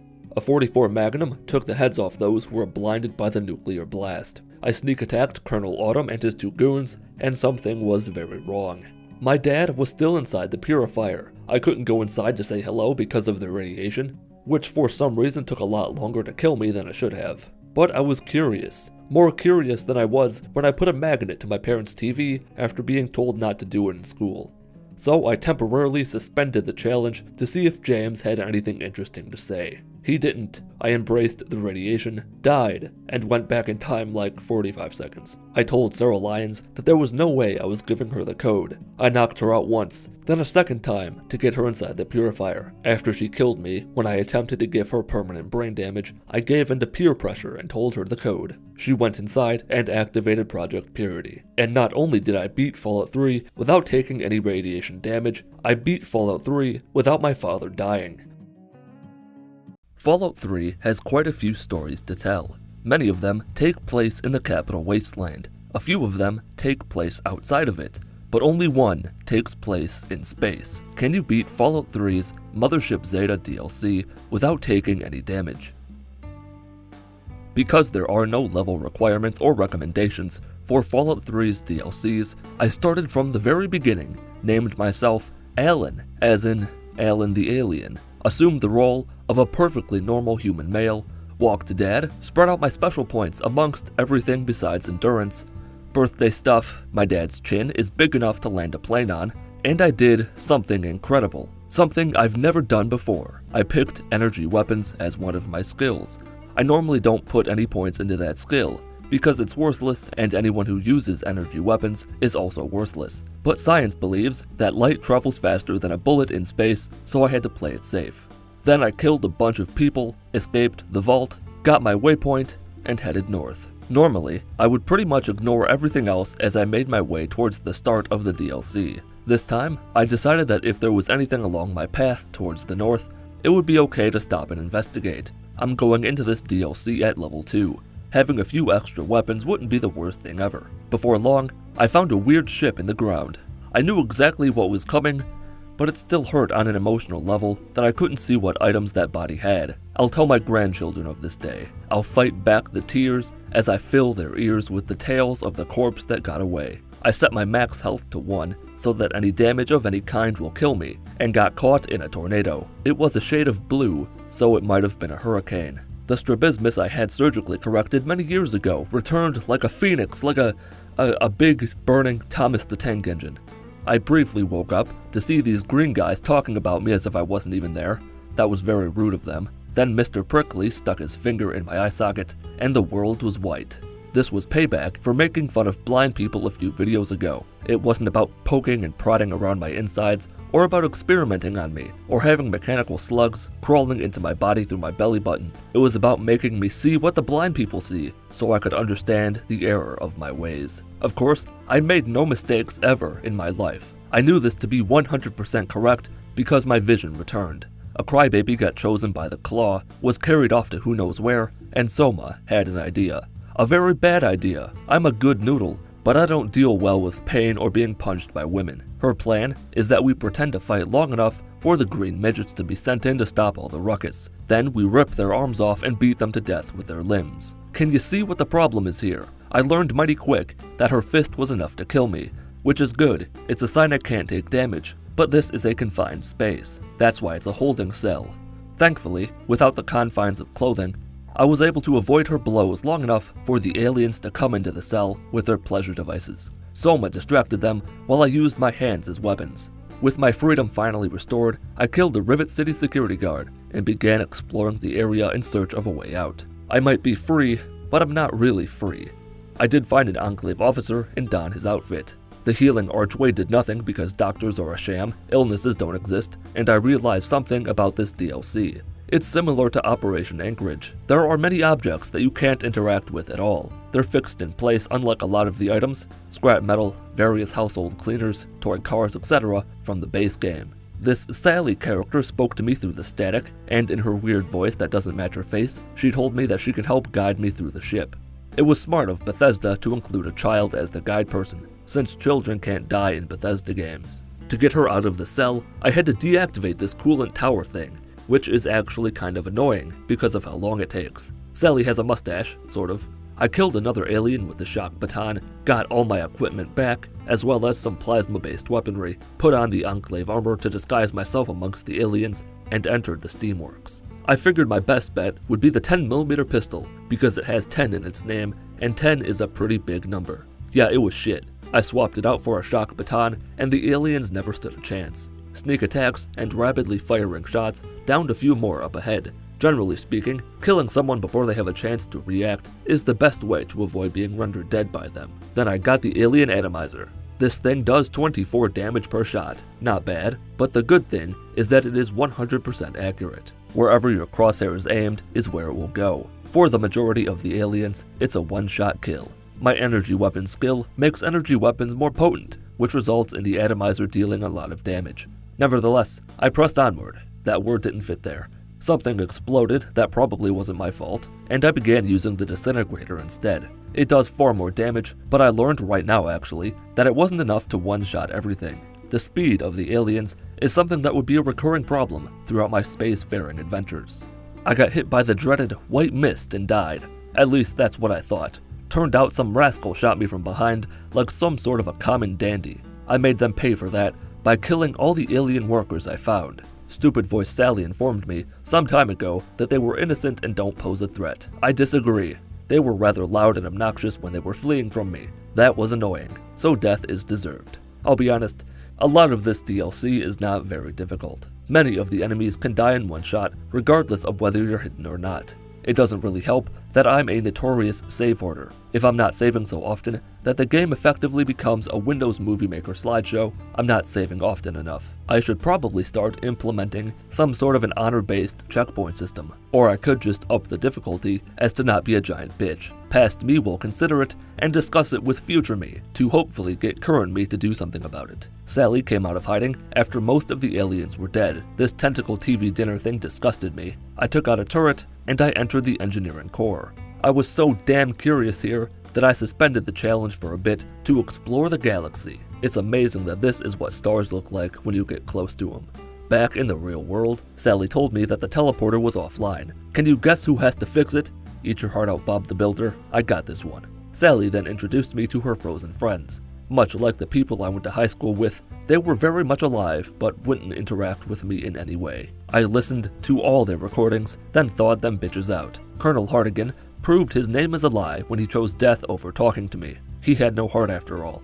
So I stripped him naked, talked to Elliot, whose face bothered me for some reason, talked to the samurai, talked to Red Dead Redemption, and Sally told me that there were 3 more generators that must be destroyed before I can venture out into the vacuum cleaner of space. The cryo lab was first, because I before C except after P. The cryo lab was big and foggy and ominous. It's almost like I'm on board an alien ship or something. This is where they hold the abductees and prepare them for all sorts of fun experiments. Raiders and feral ghouls were here, emphasis on were because they're dead. They even had a room where every living creature could be turned into an icicle. The ground got increasingly misty as I got closer to the generator. I also unleashed the all-powerful nothing on all the aliens in the area. Super mutants were captured and held somewhere. I pressed a button to let them loose, but I never saw them until they were dead. I eventually found the generator, activated the coolant switches, went on an adventure to see how many limbs the explosion would blast off. Was pretty disappointed by the result, slowed down time briefly to see this alien thing fire in slow motion, and went back to the central hub where an alien was being held against its will. Paulson killed it, so I killed him and became more Paul than I've ever been before. I also noticed that my mouth opens when I fire the Paul gun. Something told me Wild West would become useful in the future, so I reloaded a save, let him live, and went to the hangar to find the next generator. Moments after I arrived, a spaceship showed up. It was quite concerning. It just sat there, menacingly. I saw the space down below the ship and tried to explore it. Died, and went 110% floppy. The few aliens in the area were cleared out, and I dropped a gun down the hole to see what would happen. It was amazing. It flew around like nothing I'd ever seen. If a small toy ricocheted like something that didn't care about gravity, just imagine what a corpse would do. So I killed an alien and dragged its fat ass all the way to the opening and dropped it in. It was everything I hoped it would be, dancing on the borders of gravity, but it wasn't enough. I needed more. The challenge was temporarily suspended again to allow me to become Jesus just for a moment. I walked out over the opening and dropped every object I had, all my junk, armor, and weapons. Dozens of items, all suspended in the air, waiting for their moment to shine. I hit the switch to turn on reality and watched my babies drop into the abyss. It was truly one of the greatest things I've ever seen in my life. The spectacle was so amazing that I had to join in myself. Then I thought I had a way to take it to the next level. Slip got a couple bucks to make him slow down time enough that I might be able to comprehend what I was witnessing. But it was too much. My brain couldn't handle it, and I died. That or one of the objects flying around bounced off the back of my head and killed me. After all that excitement, it was time to get serious. An entire army's worth of aliens showed up, most likely out of that ship I had disrespected earlier. To say that this was the most challenging part of the entire playthrough would be an understatement. No, it wouldn't. Would it? No, yeah, that's right. I didn't even attempt to count how many aliens I killed. Not only did I die so many times that keeping track would be a nightmare, I can't even count that high. I started getting confused once I got to 3 or 4. The aliens seem to be more accurate with their semi-automatics than most human enemies are down on what's left of Earth. Their weapons are slower than ballistic weapons, but the shots are much more visible, which always made me think I could dodge their shots. They were fast enough to make that not really possible, which was rather frustrating. I got momentarily stuck in this small room when several aliens and a drone all bum-rushed me. I managed to get the best of them in my last attempt, finished clearing out all the aliens who were encroaching on my land, and got myself a new gun, a drone cannon. It's like a grenade launcher, drill, Nerf ball blaster sort of thing. With the second generator destroyed, I passed through the hub and entered the robotic assembly area. Something about the name made me think that this was where the robots were being assembled. I used the electro drill here for a while. It might not be the most effective, but it's a fun gun to use since ammo is so plentiful. I had some trouble in this section. The enemy drones are using my weapon that I stole from them against me. It has an area of effect, which means it doesn't have to hit you directly to kill you. It was all worth it when I shot one of their shots out of the air with my own. Turrets are annoying too. They blend in with the rest of the environment incredibly well. With everything dead, I ran into a problem. What you're supposed to do is overload the assembly line. It blows up and creates an opening, allowing you to get to the third generator. But it explodes real quick, and you don't have enough time to get far enough away to avoid the blast, which, of course, does enough damage to kill you. I would later learn that you can get Soma, who knows how to repair stuff, to accompany you into the robotic assembly. But if the area is already cleared out, she'll simply tell you that you handled it just fine without her, and that she has no reason to go inside. There's no way to blow open the wall without taking damage, so you're effectively stuck. Or are you? See, you're supposed to blow it up to get to the other side. But all you really need to do is get to the generator. There's no objective stating that the assembly line has to be blown up. I called upon an old friend, speed running, to save the day. You can quick save and quick load into any object to clip through it. The difficulty varies widely, depending on what you're trying to clip through, but my understanding is that it can work on anything with enough time and effort. Once I got inside, I tried to blow up the assembly line from within the assembly line. It killed me, so I ignored it, found the last generator, did what had to be done, took the teleporter back to the main room, and was on to bigger and better things. My objective is, and has always been, getting to the upper level of the ship.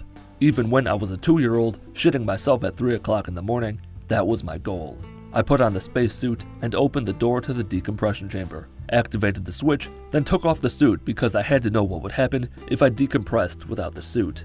I died. Who would have guessed that that's what would have happened? I left the suit on the second time, the door opened, and nothing seemed to change. Odd.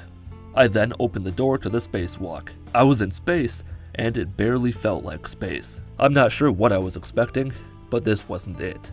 Falling off the ship, and my fingers failing to grasp at anything as I lost all hope and floated out towards the infinite nothing, was nice though. The teleporter was offline because a few panels were exposed. All it took was me ground pounding them with my imagination, and I was able to get to the upper level of the ship. I took off my suit, and my head exploded again. I ran into a small issue where I was over encumbered, and every time I opened my Pip Boy to drop something, my skull would pinata itself and turn into all sorts of candy on the floor. Eventually it solved itself when I waddled to the next area. Sally and Soma arrived, went back through the teleporter, and I was stuck again. They blinked out of existence when they went through the orange pad. Waiting did nothing. Quitting the game and relaunching it did nothing. Sally was supposed to crawl through this gap and unlock the door. What eventually fixed it was loading an earlier save. This time she did her fucking job and unlocked the door. The gang and I arrived at this observation room where the aliens likely screen peeked. That's how they knew where to find me. Ignore the fact that it was I who found them. There was some noise and something probably happened. I was distracted and missed it. Upside is, Sally opened the next door, but now it falls on me to disable the death ray. And Sally told me that the aliens are getting mad. This is getting better and better. The lighting in the ship was so bad that I thought the textures on my shirt and pants had ran away like a frightened animal. I had to brute force my way through a multitude of different areas to get to the death ray. First up was the weapons lab, not to be confused with the weapons slab, which is something else entirely. Nothing terrible happened in there. The experimentation lab was fun though. It was here a bunch of innocent aliens tried and failed to escape my wrath. But more importantly, I met abominations here. They're fun. They're kinda like what I would imagine myself to look like if I didn't know what I looked like and thought of something horrible based on my voice alone. The Biological Research Center is the more family-friendly version of the experimentation lab. I didn't really poke around in there all that much. I wasn't very interested in killing any more of my genderless brothers and sisters in spirit than I had to. Sally and the others arrived, and I took orders from a small child again. I also primed the door to explode whenever something got near it, then got near it and died. One alien died under mysterious circumstances, so I dragged his body through the red light revival machine in hopes of waking him up. When that failed, I removed his head, and before long, I arrived at the death ray. Destroying it was more complicated than I would have thought. In fact, it was so complicated that in the process of disabling it, I accidentally shot Earth with the death ray a few times, and maybe once on purpose. Getting it offline was basically just more of the same. There are 4 generators that need to be destroyed, just like all the others I've dealt with. A few aliens raided the room in an attempt to stop me. They succeeded more than once. The next time around, I spawn killed them all. The last generator was destroyed. The death ray was more flaccid than anyone could have imagined, and all that remained was reaching the bridge of the alien ship. That was more difficult than I thought it would be, mostly because there's a couple aliens and 2 turrets all shooting in a very small space, making it likely that they'll all hit their target, me. My prostate examination device made quick work of them all. Something new they had here were these weird static ball things. They were similar to the static fields blocking doorways earlier, but now they're in a ball shape. I fought through more aliens, all of which were in their living quarters. Kinda felt like I was doing something bad. It felt like what I was doing was wrong, but I wasn't gonna let that, stop me or anything. Eventually, I arrived at the bridge, where I killed the captain and most of his remaining crew members with relative ease. It felt too easy. Then came the epic space battle, the Mass Effect 3 of Fallout 3's 5th DLC. I've never played Mass Effect, but I would assume it's basically this. This was anticlimactic. All I had to do was stand there and push a button every time it lit up. Aliens tried a few times to get into the room, but Red Dead and Elliot took care of them. Toshiro helped some too after he finally bothered to show up. I died once or twice to the aliens raiding the room, but pretty much all I did was press a button. You would have to be shockingly inept at video games to not be able to destroy that other ship. With the final push of the button, the death ray that I could have sworn I'd just destroyed blasted the enemy ship, and the Zetans that had lived peacefully above our planet for generations were no more. The last main quest of the DLC was finished. The run was effectively over, but I wasn't done. There was something I wanted to find out. This is like the 5th time I've paused the challenge. I reloaded a save to just before I finished off the other ship, then ignored their shots to see what would happen if they won that epic fight for the future of mankind. I die, that's what happens, but it's just an explosion at my feet. That's it. The ship doesn't explode, nobody else dies. It's like I dropped a grenade at my feet or something. I went ahead and enabled God mode to let them fire many more times, hoping that something else would happen. I let it go for a couple minutes, but nothing else happened. Soma did die, because she was so close to where their blast lands. That was it though. So I disabled God mode, reloaded a save to after they were destroyed, teleported myself back down to Earth, and beat Fallout 3's Mothership Zeta DLC without taking any damage. The camera in a game, the way you see your character and the world around you, has a big impact on your ability to play that game. A bad camera makes precise movements more difficult and can be a real annoyance to the player. So what if you were to take a game that's played in a 3D space where you have control over the camera and then removed that control? Can you beat Fallout 3 without moving the camera? The first task is to disable the ability to move the camera. My first thought was to unbind the camera controls in the game settings, but you can't do that. so I went to plan B, using the same program I used to play New Vegas with a Guitar Hero controller. I plugged in a PlayStation 4 controller and made my computer think it's an Xbox 360 controller. Then all I had to do was leave the boxes assigned to the right analog stick empty, and I could play Fallout 3 without even having the option of moving the camera. I couldn't move it even if I wanted to. I had a couple thoughts in my head when I was born regarding the problems I might face. There were a few scenarios that I thought of that might give me trouble. When it came to my name, that was easy. I asked Discord what my name should be. I named myself made sure I had a mustache of some sort. Going through a virtual life without one sounds like hell. And the real game begins. Walking to Dad is easy. The game tried to convince me to use the right analog stick. I can't use that. We all know what happened to the right stick. It killed itself by shooting itself twice in the head and then hanging itself. It was real unfortunate. Then came the problem. The problem I hadn't even considered. Your task is to open the playpen gate. But you can't do that when you can't see the fucking gate. And you can't see the gate without turning around. With the knowledge of this single issue deep in your brain, I think you can start to come up with some other problems that might arise fairly quickly. But I tackle issues in life one at a time. I'm not worried about the future. All I cared about was getting on the other side of that 2-foot-tall gate. Jumping over it wasn't an option. I can't jump that high. My last resort, Hail Mary, shot-in-the-dark attempt was to go back to the mouse and keyboard like a PC peasant, console master race am I right fellas, and quick save quick load my way through the gate. I avoided the temptation of looking around by simply turning off my mouse. Then, I'm not sure what happened. It looked like I jumped over the gate, but I think clipping had something to do with it. Out of the playpen, I went back to the controller and assigned special points. Well, I wanted to. See, to look down at the book, you've got to turn the camera. So I can't do that. I can't assign special points. If I can't use that book, Dad won't come back through the door, and I can't proceed through the game as you normally would. Can you see where I'm going with this? My only choice is to clip through the wall, which will place me at the center of the cell, and you can only be there if the escape quest is active. So I'm escaping the vault and playing the game as a baby, all while not being able to turn the camera. I expected this challenge to be unpleasant, but not for a second did I think this was going to happen. Something else that's not fun is that I can't grab anything from my dresser, so no stim packs, no BB gun, no baseball bat, and because of the freak occurrences that take place when you trigger the escape quest early, there's no vault security to kill and loot. Not that it would matter, I can't use my Pip Boy since I haven't gotten it yet, and trying to pull up my fist does nothing. Navigating through the vault was slow. The roaches were annoying, but it was manageable. I've played through this game enough times that I know my way around fairly well. The door to the vault holding cells is behind me, out of reach, so getting the Overseer's key wasn't going to happen. I also couldn't open this door on the left to snag the door key or the 10mm ammo that's in one of the lockers. The door to the right was locked, of course, which called for clipping through it. I did, fell through the world, and went back to the center of the cell. The next time I managed to force my little body through the door without embracing the void, got into the office, jumped and activated the terminal, and opened the escape tunnel. The wall panel had to be opened with a switch that was beyond my field of view. Quick saving through it saved the day, and things got real.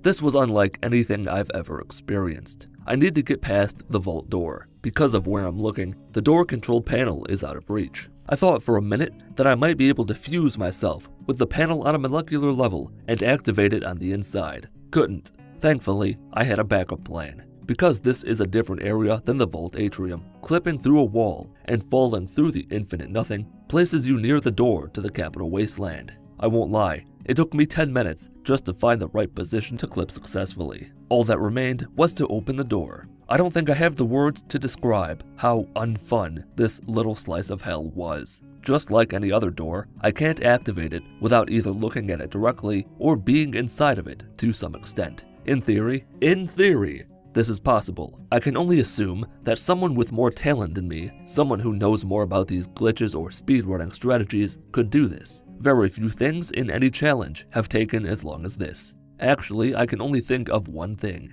I spent close to an hour and a half on one level of Super Monkey Ball 2 a few months ago. Then I got power fucked by a different level and haven't touched the game since. I honest to God was at this door for over an hour. Trying to clip through it or just all I wanted to do was open the door. Why was that so hard? I'll tell you why. After probably 30 minutes, I got really frustrated and paused the challenge. I'd been operating under the assumption that what I was trying to do was possible. I needed to know if I did clip through the wall at just the right angle in the right spot, if I could have had the ability to press A to open the door to the Capital Wasteland. And the results will shock you. Future me put an ad right there. The quick and dirty answer is no. I don't think I could have ever gotten it. I used the TCL command to turn off collision and the SGTM command to slow down time. With the game slowed down by 75% and still without turning the camera, the prompt to open the door appeared for maybe half a second while moving. Do the math. At 100%, you're looking at about an eighth of a second window to hit E to open the door. But even then, it was farther backwards than I ever got. It was like in a wood pillar on the left when you're looking at it normally. I could go on about this area, but there's no reason to. I tried for over an hour and never got close to my goal. Maybe you can beat Fallout 3 without moving the camera, but I can't. I wasn't going to let that stop me though. I turned to the left to open the door and finally began assigning special points. Attacks of any kind are effectively impossible. I wanted to talk my way out of any possible situation, so I built my character around charisma and intelligence, picked medicine, speech, and barter as my tag skills, and failed my way into the Capital Wasteland. It's worth mentioning, because it's relevant throughout the rest of this challenge, that opening a door to a new area sort of resets your character. Regardless of where you're looking when you open the door, you're looking straight ahead after you load into a new area. Outside, I leveled up, dumped the points into my tag skills, and began making my way towards Megaton. As a baby, it takes a hell of a long time to get there from Vault 101, and it wasn't made any easier by not being able to look around. After many minutes, I saw the pile of garbage and knew I was home. Then I did something perhaps controversial. I cannot move my camera, but what if the game does it for me? When you talk to someone, you're automatically turned to face them directly. You're left facing a new direction after dialogue is over. I'll put up a poll. If you think I cheated by using that trick, answer the poll as such and feel free to dislike the video. I'm not home free. I'm not even on the goddamn map. My little maneuver had about 51 years worth of drawbacks. Also, shout out to my Pip Boy that wouldn't work for some reason when I had the PS4 controller plugged in as my method of playing. Back to the hindrances of dialogue, I'm a baby, so almost any time I'm talking to someone, I'm gonna be looking up at them, which leaves me looking up after dialogue is over. It's almost like I can force the game to turn the camera, but the more it turns, the less I'm able to see. I started for Crater Side Supply, and realized about halfway there that I had a couple bullets and a coffee cup or two to my name. I could see almost nothing and afford almost nothing.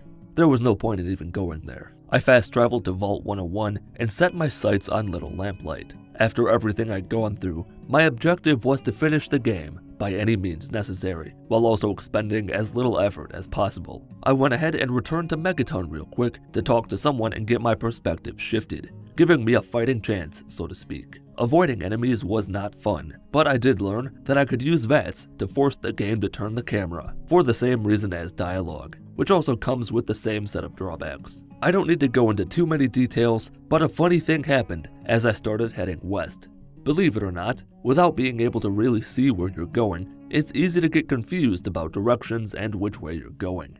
I say that because I might have kinda gotten my directions mixed up or something, and gone the complete wrong way. After passing through Grey Ditch, the most annoying piece of shit in the world spoke to me at just about the worst possible moment. I was now stuck, looking straight down. Several minutes passed. I went back to Vault 101 and began my journey to the west again. For real this time. I found a dead commando with a body I could actually reach and got myself a little bit of armor and a melee weapon. Melee weapons are far more practical than firearms when you can't move the camera. As long as an enemy is close enough to you and in front of you, swinging the sword will hurt them. Of course, I'm a baby and my melee weapon skill is about as low as it could possibly be, and the sword itself only does 5 damage. But it's better than nothing, barely. Over the next 30 minutes, I would kill a mole rat, pass by some train tracks, find a Brahmin that I could use to do more harm than good to my visibility, get down to 2 slivers of health and no stim packs, decide that third-person mode was allowed, don't worry that wouldn't last for very long, and thanks to a series of quick saves, got myself stuck with a group of feral hounds that I couldn't kill and no means of healing myself. It was there I stopped playing for almost 10 days. I came back to it on February 6th, with a fresh perspective, ready to make this game my bitch. I'll explain what happened, but just know that I started playing at around 1 PM, and by 5 PM, I'd done enough shots to black out. That's what this game did to me. The first thing I did was successfully get around the dogs. A bloatfly attempted to mate with me, which was real annoying, because I couldn't see it for most of the time.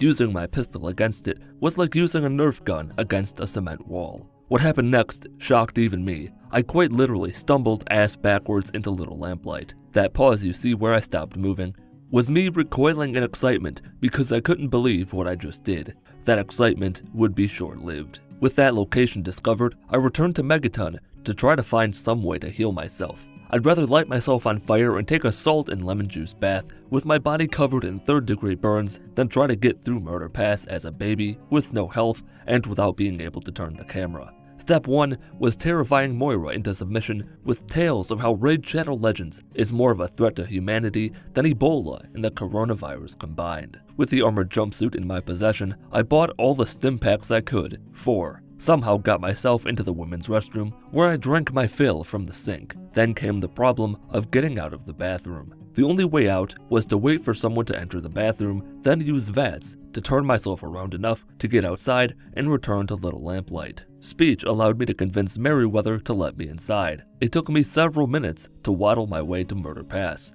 Many more were spent trying to glitch myself through the gate. And I did it. I was in Murder Pass. I thought the end was in sight. It wasn't. You can tell by how long is left in the video. I tried one time to kill one of the big orange guys with my pool noodle. Didn't seem to faze him, so I pressed onward. Getting through here without moving the camera would have been hard enough. But what really made it bad was being so slow. The only upside to being small is that there's a decent enough chance that anything attacking you won't hit you. Getting stuck between a few of them didn't help much either. Closer to the vault entrance, I wasn't tall enough to snag the stim packs in the first aid box, but I did manage to get into the reactor chamber. A little trick kept the monsters from following me inside. At first I thought maybe I could skip part of this hellhole by clipping through a wall somewhere and falling deeper into the vault. It didn't because I couldn't do it. I couldn't reach the cardboard bed either. A few rat roaches died in a way that let me rip out their innards for a snack later. With the little supplies I had, I knew there was just no way for me to get anywhere near the Gek. I gave up for the day, went to Taco Bell, picked up some vodka.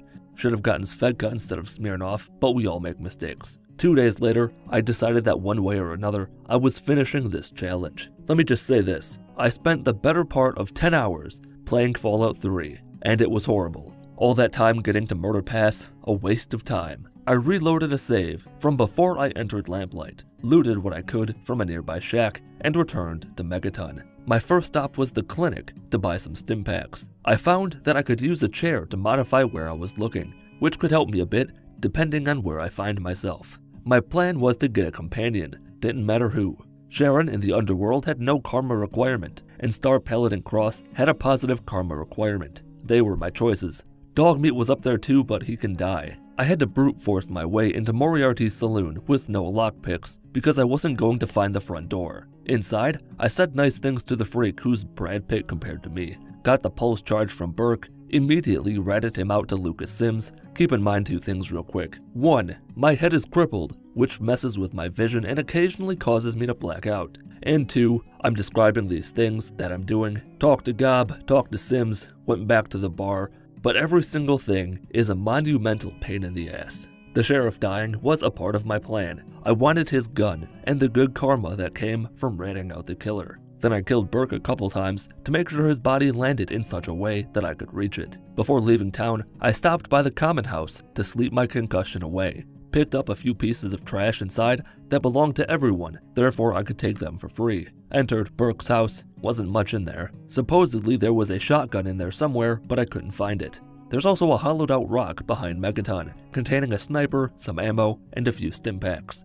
I needed as much free shit as I could find. I figured I'd be better off trying to get Paladin Cross first. The Citadel isn't that far away, and I'd need to head there eventually. Might as well have the location discovered now. Again, directions is difficult. I got them confused, wrong ways I went. Thanks to a dog that is now just as dead as mine, I was able to turn myself around and face the right way. Before long, I spotted it just over the hill, the hut that the devil lived in before he made his way to hell. And for once, I thought I'll let her live. I'll trade with her. I need all the supplies I can get. Grandma Sparkle had other plans. I made a backup save, as I did every 17 seconds, and that bitch crashed the game. It was in that moment I decided she will die. I still traded with her, and by that, I mean I forced my garbage into her body. Then I pulled out a gun and blew her goddamn head off. Watching her body spasm was just as satisfying as ever. I picked what I could from her corpse, robbed her cooler, looked through her shack, but didn't find much. The evil of Grandma Sparkle was defeated, so I didn't have to worry about the game crashing, and I continued heading towards the Citadel. I borrowed the supplies of a scavenger I just killed, and I'm not sure what happened next, if I accidentally hit the quick load button, or if I did it as some sort of a strategy. Didn't really matter. I still found myself at the bridge. Normally I'd fight the raiders living under it, but going around it would have taken a lot of effort, so I used the quick save method to avoid fall damage, discovered the Citadel, then continued onwards towards the Jefferson Memorial because why not? Swimming as a baby is difficult. You've got to constantly be jumping like some sort of an aquatic creature to avoid drowning. The second I discovered the memorial, I took the path to the left, under the pipes and whatnot, to get around the building. This one fuck made me so irrationally angry. I used third-person mode just to see that this stupid asshole was running on the water and cheating to hit me. I should have been happy to be beaten by Jesus, but I wasn't. I was about to enter Rivet City when I realized that I couldn't reach the intercom to make the bridge extend. On the plus side, I remembered why I came this way. The passage to the underworld is through the nearby metro station. Once I got inside, I noticed some textures were missing. After drinking from an irradiated sink and discovering that there were a bunch of raiders down there, the game predictably crashed. Once I was back in the mine, I tried a bunch of different locations to clip through the wall to hopefully fall deeper into the Quizno station. Just like in Murder Pass, it didn't work out. In the spamming of the buttons, I remembered that my karma was still neutral. If I wanted Star Paladin Cross, my karma would need to be higher. I could either post lame memes on Reddit, or I could kill some raiders. I chose the route with murder in it. With luck at 10, I actually had a somewhat decent chance at killing a few of the raiders. Not many. I didn't want to waste too many stim packs or rely heavily on irradiated water to heal, as that would have made me sick and lower endurance and other stats more than some of them already were. But I had a plan. There was a method to my madness. Acquire items, sell shit, make a profit, buy purified water, donate to Carlos outside Rivet City until I become a prophet. I thought Jenny Stahl and Megaton would have water. She didn't. Then it hit me. I could do what every celebrity or shitty YouTuber does when they fuck up. Just donate to charity. I searched the church for the King Carney. He was nowhere to be found. He was soaking his feet in the drink outside. My 220-ish caps were not enough to make me a genie in the eyes of the church. I would need more. I sold most of the weapons I wouldn't use anyway to Jenny Stahl, got myself up to almost 420 caps, donated all of it to Confessor Cromwell, and ascended to the rank of good. Back to the Citadel I went, ready to get inside, get my companion, and end it all. Here's what happened. There's a spot to the right of the Citadel where you can clip through a pile of rocks, clip through a couple other odds and ends, and find yourself under the Citadel, where you can then enter the Citadel from within the Citadel. Problem is, that's not at all easy when you can't turn the camera. It's very difficult to find the specific spot you can glitch through. Add in the fact that you're a baby, so even if you could find the spot, jumping and getting to it would be more difficult than ever before. What I'm trying to explain to you is, I gave up after about 12, maybe 15 minutes. A wise man once said, "Hi, Billy Mays here," and he was right. There's gotta be a better way. I had the supplies to brute force my way through Murder Pass. What I lacked was the skill, patience, determination, or willingness to do it. I needed to level up to make my weapons at least a little usable against the mutants in the vault. The easiest way I saw to do that was to enter the simulation in Vault 112, beneath Smith Casey's garage, and rescue Dad. That always rewards a nice chunk of experience. A fight with a bloatfly left me with a crick in my neck that lasted a while. It took me a while, but I found Smith Casey's garage. Discovering the location leveled me up. I dumped all the points into small guns, picked Daddy's Boy as the perk to give me a boost to medicine, and entered the building. I left the mole rats alive just in case I had to turn myself around, and I couldn't reach the button. Brilliant. It was around that time I remembered that I had this problem in a previous video, and came up with no way around it. No point in trying now. Disappointed, but not surprised, I left, tried for a minute or two to clip through the wall at the Citadel, failed, and by the guiding Christmas lights hanging from above, entered Little Lamplight for the last time. I'd reloaded a save to get back to the rocks near the Citadel, so I had to assign the skill points after convincing McCready to let me in. Then, a stroke of brilliance. When I was looking through the list of companions for Fallout 3, I saw a list of temporary companions. Sticky is one of those companions. He's no paladin, but any meat shield is better than none, and, perhaps more importantly, having a companion will give me a reliable way to turn my character around without having to use VATS on something that was trying to kill me. And just in case I haven't made it clear before, allow me to do so now. Without this VATS trick, this run would be 100% impossible. If you're not facing the right way when you enter an area, you won't be able to proceed. This is the only way to make this run somewhat possible. With my new friend, I ventured towards Murder Pass. Would probably give someone a seizure if I sped up this footage, clipped through the gate easily once I found the right spot, and my boy Sticky was nowhere to be found. I couldn't hear any of his stupid jokes, and when I backed up, he was gone. Easy come, easy go. Checking my Pip Boy, it dawned on me that I maybe should have put more than 4 points into endurance. I wasn't gonna let that stop me. I began running as fast as my little legs would let me. I found that jumping constantly helped me avoid taking damage. I can't confirm if that's actually the case, but it made me feel like it did, and I'm all about ignoring reality if it means I'll feel good. That's why I drink. As a bunch of freaks chased me down a hallway, I pumped a few shots into one of them, which did almost nothing. I had enough bullets to kill maybe 3 in total. This time, I was able to quickly snag the goodies from that first aid kit I missed last time and enter the reactor chamber. I was fairly confident that I could get through it. Looking through all my healing items, I had plenty of ways to heal myself and even a stealth boy to fall back on if I needed to. Tradition forced me to try to clip through any of the walls in hopes of skipping something. There were several minutes wasted that I'll never get back. Getting through here was trickier than I would have thought. If you weren't dealing with the super mutants, you could stop and think about which ways to go, which turns to make. But with them attacking at all times, you've got to rely on your gut, on your instincts, and my instincts are bad. One time I was home alone and lit a glass bowl on fire in the kitchen and burned the shit out of it. My gut response was to bury it in the backyard. I took the wrong turn a couple times, got stuck with the big mean men, blasting my little body several times. My head was crippled, then my chest cavity. I found it really funny that because I'm a child, my character will sometimes shout, "Help!" That would sometimes happen right before my skull took a bullet and ended that simulation. You're in a simulation too. Soon enough, I got to the door of all doors, the test labs. Quick saved a bunch of times to keep the monsters from coming after me, and without even trying, clipped through the wall. It took me a minute, but I eventually figured out where in the test labs I was. Backwards walked for a while because there was nobody to help me. Tricked some mutants into opening a door, activated the fire alarm, ran past all the centaurs and into the loving arms of Fox. He'd been freed and will fight for me. With him by my side, getting to the Gek would be a cakewalk. The only bits that had the potential for frustration were when he'd go around the corner. I had to make sure to VATS him once or twice to turn myself around so his ass would never leave my field of view. He took care of all the bad guys real good. I played hide and seek with their dead bodies. He retrieved the Gek for me, and I was on my way. To get from the room where I got the Gek to where the Enclave abducted me took me about 3 minutes. I'm telling you that because I got all the way there and realized I wasn't facing left enough to open the fucking door. So that meant 3 minutes of backtracking towards Fox, using VATS to turn left, then another 3 minutes to get back to the door. These are the kinds of things you get to experience when you torture yourself with a video game. After it took 3 grown men to abduct a baby with a gun, I woke up in their base, retrieved my equipment, leveled up, dumped all the points into medicine, picked educated as my perk, did the first and last charisma check on the Enclave officer to convince him that I'm big important, and waddled towards the president's office. You might be surprised how easy, relatively easily, it was for me to get to the control room, where the sentry bots would protect me.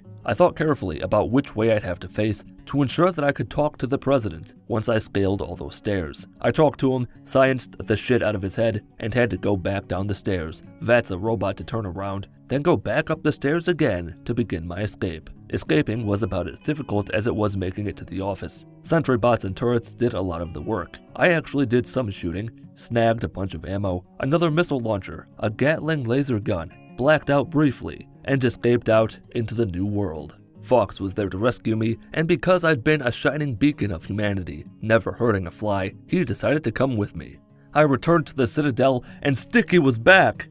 But there's always good with the bad, even the sticky kind of good. The task at hand is the one that defeated me in another life, getting into the Citadel. At first, I decided against it. I thought maybe I could just make the game end whether it wanted to or not. We, myself, Fox, and Sticky, walked around the barrier that hasn't been put up yet because the war itself hasn't started yet either. Entered the Jefferson Memorial. Nobody was home, so I used that moment to get an action shot of our heroes with the TFC-1 command and entered the rotunda to end it all. A funny thing happened in there, something similar to what's funny about all my videos. Nothing happened in there. A whole lot of nothing. I did a few things, tried glitching myself inside the console to see if I could push the buttons from within the console, because remember, as a baby, I can't reach the buttons. After maybe 15 minutes of trying a bunch of different things, I managed to jump and reach one of the lowermost buttons, and I can't activate them because there is no power. If I'd knocked out Colonel Autumn, I might have been able to make the game think the console had power. That's how speedrunners do it, but I didn't find a way to reach the middle or top keys. It was a waste of time. My only remaining choice was to clip myself through those rocks from earlier to get inside the Citadel. And, unfortunately, I'm not going to spend all that much time on this. It took me about an hour to do this. I think the first clip through the rocks to fall to the lower level that you don't normally see was just dumb luck. And once I got closer, the only reason I was able to turn around was because Fox happened to spawn nearby. I guess because I hadn't told him to wait, and if you're far enough away, a companion will just spawn near you. This was about the least fun thing I've ever done in a video. There were some really frustrating bosses in Borderlands 2 and Doom 2016. King DDD in Kirby Nightmare and Dreamland wasn't super easy. Some stealth sections of Far Cry 3 were a pain in the ass, but nothing like this. Most of what you're doing here is walking into an invisible wall, spamming quick save, quick load to see if you can make something happen, and if not, you move and try somewhere else. It's hardly even gameplay at that point. But finally, with Sticky acting as the light at the end of the tunnel, I was able to reach the door to the Citadel, enter the laboratory, get myself a sweet suit of power armor, level up, and take back America. Fox's big dumb stupid body blocked the fucking stairs. That was great. For some reason, the invisible barrier wasn't in front of the Citadel. Usually, when you don't do the Madison Lee escort mission to get inside, there's an invisible wall that's left up when the gate is lifted. But that wasn't there. Also, Liberty Prime wasn't moving. Why would he be? It was foolish of me to expect the ending of this game to work properly after everything I'd just gone through. I fast traveled and relaunched the game to see if it fixed anything. It didn't. I also thought about maybe running towards the memorial and doing all that stuff again. But instead, I acted with my brain for the second time in my life and simply went back to when I first arrived at the Citadel, met Sarah Lyons again, waited for Liberty Prime to be moved properly, went back outside, and that big beautiful bastard was doing his job. You know how I feel about following Liberty Prime. No need to mention it again. He thankfully didn't shut down or glitch out enough to break the game. The gang and I arrived at the Jefferson Memorial and entered it for the last time. I let Fox and Sarah Lyons do most of the work. There was no way I was capable of doing anything to those Enclave soldiers in power armor. And Sticky died. Just like the purple guy said in the Star War, I've lost a lot too. I wore Sticky's party hat to carry on his legacy, and once again entered the rotunda. For the first time and last time, I used the missile launcher. I blew up Colonel Autumn. Fox and Sarah cleaned up the stragglers, and I had one last call to make. I let Fox go in to activate the purifier, solely because I'd never done that before. Probably. That's about right. Probably. Don't assume that to be 100% true. I didn't check to see if I'm right. And I did not beat Fallout 3 without turning the camera. Holy hell, what a nightmare. Please, for the love of God, don't ever try this. There are a lot of ways to play through Fallout 3 and Fallout New Vegas. Many different self-imposed challenges you could try your hand at to make the games harder to complete. But even then, you'll still be focused entirely on that one game. But what if you had to play them both simultaneously? Can you beat Fallout 3 and Fallout New Vegas at the same time? The short and sweet version of how this works is as follows. Get 2 computers and a PlayStation 4 controller. Connect the controller to computer A via Bluetooth, then to computer B via the controller's cable. Launch whatever games you want to play, and if all goes well, you'll be able to control both games at the same time with one controller. I thought for a while about different ways to capture the footage after I'd gotten this idea to work properly. But in the end, I decided on arguably the worst way, a camera pointed at both screens. I wanted to show both screens at the same time as proof that I controlled them both. Using something like OBS to capture the gameplay on both computers, as well as a dedicated camera pointed at both monitors, would have been pretty convoluted. And for the last few months, I've been using an Elgato capture card to record all my PC-based challenges after having frame rate issues with OBS. Also, fun fact, one of my computers is an iMac that I bought in August 2018, and I still have the protective plastic that came around the thing wrapped around the computer. I hope that annoys you as much as it doesn't annoy me. Once I got everything working as intended, I began the challenge. I got this idea from seeing Pikaspri Yellow play Pokemon Sapphire and Ruby at the same time. But this is completely different from that. For all intents and purposes, those games are the same. You go to the same towns, battle the same gym leaders. There are just a few differences between them. But Fallout 3 and New Vegas are not the same game, which is where the challenge comes from. The builds for each character were based around one thing: speed. I wanted to get through the games as quickly as possible. New Vegas is built around the speech skill, as is Fallout 3 to a lesser extent. The ideal scenario for both games is to be in dialogue in one and outside of dialogue in the other. Normally, I skip through all dialogue as quickly as I can, but staying in it in one game buys you valuable time to orientate yourself to the direction you need to go. Directions are an issue more so than I would have thought, because the sensitivity is different between games. New Vegas is running on a computer without any mods installed. As such, it runs shockingly poorly for a $1,700 gaming laptop. I got out into the wasteland in New Vegas around the time of my 10th birthday in Fallout 3. I was locked in place in Vault 101, so I used that time to quickly barter with Chet inside the Good Springs General Store to acquire a few useful items and begin making my way to the strip.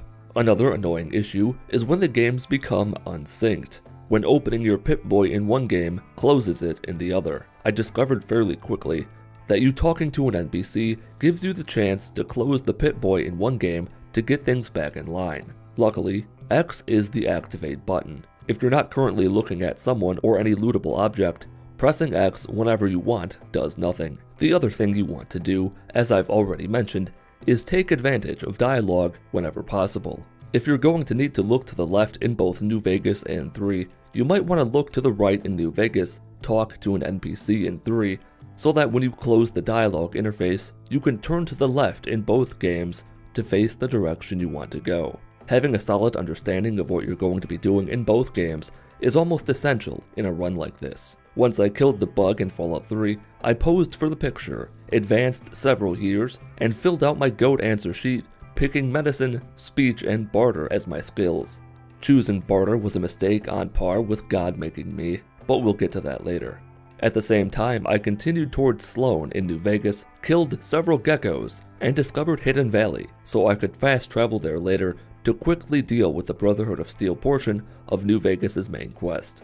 I left Butch's mother to get mauled to death by the roaches after failing to convince him to go help her, and continued making my way out of the vault. My strength in Fallout 3 was high enough that I could knock out one of the vault guards before pulling out a handgun and knocking out the overseer with a bullet. I made sure I had something that wasn't a gun equipped in New Vegas. Didn't want to waste ammo in one game while in combat in the other. The area around Hidden Valley was large and open, so I didn't have to worry too much about running into anything deadly. I made sure to snag some extra ammo before opening the Overseer's tunnel, escaping, and beginning to make my way through something I've been dreading. Quarry Junction, or at least the outskirts of it. Death claws are there, and they're always a threat. To be honest, dying in one game isn't the end of the world. I would lose some progress because I couldn't spam quick saves every 11 seconds like I usually do, but even in a worst case scenario, I could let myself die over and over again in one game while I dealt with a situation in the other. Outside of Vault 101, I was into the wasteland,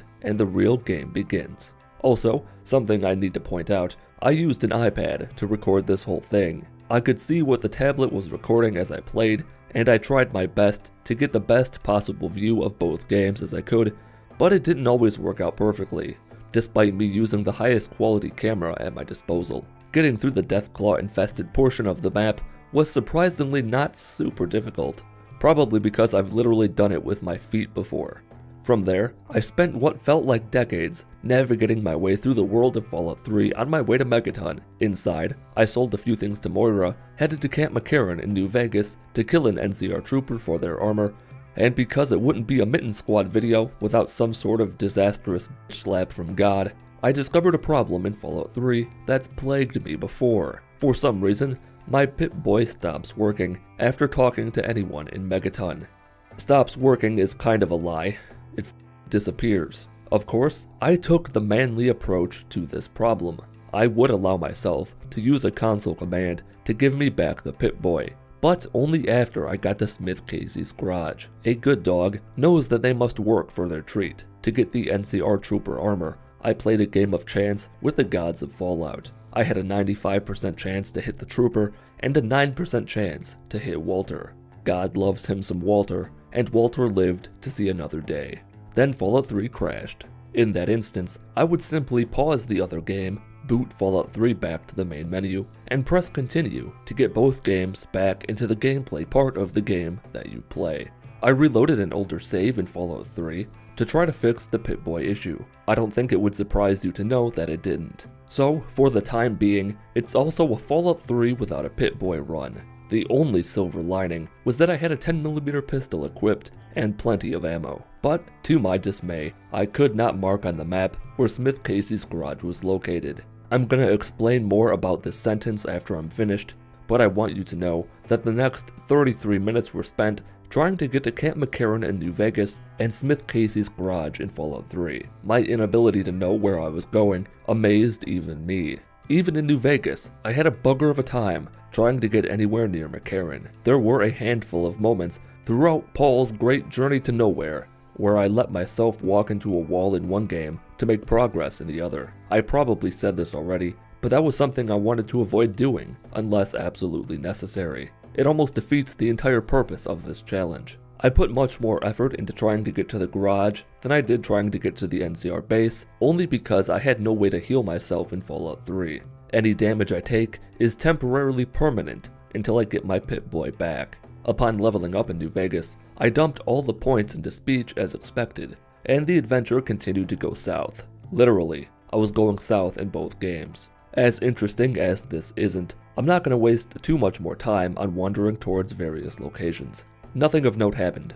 I reached the southern border of the map in Fallout 3, shot a bee for not thinking bee, finally got to Camp McCarran in New Vegas, got killed by a Deathclaw in Fallout 3, entered the NCR monorail station, failed terribly at keeping the camera properly focused, and had a glimmer of hope as I saw Tenpenny Tower. I knew for a fact that I could use that as a lighthouse of sorts and cast myself deeper out to sea until I drowned in my own disappointment. It was there I decided I'd been a big boy for long enough. It was time to get my Pip Boy back.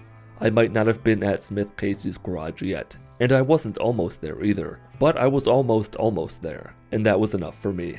With the map back in front of my eyes, I could mark the garage on my map, heal myself up a bit, and try to get onto the strip in New Vegas to settle an old score. It was around the time I came face to face with a feral ghoul reaver in Fallout 3 that I realized someone had put shit in my pants. It was almost dead, so it wasn't much of a threat. Victor ran his mouth for a while, and I let him talk as much as he wanted to use that instance of dialogue to make some solid progress in Fallout 3.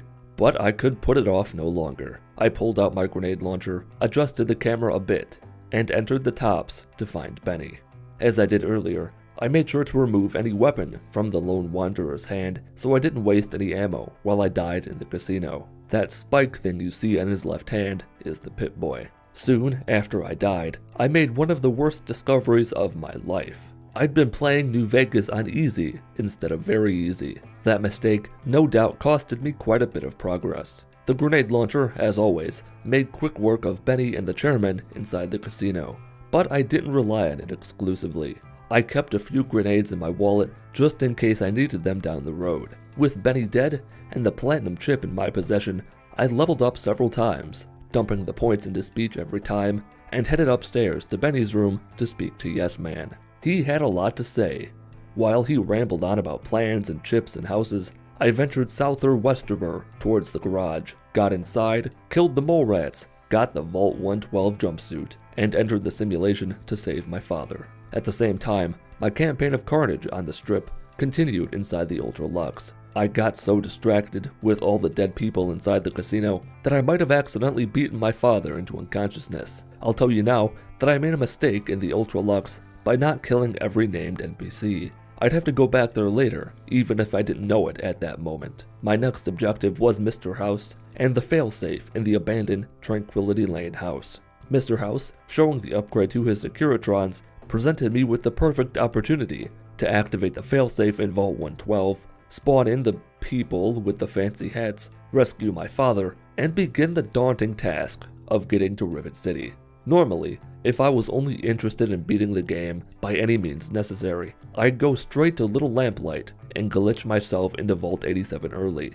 But with a controller instead of a keyboard, I lacked the ability to abuse the quick save feature to clip myself through the wall, meaning that skipping that part of the game wasn't an option. My only option was Rivet City. I went ahead and killed Mr. House while I was in the Lucky 38. I'd be siding with Yes Man, so there was no scenario in which Robert would be allowed to live. From there, I fast traveled back to Vault 101 in Fallout 3 to head towards Rivet City and got to work meeting the various Mojave factions to progress the Wildcard questline. That meant doing to the Omerta thugs what I did to the lads at the tops. They died a lot. From there, the order in which I met the Boomers, Brotherhood of Steel, and Great Khans didn't matter much, so I started with the Boomers. The path to Nellis is pretty much a straight shot. You can encounter some feral cows if you're not careful, but it's mostly empty space. Here I learned myself a neat little trick that would benefit my sanity on a handful of occasions. Because the sensitivities between games are not identical, I can spin myself around in both games at different rates, which means I can use that to spin me right round like a record and, if I stop at the right time, be pointed in the direction I need to go in both games. As usual, I somehow found myself in Grey Ditch, the town filled to the brim with giant ants and annoying children fleeing for their lives. I locked myself in a corner for the moment to get past the Boomer bombardment. If any situation called for that tactic, it's this one. Raquel led me to Pearl while I ignored the witch living in the shack on the river and discovered the Citadel. With the Boomers taken care of, I crossed the sea, ignored all the unfriendliness at the Jefferson Memorial, discovered Rivet City, and the game crashed.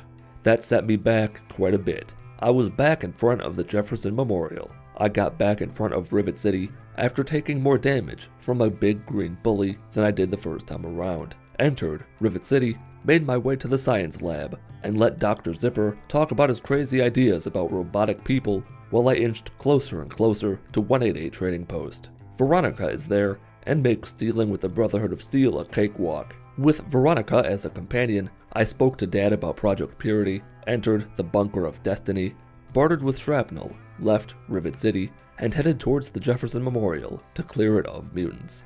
At the same time, I got to know the Elder of the Brotherhood of Steel to take care of that part of Yes Man's quest. The mutants inside the Jefferson Memorial were not fun to contend with. I'd willfully neglected my small gun skill like I do with all my adult responsibilities, like paying rent or getting groceries. The upside is that I timed it rather well. I didn't have to be careful about not attacking anyone in New Vegas because I was still in a dialogue menu. The only way out of dialogue is to pause the game, which only pauses dialogue, who'd have guessed that, or to manually end the conversation. Pressing B to bring up your Pip Boy won't do it. With the monsters escorted to the big farm in the sky, where they'll live forever in agony, I left both indoor spaces, let Dad know it was safe to enter the memorial, got to work making repairs on various components down in the basement, and traveling out to Red Rock Canyon to meet the Great Khans. There are dangers lurking in those mountains. Geckos are quick and pack a mean punch with their mouth.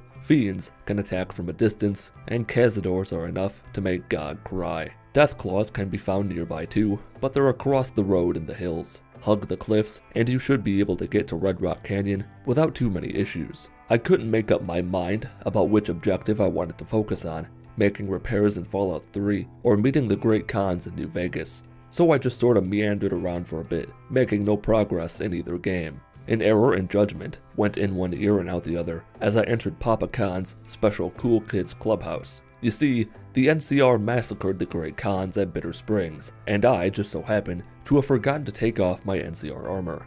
Yeah, they were not too thrilled to see me. Once the armor was removed, I let Papa Khan talk for a while I finished up repairs for Dad and went out to play in the toxic sewage just as Dad asked me to.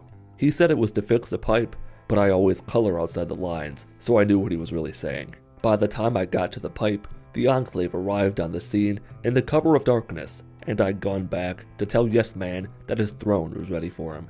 Now the Enclave are tough sons of... Their power armor does its job of protecting them from small arms fire. That's good for them and horrible for me. It could take 3, 4, or even 5 shots to down one Enclave soldier. In a one-on-one fight, that's annoying. When there are multiple soldiers attacking at once, it's a veritable death sentence. Or it would be if I wasn't the playable character. Back in the Rotunda, Dad's lungs filled with invisible radiation, which suffocated him from the inside out. New Vegas crashed for the first time, and I made my way back to the Ultra Lux to kill one person in particular. I'm not entirely sure what was going through my mind at that moment. I shot someone, left, then went back to the Lucky 38. I ended up having to go back to the Ultra Lux a third time to finish off Chauncey while dealing with the additional Enclave soldiers that arrived while Dad died. They were just as difficult to kill as the first wave I faced earlier. With all of them dead, I took to the tunnels with Madison Lee and all the other Nimrods to escape to the Citadel. Another mistake was made down there by yours truly. To keep things simple, I'll just say that I left all of them in the dust to fend for themselves while I looked out for number 1. I'd hoped that I could make it to the Citadel, wait for a few hours, and she'd show up. That did not happen, as I took the final steps towards the point of no return in New Vegas by going out to the El Diablo submarine sandwich shop to reroute some power. I had to backtrack through the ghoul-infested tunnels to find Madison Lee. She decided to care about another person for the first time in her wretched existence that she calls a life, and tell me that she'd go no further without helping Garza. I convinced her to let him die, and she went back to find him. I followed her and complained the entire time. I stopped for a second to get some stim packs from the medicine room, and all the scientists were gone. For no other reason than to torment myself some more, I returned to the surface. As I prepared to go back into the tunnels for the third time, she reared her stupid face, got us inside the Citadel. I spoke to Elder Lyons, and in a moment of panic, I reloaded a save. I'd forgotten to pick the Child at Heart perk to make getting inside Little Lamplight idiot-proof. But the plan to make a new plan was not idiot-proof. I couldn't take the Child at Heart perk because it requires Charisma of 4, so all that did was waste time. As I got closer to the station in New Vegas, I realized that unless drastic measures were taken, I'd beat New Vegas long before I beat Fallout 3. In the small part of my brain that was still functioning as it was advertised on the box it came in, an idea began to take form. The NCR didn't disturb me while I activated the thing, mostly because of my NCR armor that had long ago began crumbling around my fragile frame. I stuck around the station for a few moments while I got information about Vault 87 from a terminal and Scribe Rothschild. Before heading out to the land of unkillable children, I stopped by Megaton to purchase supplies for the road. I didn't have much to barter with, and as such, couldn't buy much either. It didn't take too long for me to get to Little Lamplight. McCready let me inside. I asked him to open the gate to Murder Pass, and I killed time in New Vegas. Yes Man informed me that the time had come for the second battle of Hoover Dam, and I put the battle for the fate of the Mojave Wasteland on hold to tie up a few loose ends in Good Springs. Beginning the Ghost Town gunfight quest this late in the game felt odd, and at long last, I entered the reactor chamber of Vault 87. I didn't have enough ammo to take on the super mutants living in the vault, so I ignored them all as I ran deeper into the vault. Fox would save me once I released him from his cage. As I've done all along, I let Trudy talk her head off to buy me some valuable time. With New Vegas effectively on hold, skedaddling my way through Vault 87 was possibly the easiest part of this challenge so far. Problem was, I usually relied on a little trick where I spam quick save quick load as soon as I enter the testing labs to keep the mutants from following me inside. That wasn't really an option this time. I had high hopes for the 2 grenades I threw into the crowd.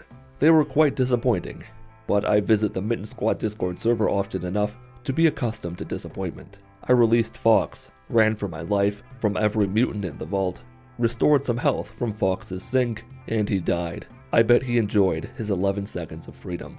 I used the same ignore everything tactic as I pressed deeper into the vault towards the Gek. I only had one rat away and no rat X. I had to perform at a level no Mitten Squad ever has before, and by God, Howard, I did it. I got the Gek, didn't die, ate all the lead the mutants threw at me, got abducted by the Enclave, and spoke to Ringo about handling the situation with the Powder Gangers. Sunny Smiles was just as excited to die as I was, and her death was enough to satisfy me, so I didn't bother recruiting Trudy, Easy Pete, or anyone else to join in the fun. Being level 9 or 10 or whatever I am now, taking on the Powder Gangers wasn't even close to a challenge.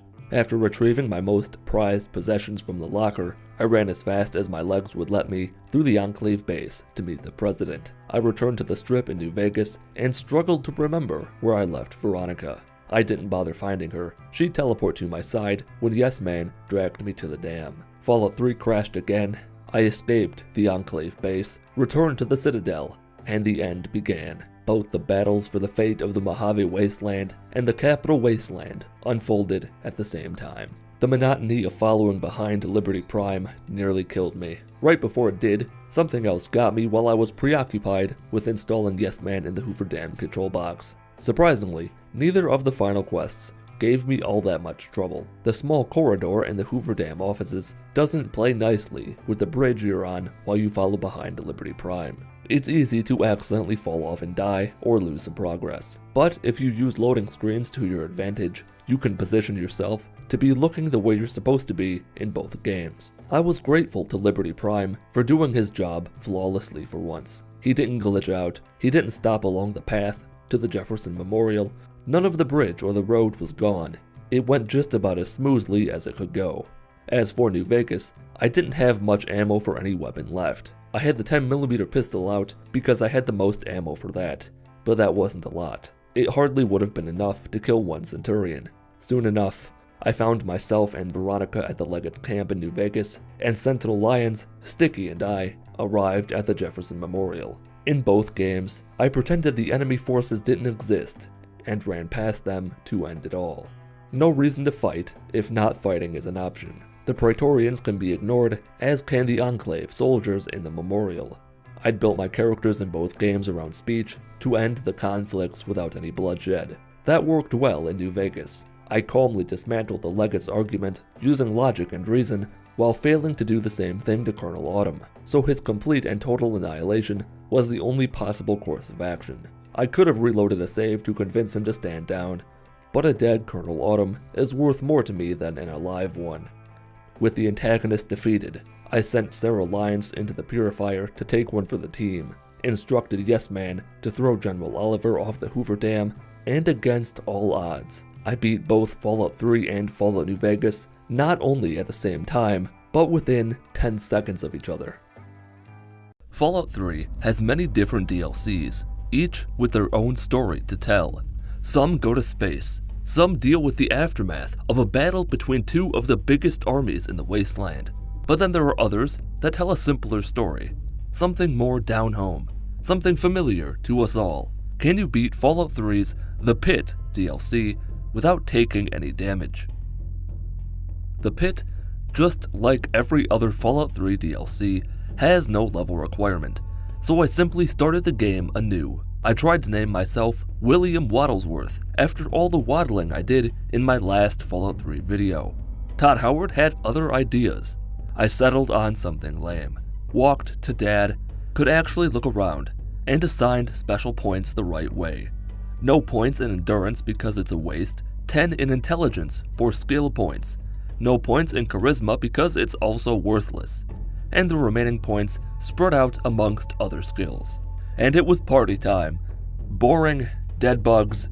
I picked small guns, repair, and lockpick as my tag skills. Felt like I was moving at impossible speeds as I escaped the vault, and almost set my sights on the Pit. The level recommendations I saw for when you should travel to Pennsylvania is 10 to 12 at a minimum. I figured if I was going in at level 2, it wouldn't be unfair to stock up a bit on supplies before sneaking my way inside and becoming a slave. My first stop was the hollowed out rock behind Megaton. You can bet your mother's fat ass that I'll be raiding that rock in every Fallout 3 video from this point forward. I then sold most of what I didn't need to Dr. Huffy. That was a joke. His name is Doc Huff, not Huffy. I wanted to somehow connect it to the Huffy brand children's bicycles, but I could not come up with anything.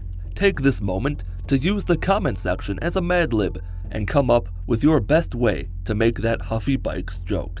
The best one gets nothing. Before entering Megaton, I killed the caravan guard and Huffington himself. The cow took more baseball bat bashings to die than it should have. It also stayed closely by its dead owner's side. Kinda sad. Moira performed the role of trash compactor perfectly, and with all the supplies I could think to get, I set off for the pit. Same rules as last time. Ignoring Megaton, I can stop at any of the locations on the way to the pit and look for supplies, but I can't go to Rivet City or anything like that. Also, just before starting the pit itself, I'll set my max health to 1, so that any damage of any kind will kill me. In my last Fallout 3 video, because I was in hell, I didn't get the chance to take Sticky to Big Town. He died protecting me. Luckily, Big Town is a mere stepping stone on my path to the new world, and to show my gratitude to Sticky's friends that he hadn't met yet, I killed them all. Once all the barely not children were dead, I set my health to 1. Because I had plenty of weapons, getting to the pit without taking damage shouldn't be too hard. Normally, that would have been the setup for me to say that it was horrible, but not this time. I made another stop on my way there, this time at Paradise Falls, for no particular reason. I think I remember having a reason when I was doing this, but I've long since forgotten what it was. Maybe because the pit involves becoming a slave, I thought to pick up the Mesmetron, but that's just a theory. A normal theory. A couple dogs and their human bitches gave me trouble just below the satellite dishes. The only issue was that the raider had the high ground, putting me in a dangerous situation. It could be over at any moment. I got by them by letting them concentrate their fire on the animals while I sneakily ignored them. Then I met Werner, who was rude to me because I didn't help him with the raiders. I was there in spirit. His eye patch probably kept him from noticing my energy. If he believed in the heart of the cards, he'd have felt my presence with his brain instead of his eyes. The game crashed after I talked to him. It couldn't handle the Neutron style. I helped him with the raiders the second time and agreed to sneak into the pit to lend a hand to the slaves in need. Some do-gooders dared to try to impede my progress. Regulators, some of the most regulated warriors the wasteland has to offer. They died when their lives ended. I had some new toys, and finally entered the door to the pit tunnel. The rail car and arrival at the pit itself reminded me of Metro 2033. Same goes for the let me do the talking thing. He isn't as good at using words as me is, so the raiders all opened fire on us. But more importantly, they started shooting at me. There were about as many as you'd expect to be guarding the train entrance to a city. The hunting rifle I'd gotten came in handy here. Then, just like in Metro 2033, I had to split off from my traveling companion to go it alone. My task is to get access to Asher, and to find the cure. There's a virus contagion Parasite 2020 full movie HD 1080p watch Parasite movie online free thing going on here. Werner took the concealed .32 pistol out of his left eye socket, stashed it somewhere safe on my person where the guards couldn't see it during an ocular pat-down, and I continued towards the pit. A few wild men attempted to stop me. They're men and women who are now wild. What does that mean? Probably nothing. They've supposedly suffered neurological damage from irradiated water and the sky being sick. I think they're faking. Really, they're just raiders who look a bit different, sometimes. The bridge to the pit was littered with mines, which made for a nice bit of easy experience. A couple pit raiders died right on schedule. A bunch of slaves tried to escape. They succeeded in getting their freedom in one way or another, and I entered the pit. Mex understood whose presence he was in and knew to let me waltz right in and assume my position as king, with Fisto as my beautiful queen. Mex lied to me. Being on this side of a lie hurts. Then, I got beaten within an inch of my life. The noises and screen abnormalities that happen when you take damage happened here, but my health was still at 1, and I didn't die. I was crippled though. Mildew was this generation's victor and patched me up about as well as a slave could hope to. She asked if I was dead. I wasn't, and her job was done. She wanted me to follow her. Luckily for her, my schedule was now open, and I didn't have any plans. That is some wholesome Disney Channel comedy. The joke is that I'm a slave and have to do as I'm told, so I don't have any plans, because I can't. Mildred warned us both about the guards watching. I ran around, while specifically not looking at Misty so the guards would know that we're totally not in cahoots. Inside her home, she explained me the plan. I'll strategically be sent out to the steel yard to collect enough ingots to make a set of cobblestone elbow pads in Fortnite. The catch is that the steel yard is full of trogs. Trogs are basically just tunnelers from Lonesome Road, but instead of being part snake, they're part feral ghoul. That's basically all they are. Jackson interrupted our scheming with such godly confidence that he didn't even look at us as he administered his fair and just punishment. I killed him, and that made everyone sad, so I reloaded a checkpoint and did as I was instructed. As a valued worker in this city, I'm not allowed to leave. If there's a place worth visiting, it's in the mill. The mill is where the fire is stored until it's ready to be burned. Before entering the steel yard, I got a free weapon from Macro, an auto axe. How do you automate an axe? Simple, idiot. You make it spin. I saw my first trog on the fenced-off passage to the steel yard. Everett described the steel yard as a death sentence. Other people described it as, quote-unquote, bad. It's really not a place you want to go for spring break. Right at the entrance to the yard is a dead body that conveniently has a free weapon and ammo and 2 of the 10 things I need to collect. Just past the entrance, I was in horror as Greg finally found his little brother Manny. But Manny, always the freak, killed his brother. I found 3 more ingots inside a dumpster. The steel yard was pretty disappointing considering how hyped up it had been.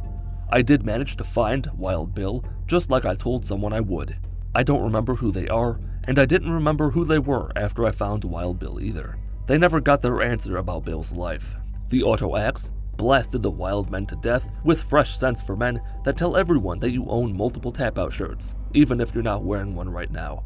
We all know you've got a bunch of them. The closest I've ever come to being frightened in a computer game came when numerous trogs were after me. Immediately after that fear erupted through my body, I forcefully euthanized them with the memory of how shitty some enemies can be at finding a path towards you. I let them live. Every life is precious. And despite having more than enough pieces of metal, I continued my exploring up to the tallest building in sight.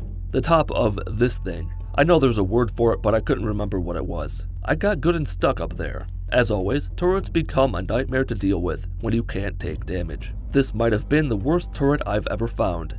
For some reason, it was so stupidly accurate and fired at me the second I walked out from behind cover. I wanted to explore, but like a piece of content locked behind a microtransaction, I will never get to see what it is. Eventually, I tucked my tail between my legs with such incredible speed that it propelled me to safety, allowing me to return to the mill with my ingots and almost no pride. A single trog tried to avenge its brother. Their family is dead, and I've never been more happy about it. I gave the steel to Everett, I had my Labrador outfit, and could return to Millie to discuss the best way for us slaves to start a revolution that would end with the masters dead and the slaves in control. I needed to know how she was going to make that happen. There was a minor revolt on the way to her house. Mold informed me that Asher will be gracing us with his words in the near future, and may even open the arena. The arena. The perfect place for someone who dies when the wind blows a little too hard. I was volunteered for the arena. I had no say in the matter. I'm fighting whether I want to or not. If I wanted to be fighting over nothing all the time, I should have gotten married, right, boomers? Back at the mill, I met Phaedra, who seemed malnourished and eager to watch me die. Good news is, I kept all the stuff I gathered, all the weapons primarily, for the fight in the arena. I thought it would be with machetes or barehanded. It wasn't, which was good. What I really didn't anticipate was the barrels of radiation falling from the sky, filling the room with their fancy air. The problem is that the second the radiation counter ticks over into minor radiation poisoning, I die. Not only did I have to survive the fight in the arena, I had to do it quickly enough to avoid dying from radiation damage. If it wasn't for the limited amount of medical supplies I had to deal with the radiation, I'd have failed. Phaedra heals my radiation between fights, and there are only 3 fights in total. The last one, predictably, was the hardest. Even with a decently high small gun skill, I sucked at landing shots on Gruber, and he was so tough that if I didn't kill him with the first shot, which I couldn't do, he would open fire with his special gun and end me immediately. Once again, I was prepared for this. I used several grenades to blow him up before he had a chance to scream for his mother to help him after he noticed his left arm and both legs have been blown off. With my Freedom 1, Crenshaw showed his power over this dimension by gliding through reality without moving his legs. I got all my supplies back that I gathered in the Capital Wasteland and was moving up in the world. I was told to speak to Asher. Why? Couldn't tell you. But when the big man watching down from Haven tells you to stop by and say howdy, you will say howdy and like it. The Raiders, while sophisticated in their thinking about how to handle the many social issues of our time, are stupid when it comes to naming things. The big people live in uptown. The little people live in downtown. A lot of where they live is on top of rooftops and on the tops of buildings. I passed between the legs of Lady Liberty, entered Haven, and spoke to Asher. I know a good opportunity when I see it. Why start a revolt among the slaves and climb the stairs to revolution when I can just slip the guy at the front desk a couple fingers and take the elevator to the top? I successfully failed at telling Asher I didn't know Werner. Told him I was joining his side, and just then, the ultimate test was placed on my desk. The slaves are revolting.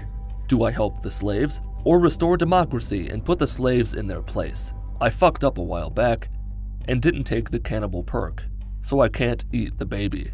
The one time I actually have a chance to kill a kid in Fallout and I mess it up.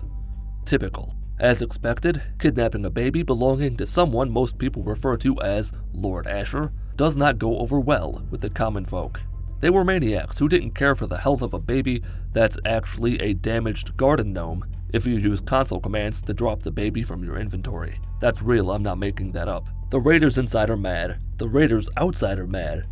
Everyone except for me is mad at me, and it makes life difficult. So difficult, in fact, that I went against my motherly instincts and didn't steal the baby.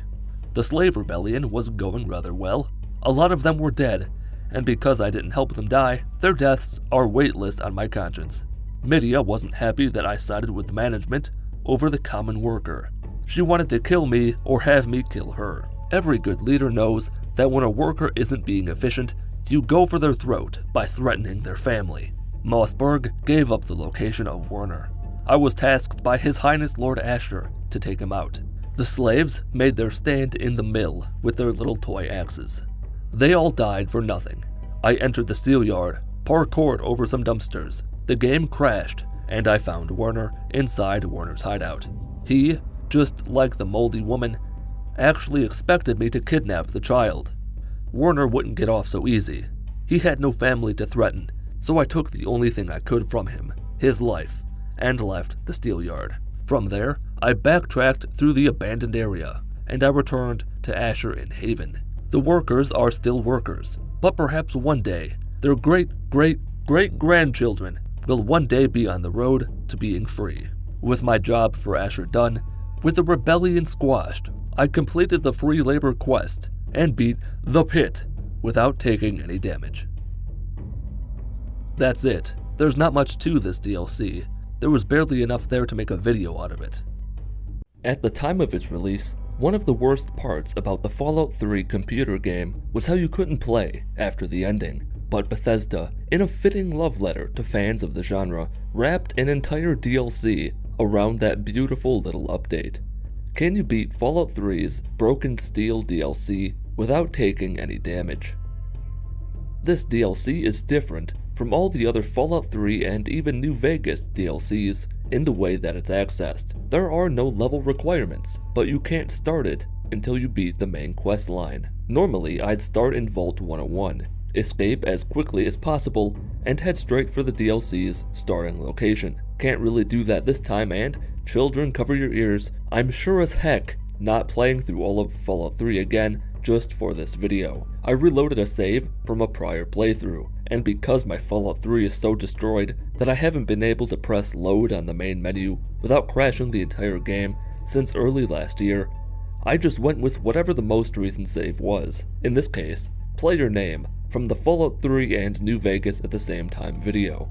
The build for that character was based around speed and being able to take a lot of damage. Not really the best special stats for a no damage run, but I worked with what required the least amount of effort at that particular moment. I had to contend with Autumn again. Settled things were settled diplomatically, as I'd already set my max health to 1, so that any damage of any kind killed me. Sarah Lyons was sent into the purifier on my behalf and died. I'd have done it myself, but I had no way to deal with the radiation damage, and the second the door was sealed with me on the bad side, I'd have collapsed. With Lyons finally dead, the wasteland was saved. My mind pondered all the nothing, and I woke up back in the Citadel, to none other than the father of the woman I just convinced to sacrifice herself. Elder Lyons explained what transpired while I was failing at being dead. The Enclave were beaten back a good bit more than expected, thanks to Dr. Madison Lee being productive and contributing to society. Sarah Lyons is still dead. Whether she's as dead or more dead than my dead dog is up for debate.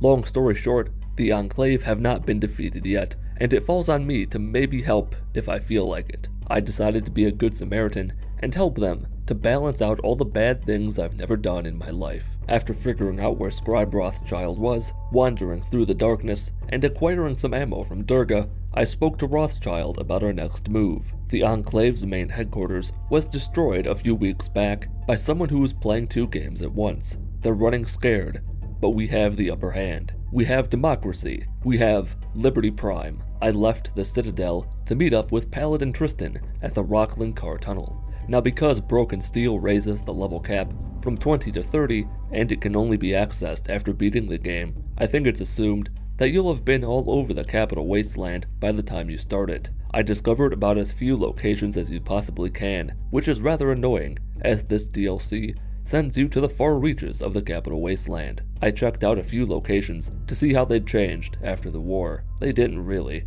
and I was on my way to the car tunnel. I got a pretty good idea of what I was in for when my first taste of combat was a Protectron in front of me and a robotic something else behind me. Laser weapons firing from 2 opposite directions with a quick save right in the middle is a recipe for a bad time. A bit closer to the tunnel, but still a good distance away, I put a bullet in a raider's heart with a rifle, and it barely left a mark. Inside the tunnel, I spoke to Tristan about the job, and spent the next 77 years walking behind him. We're accompanying Liberty Prime as she assaults another Enclave hideaway hole. The abundance of dead Enclave soldiers, still clutching their rifles even in death, made me think that I should have put more points into energy weapons. I didn't really do all that much here. I was about as useful as a comatose toddler with a Nerf gun at Pearl Harbor. Then, the Enclave pulled a trick out of the old wartime strategy guide, published by Prima Games many years ago, and bombarded their own base with an orbital strike, taking Liberty Prime out of commission permanently. And, of course, it fell on me to be a one-man army and work my way through the base. Now, you might be thinking that I wasn't alone, because there were Brotherhood soldiers with me, but being alone is mental. You can be surrounded by friends, families, laughs, and love on Christmas morning and still be all alone in your head. Getting through the Enclave base was no fun. My weapons were a slight annoyance to the Enclave at best. My small gun skill was maxed out or close to it, but a hunting rifle against some of the best armor the Enclave has to offer can only do so much. Even 24 shots with an assault rifle wasn't enough to bring down one plain old soldier. Not a good time. Thankfully, the paladins following me were far more capable fighters than I could ever hope to be, and would engage the enemy in combat as soon as I opened fire. The Gatling laser I'd picked up off one of the dead bodies did big damage, and made relatively quick work of the remaining soldiers guarding the last door. Once we got the intel we needed, I left their base, returned to the Citadel in the cover of darkness, boarded with Durga again, and Operation Cheese began. I wanted the items locked in her armory, but I had no key. So what is a moron to do in a situation like that? Easy. You VATS yourself inside, punch her in the hepatitis, steal all the everything that even remotely resembles a weapon, then quick save, quick load yourself through the wall to escape the armory, along with all the stuff you didn't steal. From there, I spoke to the Elder about how the loss of Liberty Prime will affect morale. Leveled up, put all the points in explosives because I'd recently bought a missile launcher from the Scholastic Book Fair, and got my next assignment from Tristan. I'm going to Only Power Works to secure some technological nonsense for the Brotherhood. Tristan said to speak to Scribe Valancourt about some gadget to help me complete my task. She mentioned that the Enclave had smart death claws. I bought the nicest bleach Walmart had to prepare myself for what's to come, and set off for Only Power Works. Just like the Rockland Car Tunnel, Olney was terribly far away from me, only it's on the opposite side of the map.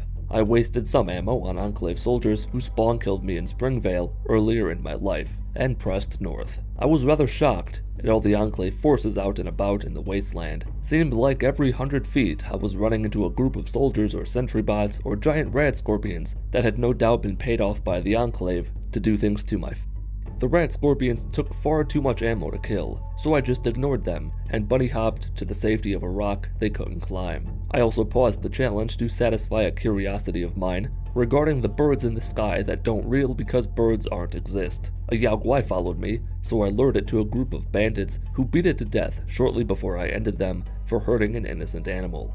My form of wasteland justice wasn't enough to satisfy all the other Yao Guai, because they came from all corners of the world to kill me. Finally, I arrived at Only Power Works, or at least the fork in the road, where I had to decide to take control of the Deathclaws or brute force my way inside. I chose to dive into the sewer system head first. Inside, I explored a bit, found a .44 revolver, tripped on a skeleton and died, discovered a Deathclaw tucked away in the punishment room, and ignored it to go about my business. Quarry Junction ain't got shit on these tunnels. There are Deathclaws all over the place, and for a reason I didn't understand at the time, the Scrambler did nothing. So I left, cleared out the Enclave camped out nearby, had a smart Deathclaw companion. It couldn't handle the neutron style, dropped dead right before my eyes, and I went back inside the tunnel to die. There was only one way for me to get through here. I lacked the firepower to blow away the Deathclaws with guns, but I had a bunch of plasma mines. The problem was getting the Deathclaws to set them off in such a way that they're crippled or they die. Dying means they die, but being crippled by the explosion allowed me to finish them off with something else while they waddled towards me. Deeper into the tunnels, I spoke to a ghoul who took advantage of all the death I'd left behind me. I killed another couple 3 Deathclaws, and Operation Cheese was once again a go. In the Only Power Works underground lie many Deathclaws, far more than I could handle, so I cheated, sort of. It's less of a cheat and more of just taking advantage of a game being broken. A lot of the time, when you clip through a wall, you fall through the void until the game places you back in some spot in that cell's area. But this particular area has piles of rubble that exist beyond the walls of the area. So if you happen to clip through the wall, you can maneuver around the boundaries of the map without falling through the void. But it gets better, because there's an air duct on one of the walls that just barely sticks out through the side of the wall you're not supposed to be on. You can use that to jump to the top of the cell and ignore all the Deathclaws. Then it's as simple as finding the door and opening it from the other side. The next area was payback for what I'd just done. Enclave soldiers were everywhere, and these clowns are as accurate as I am hideous. In this scenario, death is pretty much guaranteed if they see you. And to make matters worse, there is an Enclave Hellfire Trooper sporting some of the best armor in the game. I had to use traps to my advantage like never before, but wait, there's more. The time it takes the mine to go off is determined by the explosive skill of the person setting it off. For Enclave soldiers found in this DLC, their explosive skill could be in the low 60s or up to 100. Anything in that range gives them enough time to shoot you before the mine goes off and kills them. So you can't just plant a mine, sit back, and wait for the enemy to set it off with no effort. And because my weapons are still god-awful, the only way for the weakest Enclave soldier to go down with one shot is with a lot of luck and a sneak attack. Then came the Tesla Coil, another jolly romp through the 69th circle of hell, is how I'd describe it. Let's forget about the sentry bots and the other assorted robots down there in Only Power Works proper. They sucked and made life frustrating, but could be dealt with some time and effort. The real star of the show is obtaining the Tesla Coil itself. There are a couple different ways to get it, as I learned the hard way. Option 1 is to just jump down into the Electro Dome and grab the thing with your bare hands. It's electricity coiled up in a ball as a defense mechanism because it's startled, so it'll hurt to stick that in your pocket. You die. Option 2 is to use the 3 emergency shut-off switches to shut off most of the power to the coil so you can pick it up guilt-free. It's weakened and drugged, but it still packs enough of a punch to kill you. Option 3 is to grab the Tesla armor off one of the troopers you killed, put it on, and grab the coil. It will protect you from all harm, and I'm making that up. How stupid are you that you actually thought it would work? Or, a better question, How stupid am I for trying that in the first place? The last remaining option requires a science skill of 75 to initiate a complete shutdown using a terminal in the next room over. My science skill is far from 75. I don't know if it's even in the double digits. There may be an infinite number of universes, but there is no universe where I left to get my science skill up to 75. Best case scenario, I was looking at leveling up 3 more times to get my science skill up to where it needed to be. I don't have time for that. I don't have the patience for that. I didn't have the mental fortitude to make it happen. It could be done, but I wasn't going to do it, and left to return the coil to Paladin Tristan. Back in the Citadel for the 3rd or 4th time, I was told to single-handedly infiltrate Adams Air Force Base by Paladin Tristan, sold the excess weapons I'd gotten, got my missile launcher a well-deserved massage, and set sail for the base. The only silver lining was that I didn't have to trek across the wasteland again. The entrance to the tepid sewer is across the sea from the Wicked Witch of the West. God gave me a glimmer of hope when a raider I killed dropped a combat shotgun. Pound for pound, the combat shotgun is the worst shotgun in the game.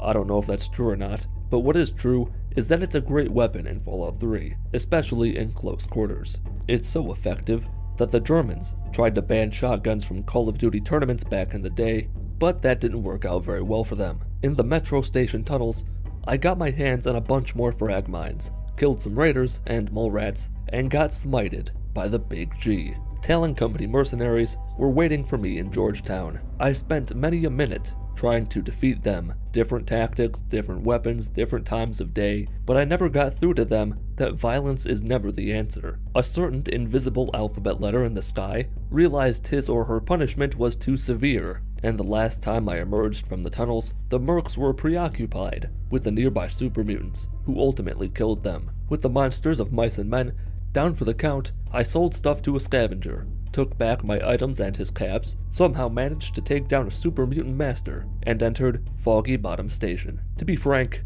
this was a cakewalk. A handful of raiders were down there, living in the darkness, but most of the enemies were ghouls. Small guns at 100, and a combat shotgun make quick work of even the toughest ghouls. What it doesn't do, though, is help you when you enter heck. Remember what I said about those robots in front of me and behind me at the beginning of the video? That was foreshadowing. I faced that type of situation here, only instead of 2 robots, there were 5 or 6 super mutants all around me. Several in front of the staircase, the rest behind me, overlooking the entrance to the tunnel I'd just emerged from. With the weapons at my disposal, a brute force assault was simply not an option.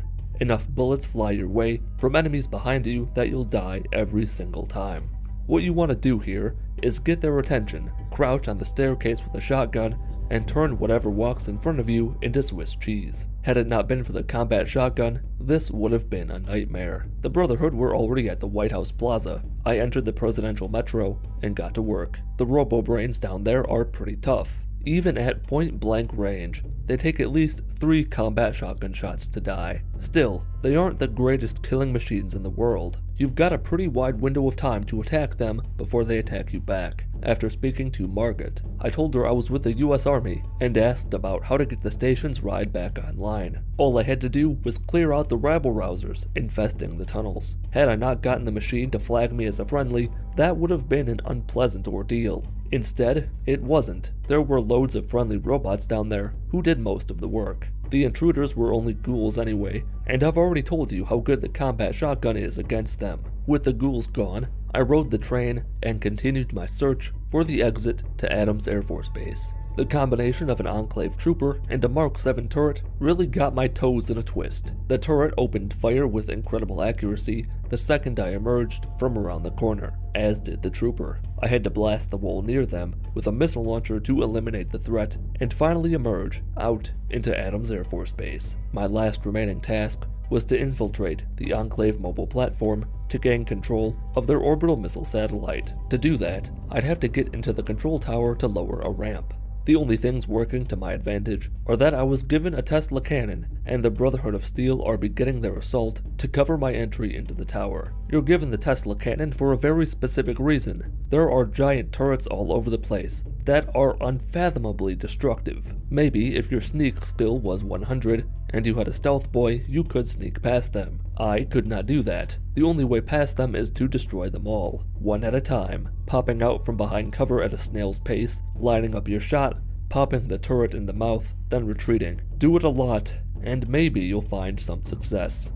Once the turrets are gone, you can begin the actual assault on the base, which is, of course, filled with Enclave soldiers fitted with the best the Enclave has to offer. Hellfire troopers are common, and even the Tesla cannon can't kill them in one shot. It probably has the potential to, but I can't do it at the present moment. Because every Enclave soldier is incapable of missing a shot, you're gonna be dying many times as you push deeper into the airbase. Waiting for them to come to you is generally advised. But even then, the game might just spit on you and make your shot go right through them. After about 15 minutes of relentless, unending combat, I got inside the control tower, lowered the ramp, and headed for the mobile platform, which is guarded even more heavily than the control tower. But because the defenses have been lowered, the Brotherhood's assault is in full effect. It wasn't easy to get inside, but time mends all wounds, and I got inside. You know what happens now? I lose. There's an energy barrier blocking the path to the rest of the Enclave's portable tent.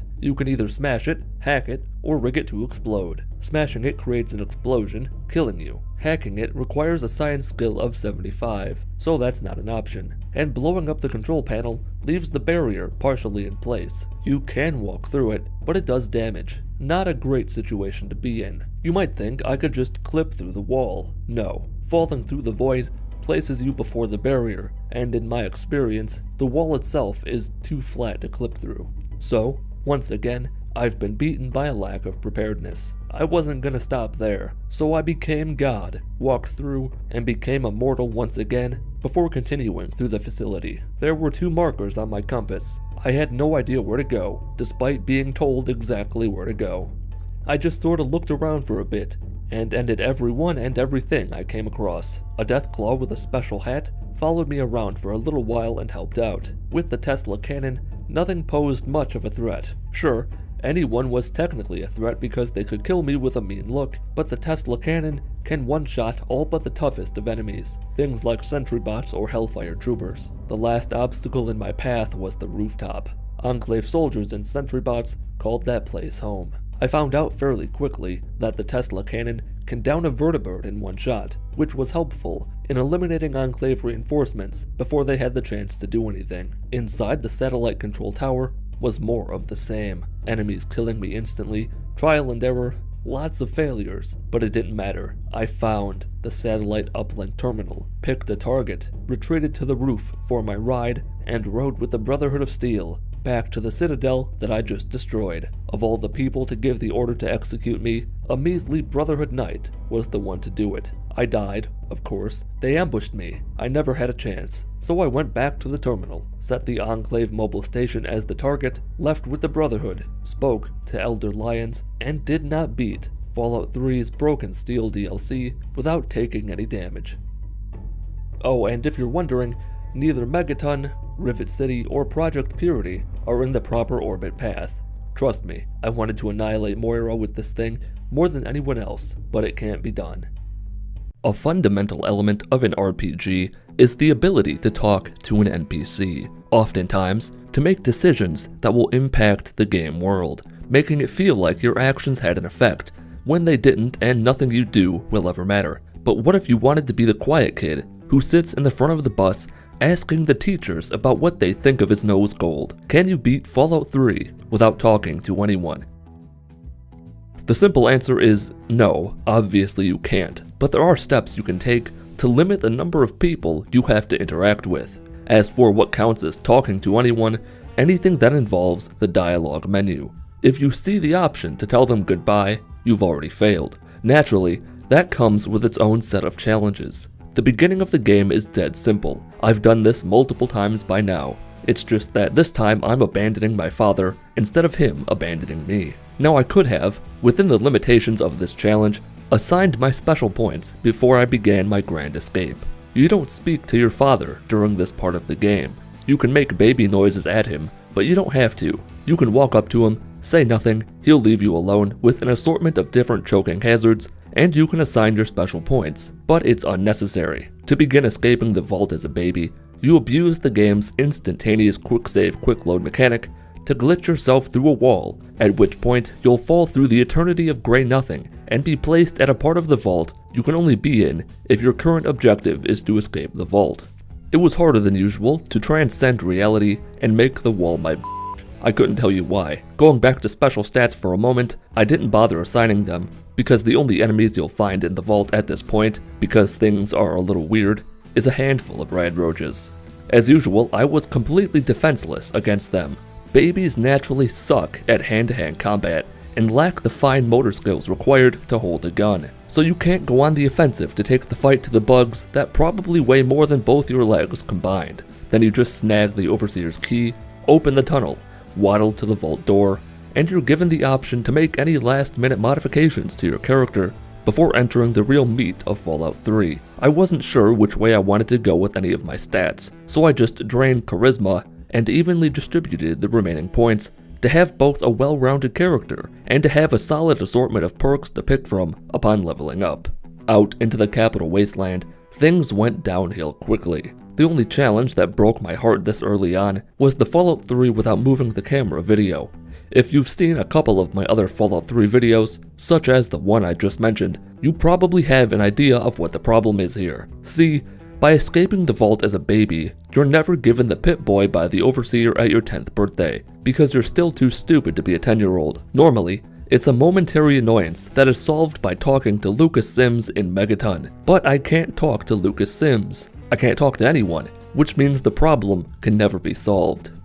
You're probably wondering what the other casualties are from this inability to obtain a Pip Boy. They are many, and they are disastrous. Obviously, without a Pip Boy, you can't equip any weapons of any kind. You can't equip any armor either. You also can't use any healing items or look at the map, set any waypoints, fast travel to any location, or even listen to the radio. Now remember that I'm also still a baby. I can't outrun a mole rat, or a vicious dog, or a rad scorpion, or anything that has a pair of functioning legs. But it gets worse. Good God, I wish those were the only things I couldn't do. 372 words ago, I told you that I was defenseless while in the vault. Because nothing has changed since then, I'm also defenseless outside of the vault. Not only can I not equip any weapons, I can't smack people with my barely developed hands. I have absolutely no way of attacking anything. You know what else I can't do? I can't sneak. The medical explanation, if my 0 seconds of research and completely baseless assumption is to be believed, has to do with a baby's legs not having kneecaps yet. Most people don't get kneecaps until they hit puberty. So let's recap what I can do in Fallout 3 at the moment. I can walk around, I can jump, and that's about it. Going into it, I knew it was gonna be a complete show, but I had a plan. I was gonna wing it. Metaphorically shoot from the hip, and just see what juices I can squeeze from the lifeless corpse of a game. The first and primary concern was getting to Little Lamplight. Going down the main quest line isn't an option. You'll hit a roadblock eventually, specifically during your 10th birthday where you have to shoot the rad roach. You can't do that without talking to Dad, as you don't get the BB gun unless you talk to him. I ran into the first real problem in the form of an escaped slave, who for some reason ran up to a baby and asked it to help get her collar off. I wasn't sure if this counted as talking to someone or not. She runs up to you, says something, you make a decision, then she explodes. You don't have to say anything, but the NPC talking text box pops up nonetheless. I trusted my gut after getting covered in hers, and reloaded a save to take a slightly different path to Little Lamplight. I don't need to say too much about how annoying it is to once again travel from Vault 101 to Little Lamplight as a baby. It sucks and takes a long time. I may have even attempted baby's first suicide by jumping off a cliff. That was a doozy of a sentence, wasn't it? The next obstacle in my path came in the form of mutated creatures harassing me just outside of Smith Casey's garage. A bloatfly and a mole rat to be specific. I sought refuge inside the garage, hoping to wait for a while until the unpleasantness outside subsided. Couldn't wait inside because of the roaches and mole rats in the next room that I had no means of destroying. There are children outside, yelling, being annoying. They're gonna die. In theory, I could let them tear chunks of flesh off my body as I ran helplessly into the loving arms of a rusty barrel that, with all that action, may start flying around and cause damage to them. It's happened before, but with no way to heal myself, that wasn't the risk I was going to take. I tried one time to outrun the creatures outside waiting for me on the other side of the door, before realizing how futile that effort was. Something exploded, and I saw what I really looked like. It was, well, that's a baby alright. I went back to the bridge of shattered legs, and again took a new path towards the little lamplight, completely ignoring Smith Casey's garage. I remember slamming on the brakes while I looked at Goo Lagoon. I was gonna use this moment to talk about something in the video, but my mind can't recall what that something was going to be. Maybe it was going to be about the summer sausage I left in my mailbox for a month to fry in the sun of Michigan's midday sun, before freezing solid again when darkness reclaimed the state. In time, as I always do, I made it to Little Lamplight. I also paused the challenge to see if there are any hidden surprises in this treehouse. There isn't. Inside Lamplight, I used the tried and true quick save trick to get through a wall near the entrance to avoid having to speak to the world's most densely packed ego. From there, I attempted to clip through the wall at the usual spot. Getting into the correct position is difficult when you're small and can barely jump an inch off the ground. After failing at that spot, I entered the Great Chamber, clipped through the wall, and blew my own mind. I was inside Vault 87. I had no idea this was possible. I'd wasted so much time in other runs by not doing this. For the briefest of moments, there was actual enthusiasm in my voice. It didn't last long. This isn't Vault 87. It's an entrance to Vault 87 in the back of Little Lamplight. If you had a high enough science skill, you could hack the door and get inside, and, theoretically, I could have done that. Intelligence of 10 and luck of 10 will put your starting science skill at 27. Add 15 points by picking science as a tag skill, and 17 more points by leveling up after you exit Vault 101, and your science skill is at 59. An average terminal only requires 50 science to open. Perhaps that will come into play in a later challenge.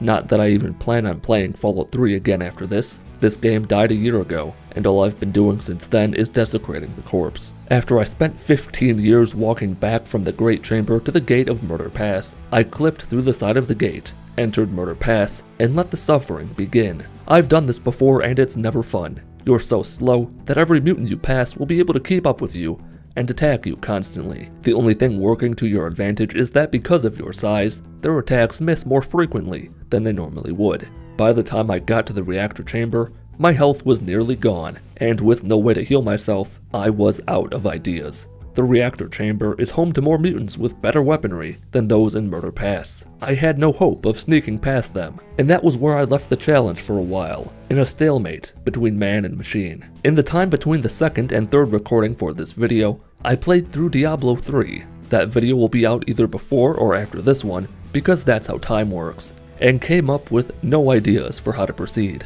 That's sort of a lie. I had an idea, it just wasn't a good one. This run experienced a seismic ideological shift in what the core concept of this challenge really is. In the beginning, it was a video about whether or not I can do this. I can't. Without the ability to heal, I could not get through Murder Pass with enough health to reach the Gek. So this video became an is it possible type video. If, in some magical hypothetical scenario, you could contend with the super mutants, how much else of the game could you beat without talking to anyone?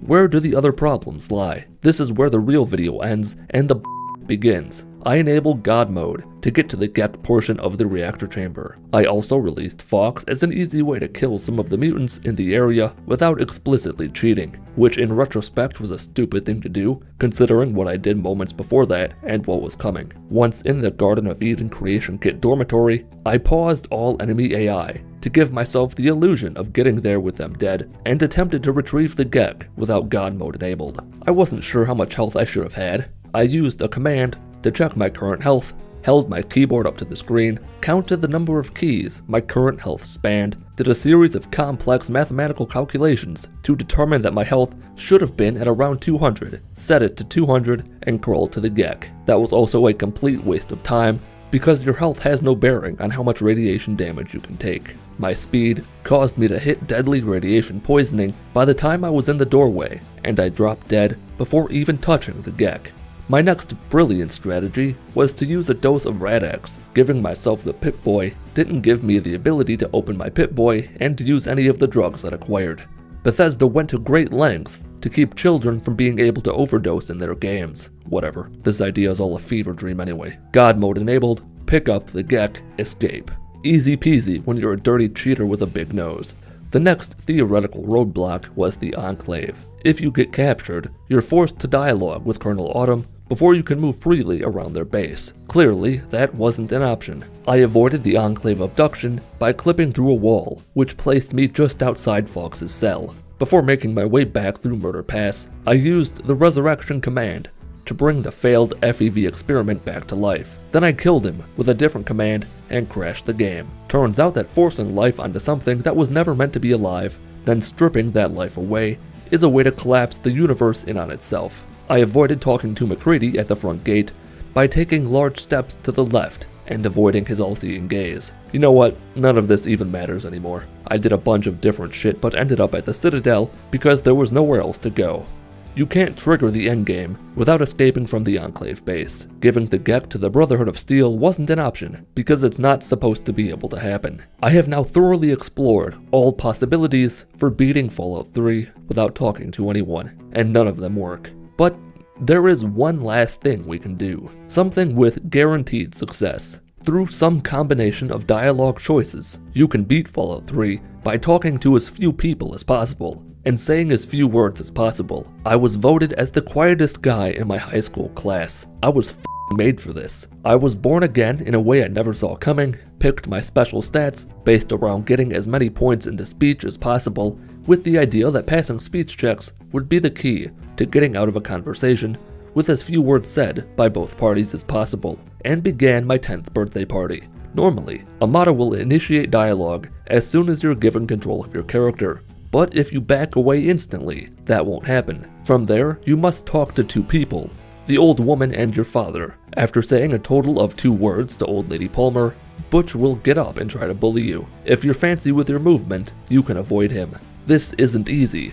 There are spots on the table that you can get stuck on, and you can't just run around both sets of tables, as a modder will tell you happy birthday if you get too close. There's a delicate dance that must be performed here until such a time where Jonas ring-a-ding-dingsters your father, at which point you'll have to talk to him to get the door to the hallway opened. But you won't actually say any words to him. Beatrice will try to give you a stupid poem that she wrote. You'll avoid her, say 8 words to Jonas, 10 words to Dad, break the targets, kill the bug, get your photo taken, time will fly by, and you'll wake up in front of your father on the day of the GOAT exam. You can say all sorts of things to him, ask him a couple questions, or you can just say 2 words. Snag the medicine bobblehead, and begin your great escape.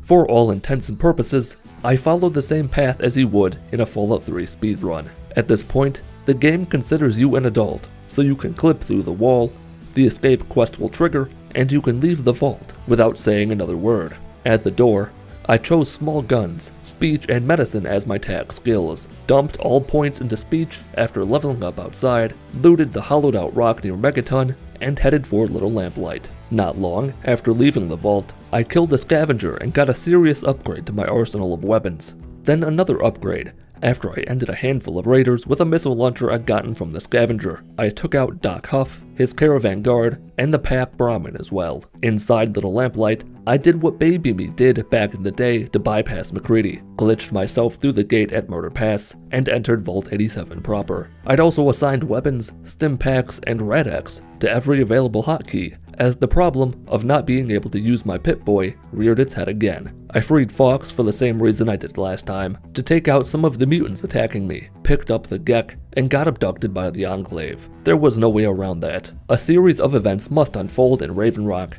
to place the game in a state where it's able to be beaten. I ran through various dialogue options with Autumn until I found a set of choices where I said the fewest number of words possible, 17. There are actually 2 paths to get this interaction over with in 17 words, not that it matters. The only guy you might have trouble with is the Enclave officer, hiding outside your holding cell. He'll look the other way if you toss a live grenade his way. President Eden takes an unfortunate 49 words to end his dialogue. You're basically just saying you'll consider what he says and you'll be on your way. Convincing him to blow himself up is the preferred option from a gameplay perspective, but it's too costly from a dictionary standpoint. Escaping Raven Rock is combat, that you can do if you want. I just ignored everyone, left, fast traveled back to Vault 101, and headed for the Jefferson Memorial. The last time I came this way, I passed by an opportunity to end a certain someone. This time, from the safety of a rock, I fired a warning shot into Grandma Sparkles. She spasmed like crazy, and the game crashed.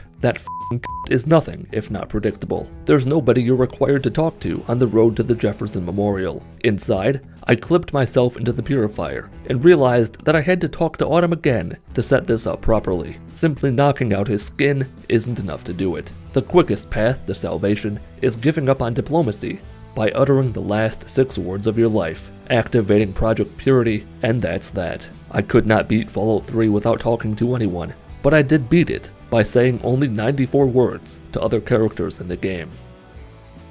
God, this video sucked. Fallout 3 has quite a few locations to discover and explore, but most of them are neck deep in the ruins of Washington, D.C., so you don't get a good taste of nature. Luckily, there's a place that was never touched by nuclear Armageddon. Can you beat Fallout 3's Point Lookout DLC without taking any damage? The setup for these Fallout 3 DLC videos are all the same. Be born, pick skills, escape the vault, blah blah blah, who cares? Rather than going through all that, I loaded a save from early on in my The Pitt no damage run playthrough. I'd be doing all the same stuff anyway. I've already proven that I can make it to Megaton and just about any location on the map with limited supplies without taking any damage. Then I returned to Megaton and got mauled to death by a filthy mongrel because I'd set my max health to 1 so that any damage of any kind kills me. From there, I began heading deep into the depths of the southern region of the Capital Wasteland. My destination is the Riverboat Landing, to take me away to the land of magic and incest. On my journey there, I stopped by some Talon Company building and died. With 1 down, I took his weapons, snagged a stealth boy, killed his brother, found even more trash in a bedbox, and went about my business of being lit on fire and watching a group of ghouls harass the reason for that drive slow sign at the end of the block. Some fool with a missile launcher used the power of damage to damage me. I broke both his hands with a bullet as recompense for his sins, took his stuff for myself. Brian Wilkes found himself a new friend that's actually alive. I spontaneously combusted and was told by Big Head about a special soda. He had a dog meat with him, so I killed them both, robbed his corpse, got into a scuffle with some nearby Neanderthals, and my past came back to haunt me. The missile-launching ghosts of past massacres are on the scene and are not happy that I exist. I tried quite a few times to kill them. The riverboat was just down the road, and I already had plenty of supplies, so I ignored them, met Catherine, discovered the ferryman, bought a ticket to ride, sold my garbage, and took my place on the high seas. At long last, we made it to the mesmerizing shores of Point Lookout, where the grass is green and the air is even greener. Toby welcomed me to the island and told me about the spooky mansion. You can tell this is a good DLC because there's a Ferris wheel in it. But, like other DLCs, Point Lookout has its fair share of new creatures in the form of backwoods knuckleheads who love their father like a brother loves their mother's sister. After my first encounter with the West Virginian common folk, I found the mansion and entered it in search of something to do. Inside, I was given the order by Desmond to help him defend his mansion, and was also given free reign to take any supplies I wanted. This beautiful mustachioed corpse effectively had an armory where his kitchen should be, and I took advantage of that in more ways than you can imagine. Let's just say that his toaster should be getting a visit from the coat hanger fairy in a few months, if you know what I mean. The next period of time consisted of the great process of engaging in combat for a period of time. Usually, you'd want to avoid multiple close quarters encounters with loud foes and firearms all over the place. All the instances of non-stealthy fighting present numerous opportunities for your fragile frame to be slammed to death by a tribal that doesn't understand how they just forfeited their life with that little mistake. Other tribals prefer the art of ranged combat through the use of firearms. Most, however, are of the semi-automatic variety. Several dead bodies later, I discovered the raw majesty of wooden boards that hover in the air like they're in Pixar Presents World War II villain zombies, and the joy that comes from blowing the head off a tribal who just busted a hole in the wall with their body. I accidentally teabagged a child's learning cube before getting into a lengthy confrontation with even more tribals. The annoying part was that I could see them on my compass, but I couldn't reach them with a grenade ricocheted off the wall. I eventually resorted to using mines to destroy their lives with the element of surprise. For a while, this presented the classic Call of Duty gameplay we've all come to know and love, with 1v1 gameplay encounters won with nothing but your reflexes and your connection to the server. Before long, I learned that it was Karen Dog's birthday, and even worse, the tribals are breaking their way into the main room of the mansion. They were destroyed both physically and emotionally. The mental toll of what I'd just done turned my legs to noodles, causing the floor to buckle underneath my slimy legs, allowing my entire body to plummet several stories down into the basement with the mannequins and no way out. The tribals, who'd heard my manly screams as I plummeted towards my demise, came to check on me and finish the job gravity couldn't. Fresh out of the basement, I found myself in an even more disheveled portion of the mansion, filled with boarded up windows and holes in the floor that more than once saw witness to my failed attempt to kill myself with a grenade. I used a door to brute force the tribals into activating my trap card so I could kill them while they were busy fumbling around with a worthless animation. Back upstairs, I started to think that this was all there was to this DLC. Maybe the rest of the island was a mirage, and all that come to the island find themselves in the mansion sooner or later. The only time I saw anyone breaking into a room was when they were already in the mansion. Nobody came in from the outside. Some time ago, I blew up something in a room that was capable of exploding, then did something similar to another thing on the east side of the building. This blocked off the flanking positions of the tribals, ensuring that their only route to Desmond and I was head-on. Now you'd think that with a missile launcher, all you'd have to do was sit in a corner and shoot missiles at any door that opens, instantly killing all those who thought that door was opening to the rest of their lives. One was even frozen in fear at the prospect of walking through the door to her death, so I brought the death to her. More floating boards appeared several minutes into the tribal onslaught. They block your path, can stop bullets, and annoy me with their existence, almost as much as Desmond was annoyed at my existence. He's not a nice man. He's actually kind of a cunt. He wanted me to get my hands dirty, and he didn't seem interested in my idea of dirtying my hands with whatever blood was left in his head. Instead, he sent me off to become my tribal. At this point, I was getting deja vu from another Fallout DLC. Far Harbor, fend off an attack, talk to a guy, go find a tribal cult and join their ranks, and a swampy mountainous area. Real peculiar. As I explored Point Lookout a bit more, the plants I stuffed into my pockets knocked my BMI back up into the obese category for the first time in years. I found, observed, and murdered a couple vicious dogs. Once their lives ended, I arrived at the church, borrowed some railroad spikes, stood at the threshold of transcendence, and was sent to complete the ritual of the Mother Seed.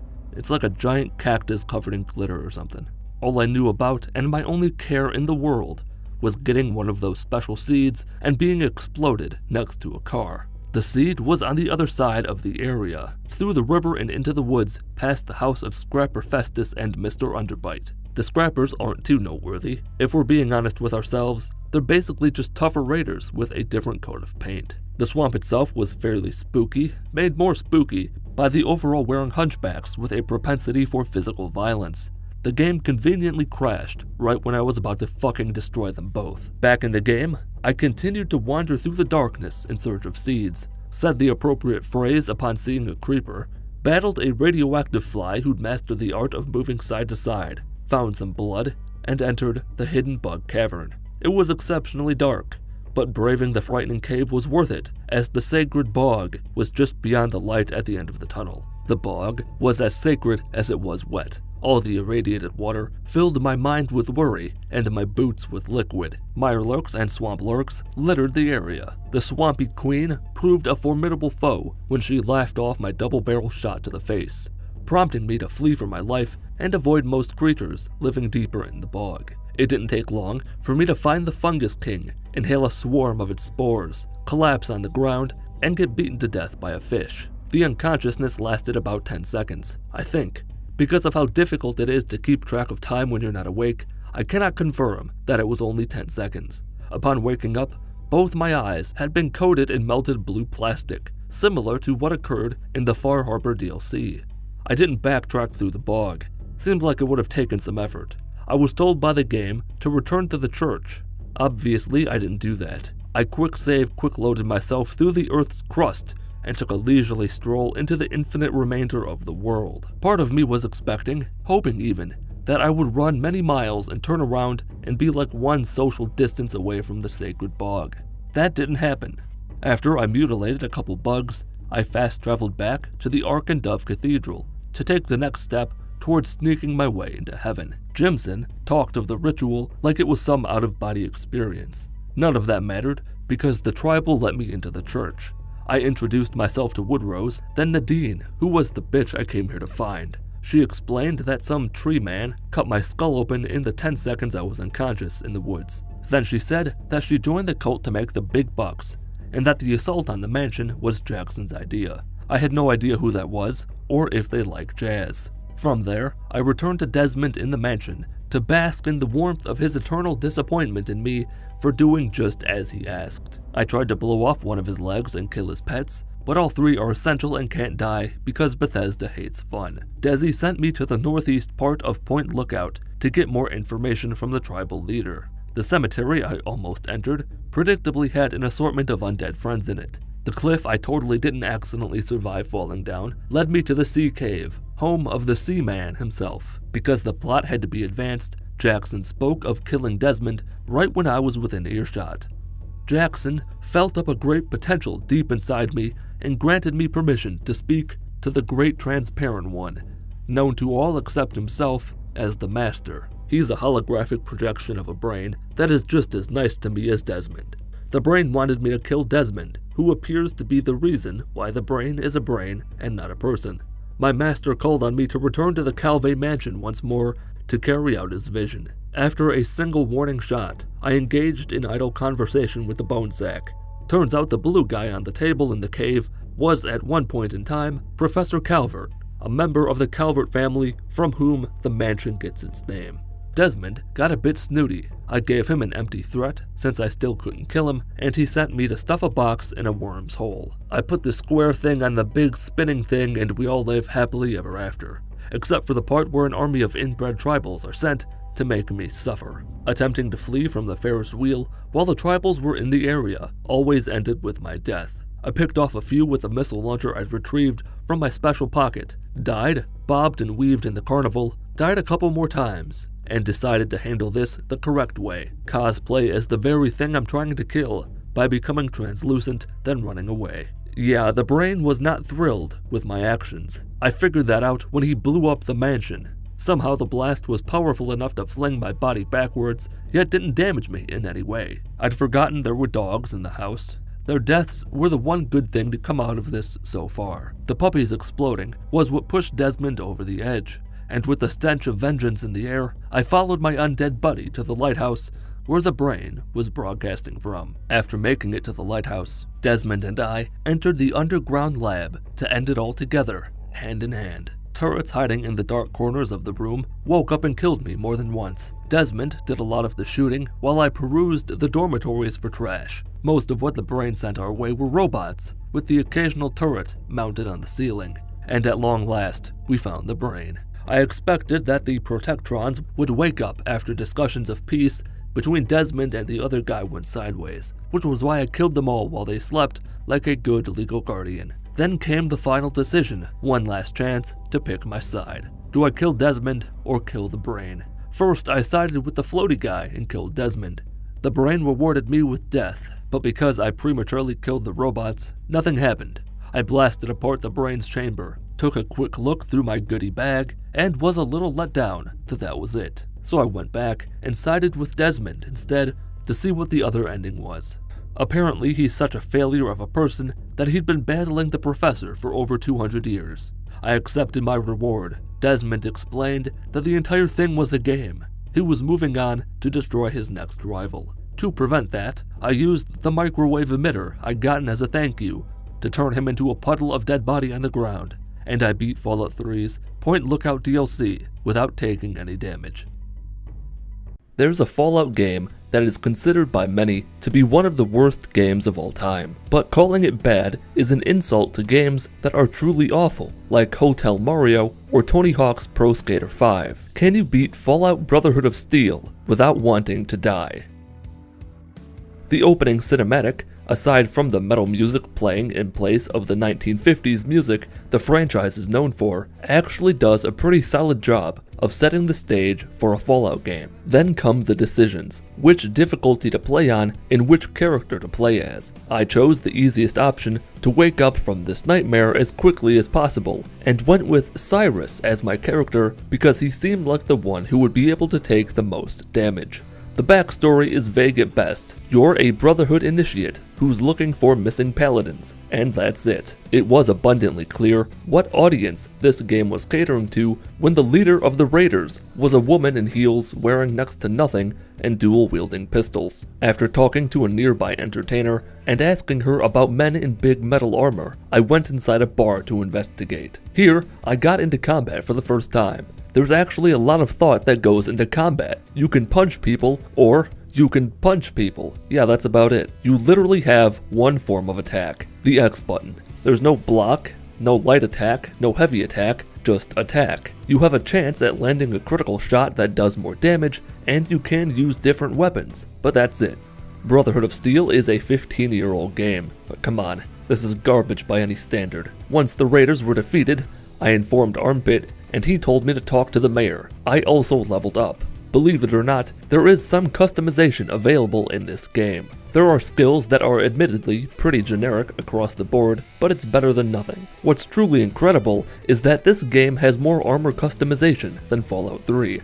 The slots are head, body, gloves, and boots. In Fallout 3, you've got body armor, headwear, and glasses. I also found out, before leaving the bar, that I did have 2 weapons available from the start, iron gloves and a homemade pistol. Jesse, the one-armed merchants, got melee weapons, firearms, and armor for sale. It took me a while to find Richard and saw that the game really takes advantage of its M rating. To get information from Richard, I would have to go and clear out a warehouse for him on the other side of town.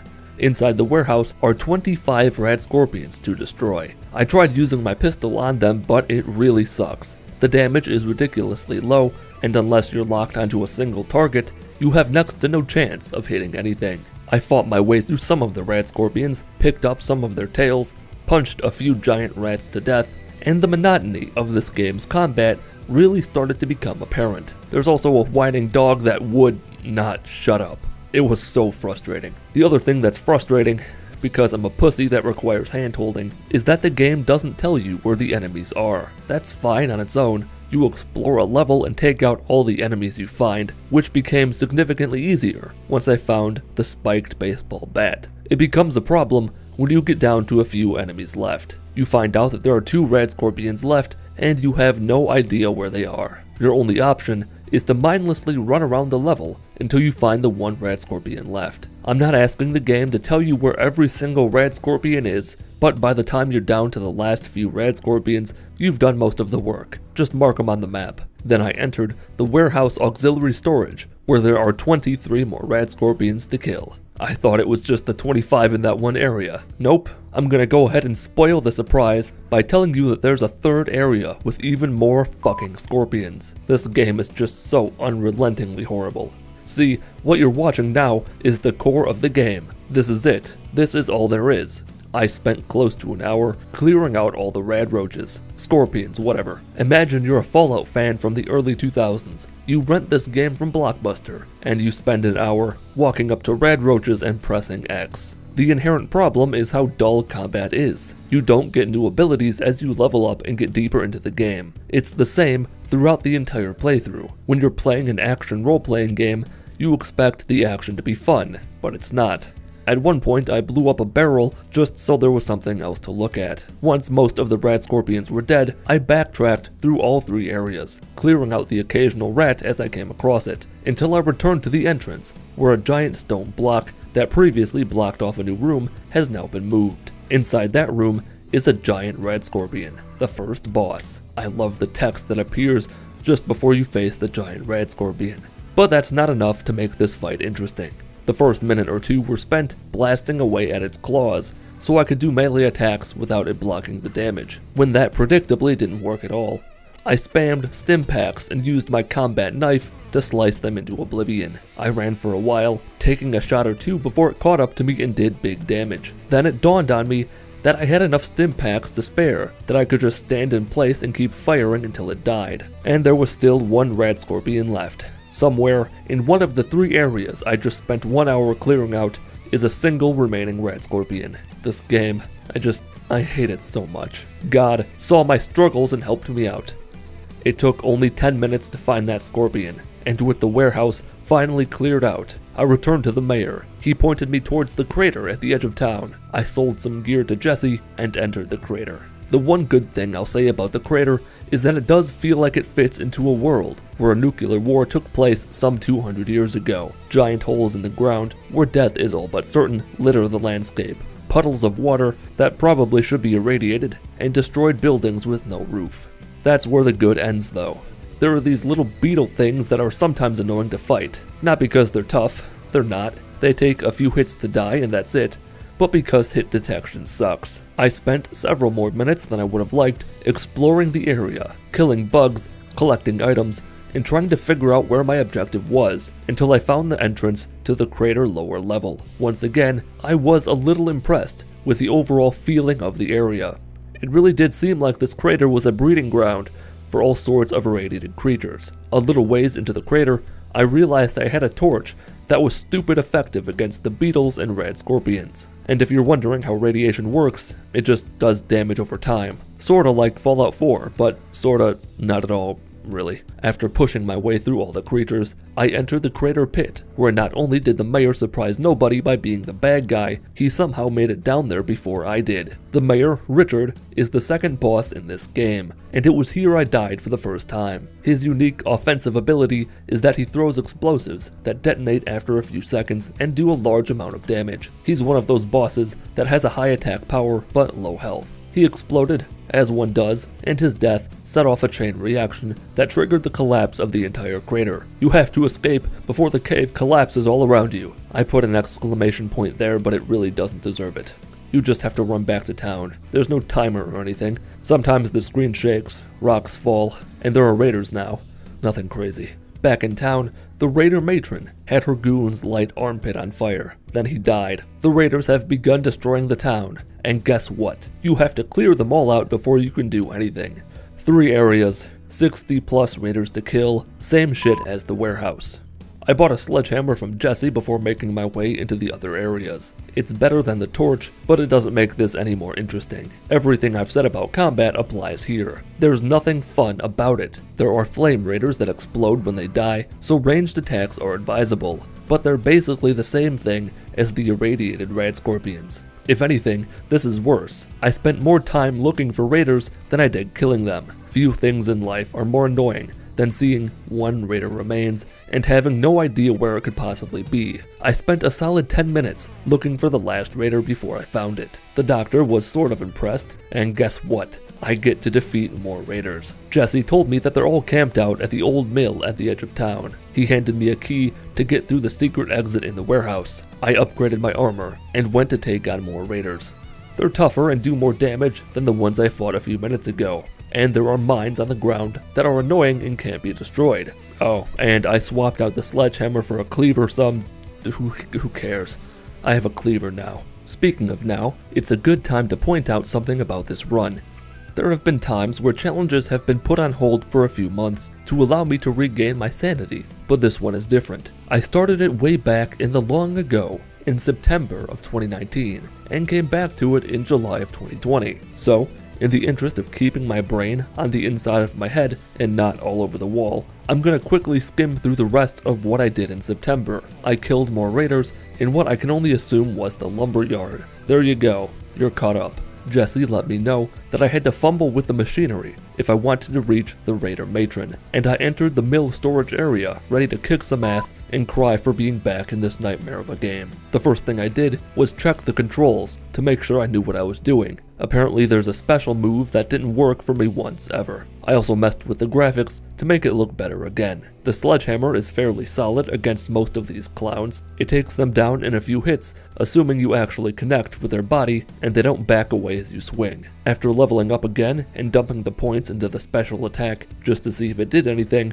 I pressed deeper into the mill while wandering around with no real idea of where to go. That's a common theme with this game, being lost. If you're close to the objective, a yellow cross will flash on the minimap. But it could really do with a Titanfall 2 system, where you can always see where you're supposed to go, if only so you don't have to spend more time playing this game than you already have to. Tougher foes were in the next room, as well as a series of locked doors. The dual-wielding maniacs did solid damage against me. I ran through the Electro Dome, died to the Shocker, realized I hadn't saved since the last time I saved due to a limited number of save slots, and was more lost than ever. It seemed the door I was supposed to go through was locked, and my mind wasn't powerful enough to figure out what to do. You might have noticed that there are progress saving machines every 11 inches. This is because the developers knew you'd need to save often. You wouldn't want to play this game for more than a few minutes at a time. This would be a great mobile game in that regard. God, imagine if the first console port of a Fallout game to a phone was fucking Brotherhood of Steel. At some point while I was inside, I nuked a reactor, which unlocked the path to the Raider Mother. Went back outside to barter with Jesse, which was where I learned I had more actual armor that I hadn't been using for some reason, most likely my own ineptitude. Before an eternity had passed, I found myself in the lair of the lady who was conversating with what appeared to be a super mutant. Then he left, and I was left with her. For the leader of a raider group, she was awfully forthcoming with information I was after. Then I had to kill her. I used what's commonly referred to in the Fallout Brotherhood of Steel community as the Wombo Combo, to annihilate her with 1 part toxic gas grenades and another part standing in place with a submachine gun and pressing the fire button while spamming the stim pack button until she died. Back in town, my ignorance got the better of me when I hoped that this would be the end of the game. Oh no, not even close. I met up with some sort of lonesome wanderer to whom I returned a Vault 13 flask I'd found. A smart man would have put 1 and 2 together to make 2 and realized that he was the Vault Dweller from the original Fallout, or he's supposed to be. He learned me about a city of ghouls called Los. Who cares? I had a short seizure, watched the giant monster man instill terror in lesser beings, and began asking around town about a group of Brotherhood paladins. The first guy was Harold, likely the same Harold living in eternal anguish in Fallout 3. Apparently he slipped Ruby, the town whore, a scab, if you know what I mean. Something of his detached while he was inside her. That must have been an interesting experience, one I'd like to experience for myself one day. I kept asking around, sold some items to a ghoul to buy a pair of electro gloves, and entered the arena to score some easy caps. You get 100, then 200, then 300, etc., whatever. But it was more trouble than it was worth, so I headed to the docks, via the East Bridge, to continue my search for the Paladins. Here, ghouls are introduced as an enemy, and they're not much different from raiders, aside from a different appearance, different death sounds, different weapons, and attacking en masse. The power fists could dispatch of them in 2 to 3 punches, so they were a non-issue for the most part. I got lost again trying to figure out where to go. You're supposed to jump on pipes to traverse to other parts of the map. Things got harder when the big green ghouls appeared closer to the docks. Maybe they're supposed to be glowing ones. Maybe not. I really don't care. They, along with the other ghouls in this area, tested my resolve like no other group of enemies did. After saving the points of the last 2 level ups, I could finally summon a loyal animal companion to fight by my side. The one and only Dogmeat joined the party, and that was a lie. He was nowhere to be seen. This game sucks. Once I reached yet another save post, the dog appeared. He can die over and over again, but will respawn when you pass by a save point. More minutes of fighting later, and after entering an area filled with more ghouls, I died, lost some progress, decided to ignore most of the enemies in my way. Entered what I thought was the right area. It wasn't, so I kept fighting as best I could, using the majority of my stim packs in the process. In yet another new area, I found the cousin of the ghoul merchant from earlier, sold a few weapons I didn't need, and made an important decision. The only way I'd get through this was with either about 15,000 caps worth of stim packs or a lot of alcohol. And the last time I drank a lot, I got into a shouting match with my air conditioner, so that was out of the question. The audio of that shouting match is in the Mitten Squad Discord server's Good Noodle board, if you want to hear it.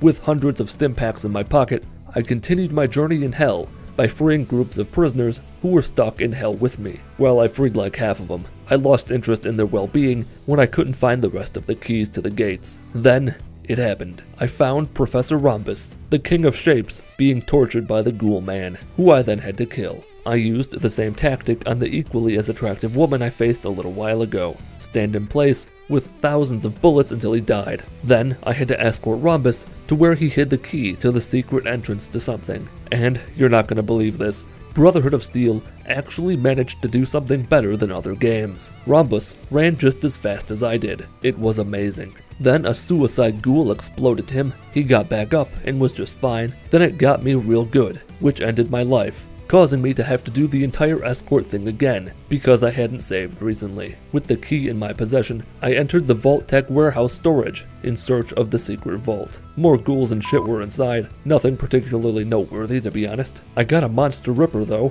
that was kinda cool.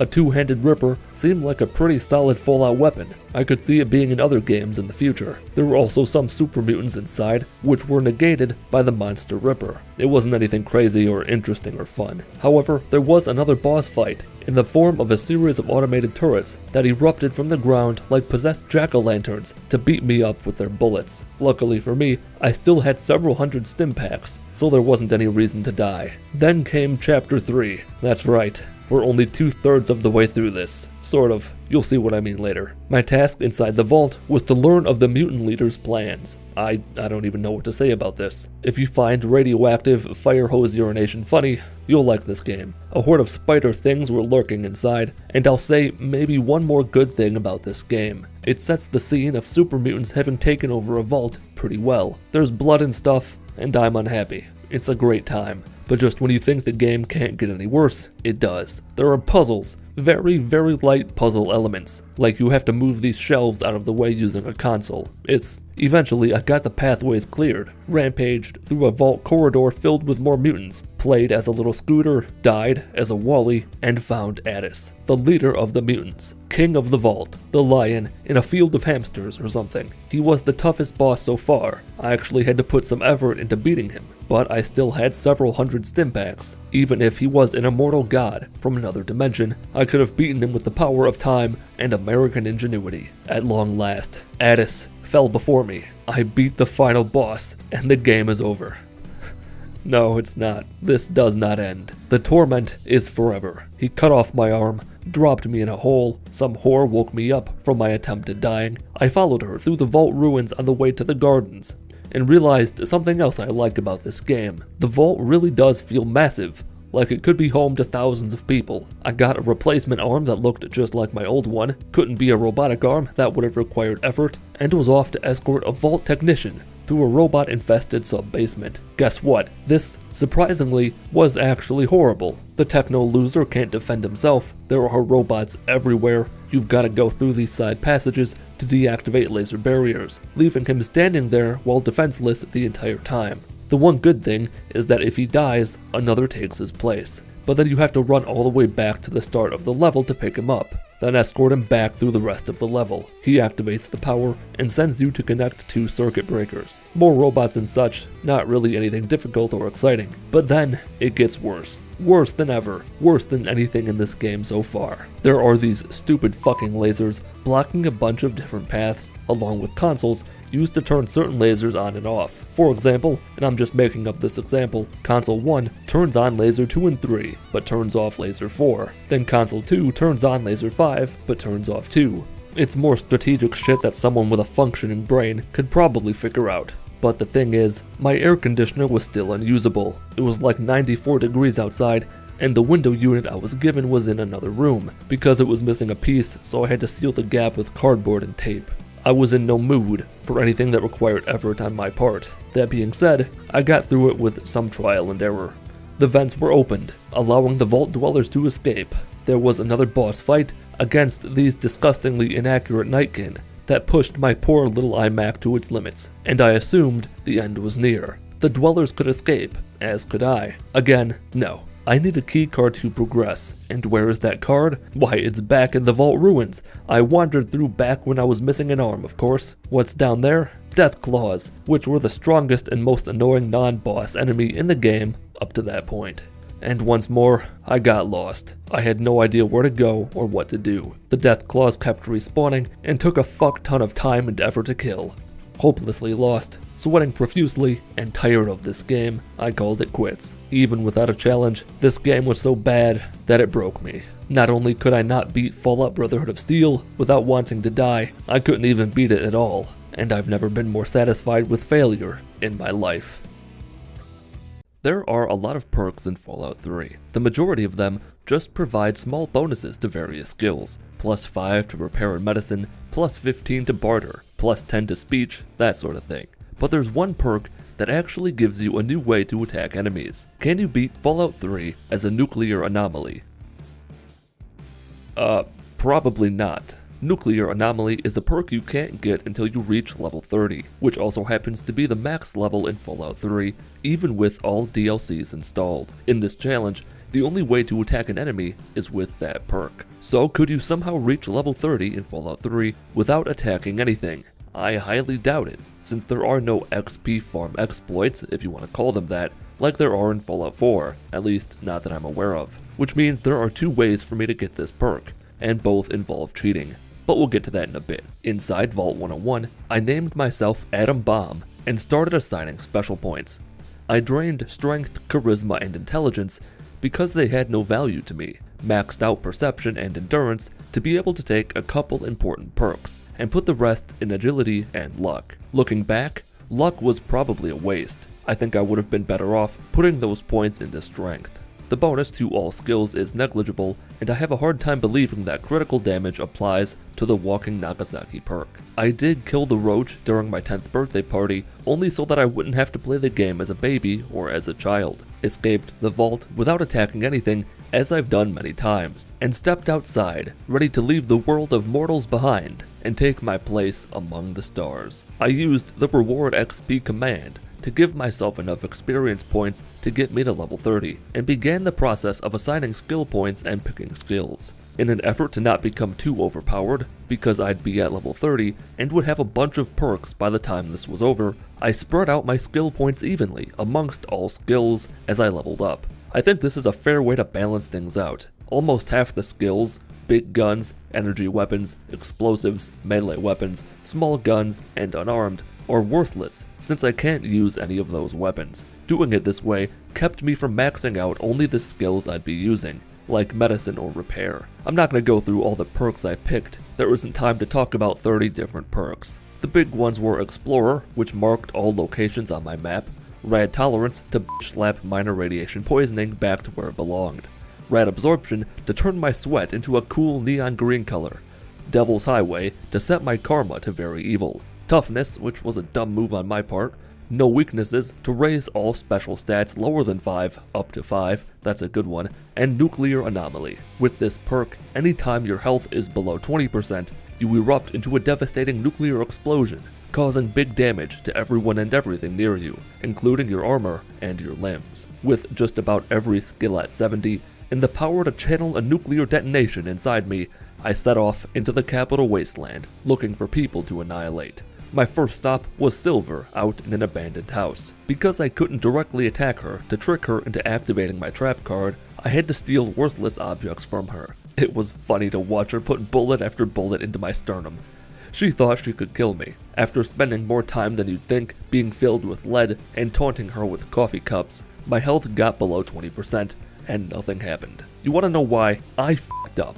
I read when your health is below 20 as when your health is below 20%.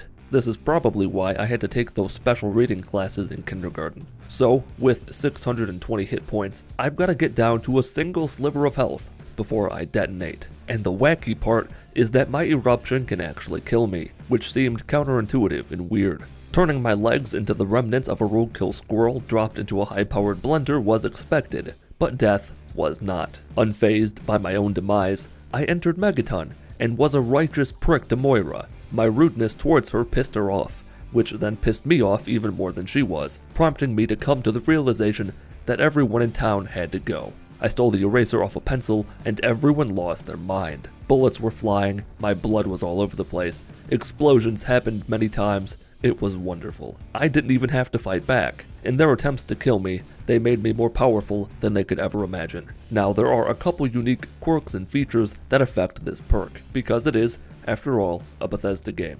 The good thing is that it restores health when you do the big boom. That's useful because you can only detonate once every 10 seconds. With enough health, that gives you enough time to run out the clock and get ready to cosplay as a mushroom cloud. And the explosion itself is pretty large. I've seen people say it's a worthless perk, but that's simply not true. If nothing else, having it as a failsafe that is automatically activated when your health is low enough makes it worth having. The downside is that it sometimes doesn't work. The explosion happens, but the people around you are not damaged by it in any way. My guess is that it's because this perk is kind of like Euclid's Sea Finder from New Vegas. It's not meant to be used as frequently as I was using it. Later in the playthrough, I figured out that quick saving and quick loading before you destroy everything can sometimes fix it, but other times it doesn't. The last thing, as I mentioned not long ago, is that depending on the difficulty, the blast can kill you. So you've got to be careful about what difficulty you choose to play on. With most of the people in the town dead, or wishing they were, I spoke to Burke, rigged the bomb to see my big brother in action later in life, tried to rob Crow outside of Megaton to devastate the outside as I did the inside, but nobody was brave enough to face a walking nuclear warhead in open combat. The metal lad seemed ready for it, but he was too weak. I didn't want to take advantage of something that wasn't even alive in the first place. A Yao Guai though, oh yeah, I'm all about it. The big beaver faced his end in style, even doing a somersault into the afterlife. I played with a little doggy too. It used the flesh on my forearm as a chew toy. I gave it a bop on the snout with a nuclear newspaper to let it know that kind of thing isn't allowed in the Mitten Squad household, and went shopping for more dead bodies. They weren't in stock, but I know a guy who knows a guy who could help me out. Both of those guys and me. What surprised me was that I actually managed to die a few times while dealing with the raiders, most likely because 20 health isn't really all that much. If someone has a powerful gun like a combat shotgun, it's fairly likely that they'll take you from 23 to 0 before you can say Hiroshima. Having clipped the right coupons to get a 3-for-1 special, I spent, 5 minutes putting all the shopping carts back where they belong. Then I thought a grenade would send them... Vibrating phone threw me off. Piece of shit. What was I even saying? Then, I thought a grenade would send them all flying, but that didn't happen. Let down, and unable to parkour on a flaming car, I continued southeast towards you-know-who. She may be powerful, but even she cannot overcome the power of the atom. I reached my hand up in there and grabbed some goodies. She caught me, of course. How could she not? I've got fingernails like razor blades, and I unfortunately failed at making her mad enough to attack me. It's like she knew what I was doing. I even tried throwing one of her buckets inside her shack to really turn her tumbleweed into a tornado, but that didn't work. Then, needing her to be dead already, I allowed myself to hit her one time with my hands. That fucking ran into the sea. She's as smart as she is stupid. She knew the ocean was the one place I couldn't get her. Maybe I kinda forgot that drowning hurts, and stood on the pier instead of breathing in the water to drain my health enough to explode while submerged in water. The curse of Grandma Sparkle, for the first time in recorded history, did not plague me, but only because I couldn't kill her. To make up for that, I broke both my legs by accidentally jumping off a bridge on purpose and getting into a scuffle with a group of raiders camped out under that bridge. One of the trolls thought he got me because he had the high ground. I'd make another Star Wars reference, but the only one I've seen all the way through is Solo. After discovering the Citadel, I crossed the river to the Jefferson Memorial, where centaurs and super mutants littered the landscape, and were eager to meet their maker. The first blast got him good. The horse-dog tentacle monster man and his owner died, but the others were not amused by my little magic trick. They didn't take damage. However, because my health was partially restored after each explosion, I could just stand there and take the punishment until it happened again. Didn't work the second time either, so I entered the memorial to cause great damage to the structure of the building, as well as those inside. The perk is so powerful that even a super mutant master can be brought to justice with just a singular use of it. One of the more annoying parts of using this perk is how long it can take the bad guys to suck your hit points away with their fancy guns and big sticks. You want to find the right middle ground in terms of difficulty, where the nuke doesn't kill you, but the attacks from the attackers aren't so powerful that they'll kill you before the explosion can happen either. I found that to be easy or normal, depending on the instance. As I was being stricken down by the bullies in the basement, something caught my eye.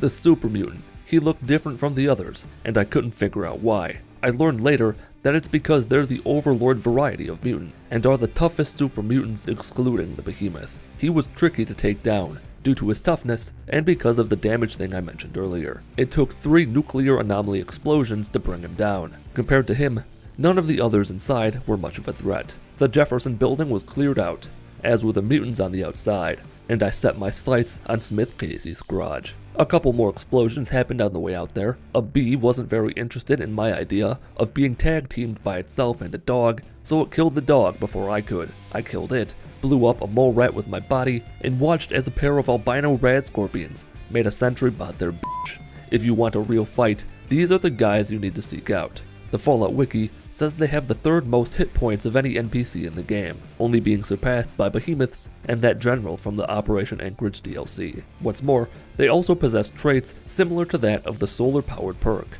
meaning they slowly regenerate health while in the sun. On the easy difficulty, a single sting was enough to kill me with somewhere around 160 hit points left. They're no joke, but I'm the big joke, and my body is the punchline. Well, my nuclear discharge is the punchline. But even then, getting myself into a position where it could go off was no easy feat. I had to use armor and stim packs to lessen the damage from their attacks. It was more difficult than you'd think, and it still took multiple blasts to kill them, assuming they actually hurt the scorpions, because sometimes they didn't. With their insidey parts inside me, I continued my journey towards the garage. At least I did, until I got distracted by an idea. That idea being stung multiple times by the deadliest albino anything to ever exist on God's gray and brown and green earth. A couple hooligans lured me into the sewer with the promise of candy, then proceeded to beat me to death with their tire irons until my molecules could stand it no longer, and unleashed their ultimate finishing move, which did nothing because the sewer is imaginary. I'm not actually here right now. See, I'm outside. I also went ahead and activated the free cam to get a wide shot of what it looks like when I erupt. It was kind of a letdown. Wasn't very interesting. What was interesting was stealing from a group of Brotherhood outcasts to annoy them. That was the big one, big enough to cripple all my limbs that mattered. There wasn't anything valuable in the one left unharmed. At Tenpenny Tower, I told Gustavo that I'd handle the ghoul problem for him and set off for the metro station. The feral ghouls and glowing ones were similar to the albino scorpions from 2 paragraphs ago. They ripped and tore away at my health until it was gone. Inside the station, I got mauled to the point of exhaustion by a third of a dozen ghouls. They were who took too long to drain my health enough for a violent outburst. Roy Phillips said me a profanity even after I told him how much I hate it when people f***ing swear at me. He died. Michael McMaster took longer than I would have liked to deplete my hit points, and didn't even have the common courtesy to die after being on the receiving end of a human-shaped nuclear blast. After a couple reloads, he did, but the ghoulish eye candy would not fall before me. Even after allowing myself to hit a feral woman, she slashed at me with a knife a couple times, then ran away. Unable to kill that which has been stuck between life and death for generations, I left the tunnels, reported my failure back to Gustavo, met Mrs. Burke at the top of the tower, witnessed a weird-looking explosion. The mushroom cloud was there, but it was missing the fire part of the fireball. Odd. Mrs. Tenpenny was as stunning as ever. I dropped a gift down to the peasants below, exploded another mutated bear, arrived at the garage, and entered Tranquility Lane. Before getting on with the summoning of make-believe communists, I hit my dad a couple times to anger him into biting me. The nuclear anomaly perk does in fact work on Tranquility Lane. However, Bradley was unscathed. Some guys in fancy hats showed up and started shooting people. I postponed the challenge for a moment because this isn't real, it's imaginary too, so that I could get the communists to shoot a weird-looking little boy until a nuclear Armageddon gushed open from his chest cavity. But they weren't having that. So I left the simulation, spoke to Mother, and left her in the dust. Literally, I trapped her down in the vault area with the mole rats. Outside, I excitedly ran towards a group of 5 Talon Company mercenaries. The f***ing sentry bot robbed me of my fun, like the people in the Mitten Squad Discord server, when we changed all the roll colors to purple for like 15 minutes. But Father Fate saw my struggle, and sent a death claw to rip the pain away. We ran towards each other, ready to embrace. Then he ignored me in favor of the albino claw f***. The death claw never stood a chance. I exploded. The ordinary scorpion melted into the pavement. I entered Little Lamplight and made my way to Murder Pass. I did this because I really didn't feel like going to Rivet City, or ever seeing my mother who calls himself Dad ever again. The base mutants in the Hell Cave weren't much to write a letter home about, but the overlords sure as shit were. They had these tri-beam lasers that would fuck you up in a matter of seconds without being able to detonate yourself before you die. Again, it required a combination of actual armor, stim packs, and med-X to be able to activate the perk on their ass. The Overlords were still not a pushover though. Deeper inside, I kept dying to the Overlord, probably because I quick-saved right around the time the laser entered my nostril. The 10-second period between blasts also bit me in the fanny here. It took a lot more effort than I would have liked to get to the test chambers. Thankfully, Sid and the Centaur twins were able to be made dead easily enough. The explosion kept not damaging mutants, so I started ignoring them, grabbed the Gek while taking a surprisingly low amount of radiation damage. Tried to kamikaze f these mutants with my flimsy body, but my life left my body around the time I died, so it didn't really work out. Fox ignored me as I got abducted by the Enclave. What a true friend that guy is. I got my stuff back and began making my way through the Enclave base. I went out of my way to make sure the scientists were eradicated when I exploded. Met the president, got the vial, returned to the Citadel, and remembered that I hadn't actually entered the Citadel yet, so I had to exploit my way inside. I've done this as a baby. I've done it without moving the camera.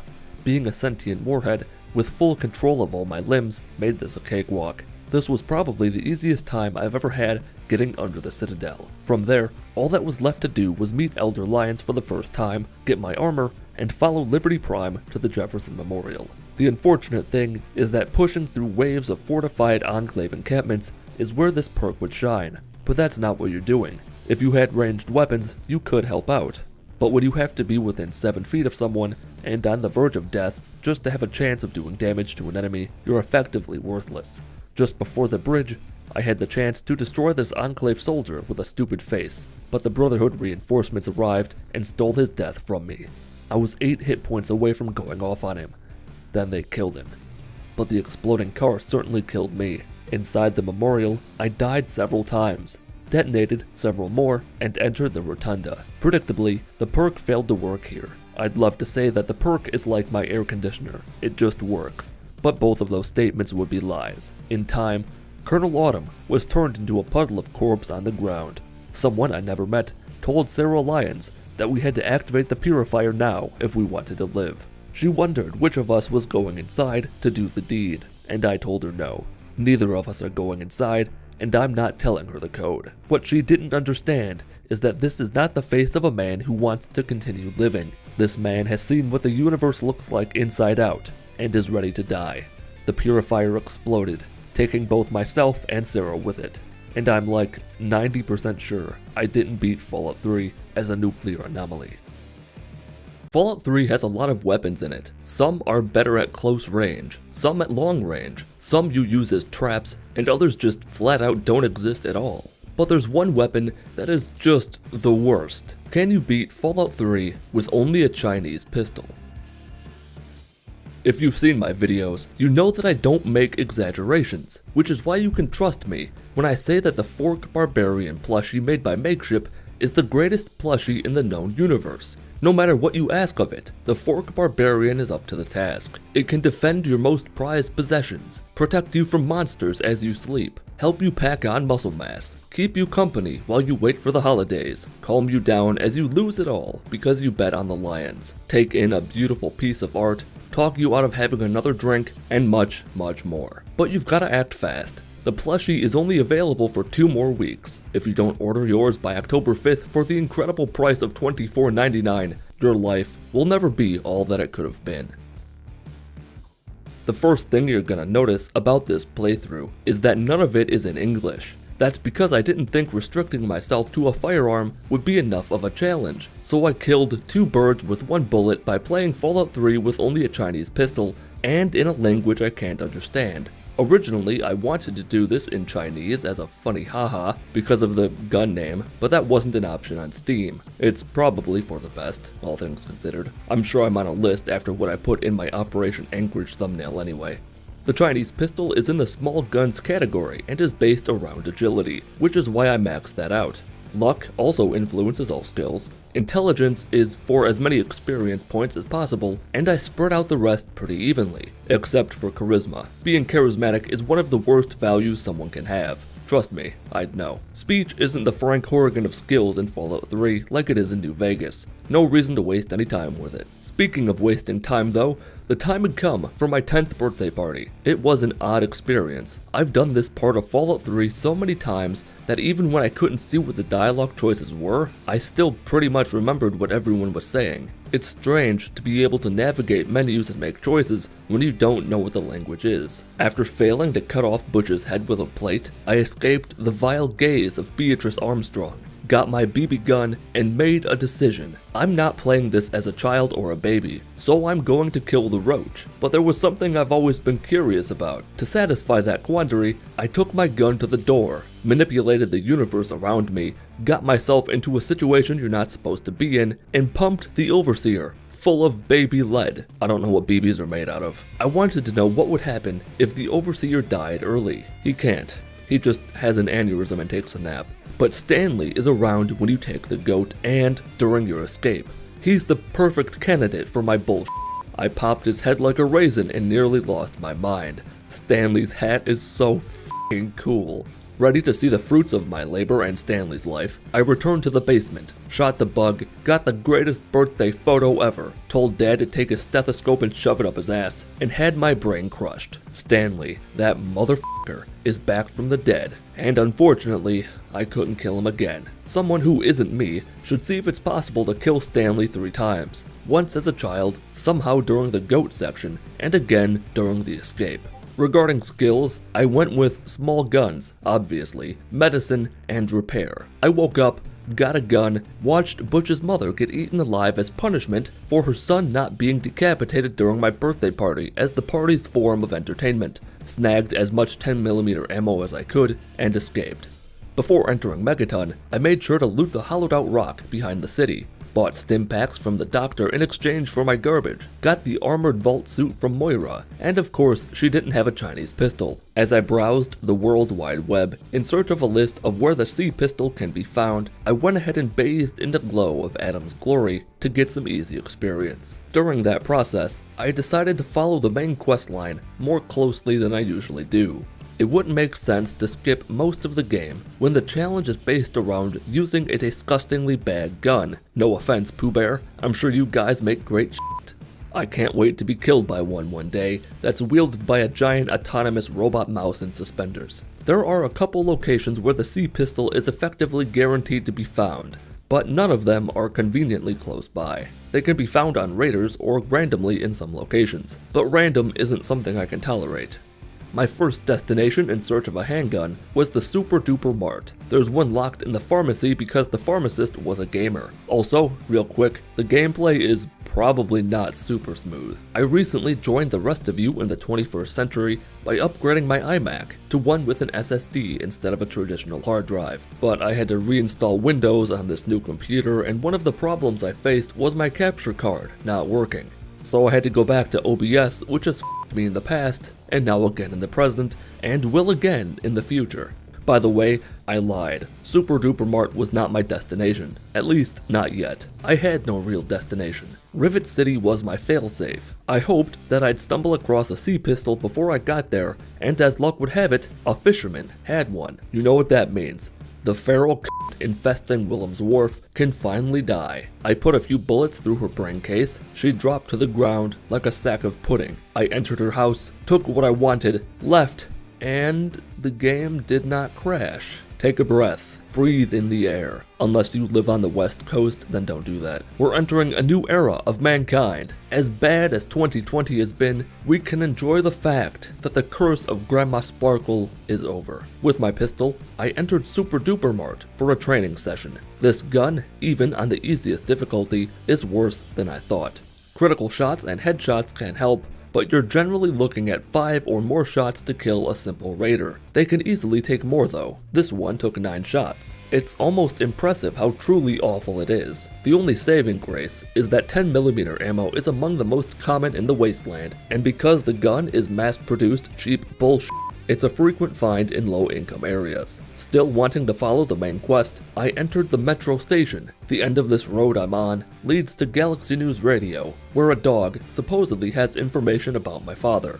The weak ghouls chewed through ammo like you wouldn't believe. Nearly 25 bullets were wasted on these 4 ghouls. I didn't even try to take down the super mutant, I just let him get swarmed by strangers. That triggered his anxiety, caused a mental breakdown, and he died. Let that be a lesson to you youngsters. Despite not wanting anything to do with the Shrek wannabes, I still made sure to loot all the pretty corpses Cat Club made as they pushed through the destroyed buildings towards GNR. If you couldn't tell by the size of this unit or his name because it's in German, this is the super mutant behemoth, and he is otherworldly strong. 5 headshots with VATS, didn't even take out 1 sliver of his health bar. That's scary. I let everyone else do all the work. Crawled around inside him, looking for treats, met 3 Dog, couldn't convince him to spill his guts, so I did it for him. Except, because I learned nothing, I had no leads. He normally gives you the key to this door, but the dead bastard hid it from me. A lock is impenetrable. I had a plan though. I returned to Megaton, looking for ammo,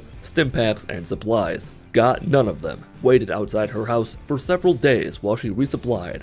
Bought a second pistol to improve the condition of mine, and began making my way to Rivet City. I had 200 rounds for my weapon, but this is the equivalent of like a handful of shotgun bullets or a dozen hunting rifle shells. Speaking of bullets, I bit one on the way to Rivet City. The Jefferson Memorial's gonna have to be cleared out sometime. Might as well do it now that I've got some ammo to spare. I expected this to be worse than it was, especially after dealing with the raiders earlier. I mean, it wasn't good by any means. Some mutants took 9 headshots to send at God, and don't even get me started on the armored one. The Chinese pistol is better than the BB gun, not only in the amount of damage it does per shot, actually it's not according to the Fallout wiki anyway, but the pistol fires faster, which makes it the better weapon, even if it's not by much. I entered the memorial with 220 ammo and left with 75, even after finding some ammo in the building. Thankfully, Lucky Harith had several Chinese pistol on his person, allowing me to greatly improve the condition of mine,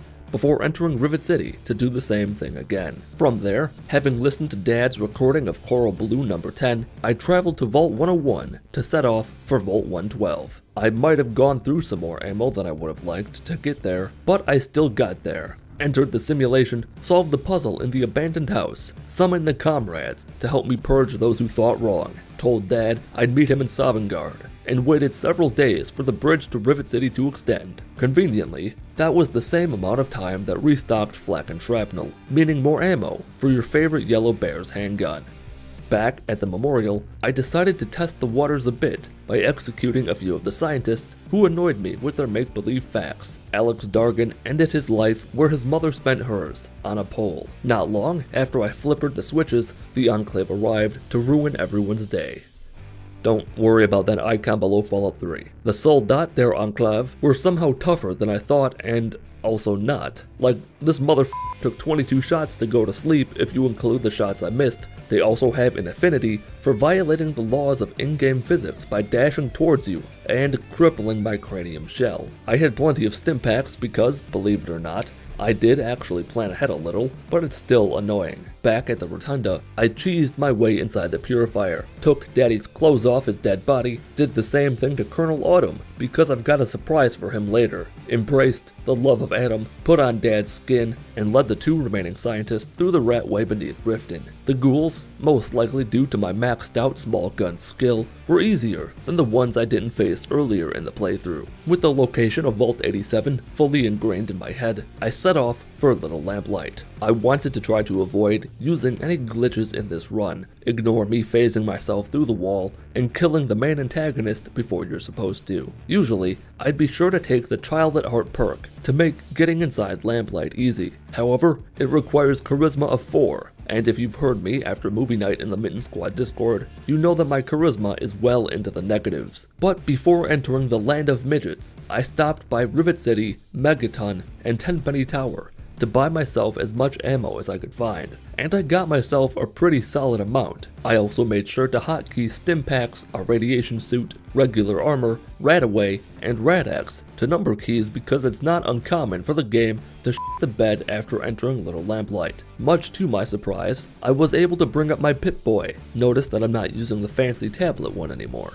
But this is still a Fallout game, and it crashed. Well, I think that's what happened. I couldn't bring up my gun, not the end of the world, but I didn't really want to be defenseless in Vault 87 again. So I just restart the game. See this screen? I was on this for almost 15 minutes. I couldn't just brute force my way out of the game by shutting down the computer, as that would have corrupted my OBS recording. I won't dwell on this for too long because I have no footage to show for it, but what I had to do was navigate OBS on my second monitor, go into the settings, make a keyboard shortcut for the stop recording button. Mind you, I'm doing all of this with the keyboard because the mouse doesn't work, then stop the recording that way with that shortcut before restarting the computer.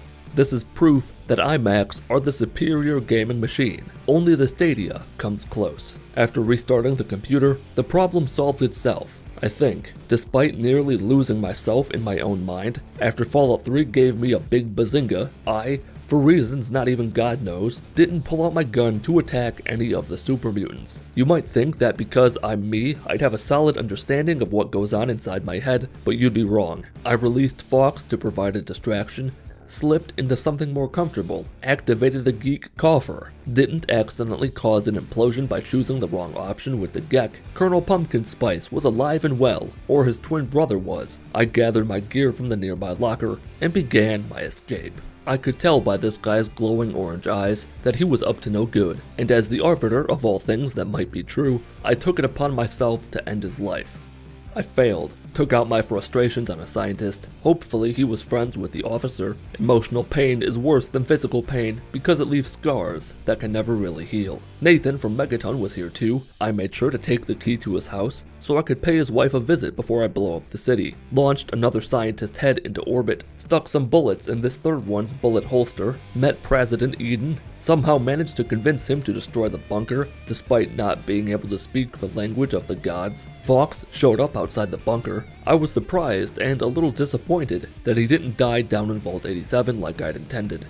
Back at the Citadel, I was gifted a suit of power armor, was pretty f***ing mad that I told the in charge of Cat Club that I was ready for battle, so I couldn't buy more ammo from Durga. I did give her a parting gift before going on my merry way. As always, the march towards freedom was both uninteresting and filled to the brim with the corpses of feral communists. It could have just been me, but it seemed like Liberty Prime was larger than normal. It might have just been because I was paying attention to this part of the game instead of ignoring it like I usually do. I did, however, catch a glimpse of God. He was a little more disgusting than I thought he would be. In the exact same instance that I paused reality to stare into God's eyes, a wild hand just so happened to be flying over the sea. If rainbows are associated with God in the Bible, they might be, I have no idea. It's fitting that a bloody severed hand in the sky is associated with this monstrosity of a god in Fallout 3. I made sure to become Colonel Autumn before confronting Colonel Autumn. It wasn't as cinematic as I was hoping it would be. In the end, I volunteered Colonel Autumn to go into the Purifier to sacrifice himself. I told Sarah Lyons how I really felt about her, activated the Purifier, and did not beat Fallout 3 with only a Chinese pistol, but I did beat it in a foreign language that I can't understand. Have you ever wanted to kill a dog with a plunger? How about an old woman with the teddy bear that used to belong to her grandson, who you also just killed? If you're the one person in the world who wants to do that, Fallout 3 is the game for you. Can you beat Fallout 3 with only a rocket launcher? The rocket launcher is something truly special. It's the first big gun I've ever used in Fallout 3. That's a true fact, don't bother looking it up. I'll know if you do, and I'll remember. When you finally die, I won't let the real game begin. I'll force you to do the tutorial forever. Because it's a rather large weaponry, it's an endurance-based weapon, not strength like you'd expect. It's heavy and you need endurance to hold it up for a long time. If you can take a great deal of pain, you're basically a weightlifter, which makes me the world's strongest toddler. Special points go into endurance for big guns, intelligence for skill points upon leveling up, luck for all skills, and the rest don't matter much. I'll tell you right now that this is a very, okay, well let's see what happens if I do this playthrough. Lots of shenanigans and nonsense. Just as a for instance, I spawned in a dozen clones of my dead mother and watched in horror as they did whatever it is a woman who died in childbirth does when they're brought back to life. I even turned one of them into a man. Dad didn't seem to react at all. One by one, they began to migrate somewhere. Dad talked. For some reason, the sideways balloon enamored me. I tried my hardest to get Beatrice down into the birthday bug dungeon for a special surprise. I wanted the roach to eat her. It didn't work out. I killed her, medicine, bartered big guns as skills, and escaped. After being forcefully kicked out into the world by an unforgiving home that didn't want me anymore, my first and only objective was to obtain the rocket launcher schematics. That's right, Bob the Builder's still dead, but we can carry on his legacy by murdering people with ordinary household objects. That's actually number 1431 in the book Extraordinary Uses for Ordinary Things, 2,317 Ways to Save Money and Time, that I got from the book fair as a kid. F***ing air freshener. Shut up, I should just turn that off. Like most weapons in the real world, it only takes 4 components to build. 5 if you include your brain containing the knowledge of how to put them together. A vacuum cleaner, a leaf blower, a fire hose nozzle, and a conductor. Like the dart gun, these things are all relatively common. The schematics are also quite easy to obtain. They can be bought from Moira or Crazy Wolfgang, found in Rivet City, or stolen from your deadbeat father's framed quote in his office. Did I say they're easy to get? That was an exaggeration, like saying my eyes are close together. You can buy them all from Moira. The trick is to get 1080 caps needed to buy it. I should point out that I installed a few more mods for this playthrough. One adds a bunch of new locations to make the world feel more alive, and the other adds more monsters so that world is more deadly than ever. With no way to attack anything yet, my goal was to desecrate corpses to sell their innards for easy money, to kill 2 birds with 1 imaginary stone. I went out to the minefield. Moira wants a mine. Mines reward XP when collected, and can be sold for a pretty nickel. Not as pretty as Philip or the nickel I swallowed and shit out when I was 4. It almost killed me, but they're still solid nickels. Still not at the goal. I robbed a grocery store of its grenades and whatnot. They're common in grocery stores starting right now. If you want to have a fun time, next time you get groceries, or when you get them when you're older since most of you watching this are teenagers, ask the cashier if they have a grenade. If they say no, say nothing for a second, make a big smile, put your hand on theirs, and quietly ask, "Would you like one?" Another thing to point out, we're into recording 2 now, and I don't usually do this, but by the end of this recording I was hammered, to the point where I don't remember what I did in the game. But we'll get there. After the market, I had to finish chapter 1 of the survival guide to make more money. I hurt myself emotionally for money in real life, why shouldn't I do it in a game too? But it was still not enough, so I went through the main quest without attacking anything until I had the necessary caps. We've been here before, let's breeze through it. Metro station with the ghouls. Pussy Squad involved themselves in my business. I leveled up at GNR. The Margaret Thatcher of Super Mutants showed up. Her death was a beautiful sight to behold. I met Mr. Dog. The radiation clung to me pretty hard, and I'm proud to say I figured it out myself. Somehow I got lost and forgot what I was doing. Figured it out eventually. Bought the components, bought the blueprints, built my toy, got it fixed, and began my adventure. Not the main quest. The rocket launcher is effectively a junk jet. Most junk items can be fired from it. They all do the same damage but can be picked up after being fired. So as long as you don't litter like human scum, ammo is infinite. This is the perfect playthrough to take in a few side missions and attempt to enjoy Fallout 3 for the first time in my life. And nothing says pleasure like killing Grandma Sparkle and taking her shit. The mine strip on the bridge was a real struggle. The mines at my feet kept breaking my skull. I watched Brian Wilkes run for his life for a little while using the third-person free cam console command. I wanted to know where he'd go or what creature would eat him. Little bitch got away. Now the rocket launcher is a pretty great weapon. In fact, of all the big guns in the game, it does the most damage per shot if you exclude area of effect damage from weapons like the missile launcher or Fat Man. As a comparison, the rocket launcher does 50 damage per shot, which is the same as Lincoln's repeater. Really the only drawback is that because you're firing firing trash, you've gotta take projectile arc into consideration. Also, there's the fact that your ammo has weight. You could get creative and use pre-war money since it weighs nothing. A rogue synth is on the loose, and I want him to have the most human experience possible. I want to return him to a life of torment against his will. He's in Rivet City. Makes sense.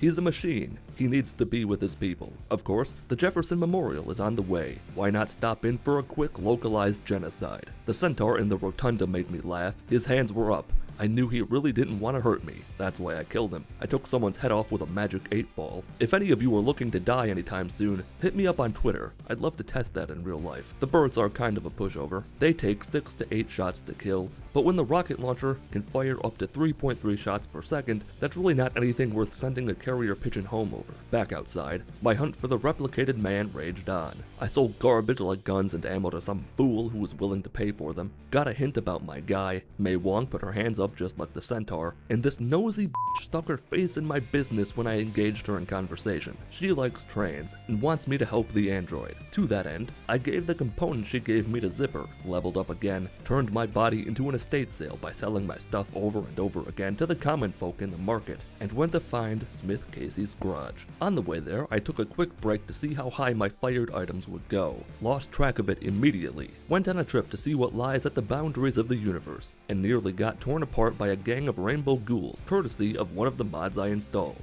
I like this mod a lot. When you kill the night ghouls, you can take out their eyeballs and it makes their head explode. About halfway to the garage, I set my sights on a detour. There is a man who threw out all my Fallout 3 challenges I haven't met yet. I did go ahead and throw random items at the rats because I can, and because there are many an item inside that can be used as an executionatory device to end someone else's adventure. That's a word I made up. Back to the minefield I went, to finally wipe Arkansas off the map and continue onwards towards my special man. I found the remains of a book fair inside an abandoned house, oopsie-daisied my way into an early grave, freed a slave in the basement after taunting her for a bit, and made one of the greatest discoveries in human history. There exists a sexy slave collar. Part of me is surprised that wasn't added into Fallout the Frontier. You might think it'd be too on the nose to give a sexy slave collar to a soldier captured by the Legion and turned into a slave, but if you've played the mod, you know there's no such thing as too on the nose. They broke the nose. I should point out that, after looking it up, that slave collar most likely comes from the DC Interiors mod. I didn't know it was a thing when I installed the mods I was installing, all of which you can see here. I only took it because the idea of me wearing it was funny, not the idea of slavery itself. I probably don't need that disclaimer, but after all the surrounding the Frontier, I'm saying it anyway. I went and got myself sidetracked again. Closer to my man, I was given the old yellow treatment by a pack of wild hogs. Somewhere along the way I killed someone with something that was ironic. Might have been a pack of cancer sticks, maybe an empty whiskey bottle. I can't remember what it was or find the clip, but I'll put it in here now in the video, now that I've explained it without turning it into a joke. At long last, I arrived at Oasis. Spoke to Tree Father Birch. Just realized right now as I'm writing this that his name is a tree pun. I drank the sacred sap, was greeted by the Greybeards, and met the big man himself, Harold. He has been rooted into the ground for decades, and all he wants is what we all want. He wants to die. Unfortunately for him, suicide is not an option. Usually when someone tells me they can't kill themselves, I tell them to believe in themselves and put their back into it. But Bob went and with his insides, and he doesn't really have a back anymore. His options are limited. The tree people only hear what they want to hear. They see his cries for death as a sign from God that he must be protected and worshipped. As we all learned in science class, trees are sexless. But more importantly, they're naturally resistant to bullets. But his heart lies beneath the surface of the earth, and destroying that will free him. Naturally, I killed his entire flock to see what his reaction would be. It was about what I expected. Then I went and bought a flamer because I wanted to have myself a little bonfire. He screamed for longer than I thought, and burned well into the next morning. I really wanted to see his charred corpse, but I'm not patient enough for that. So I reloaded a save, got 2 items from the tree people, one to halt his spread, the other to speed it up, and entered the caves, unsure of what my next move would be. The Mirelurks and Mirelurk Kings were without a doubt the toughest enemies in the game so far. Finally, at his heart, I pondered my choices. On one hand,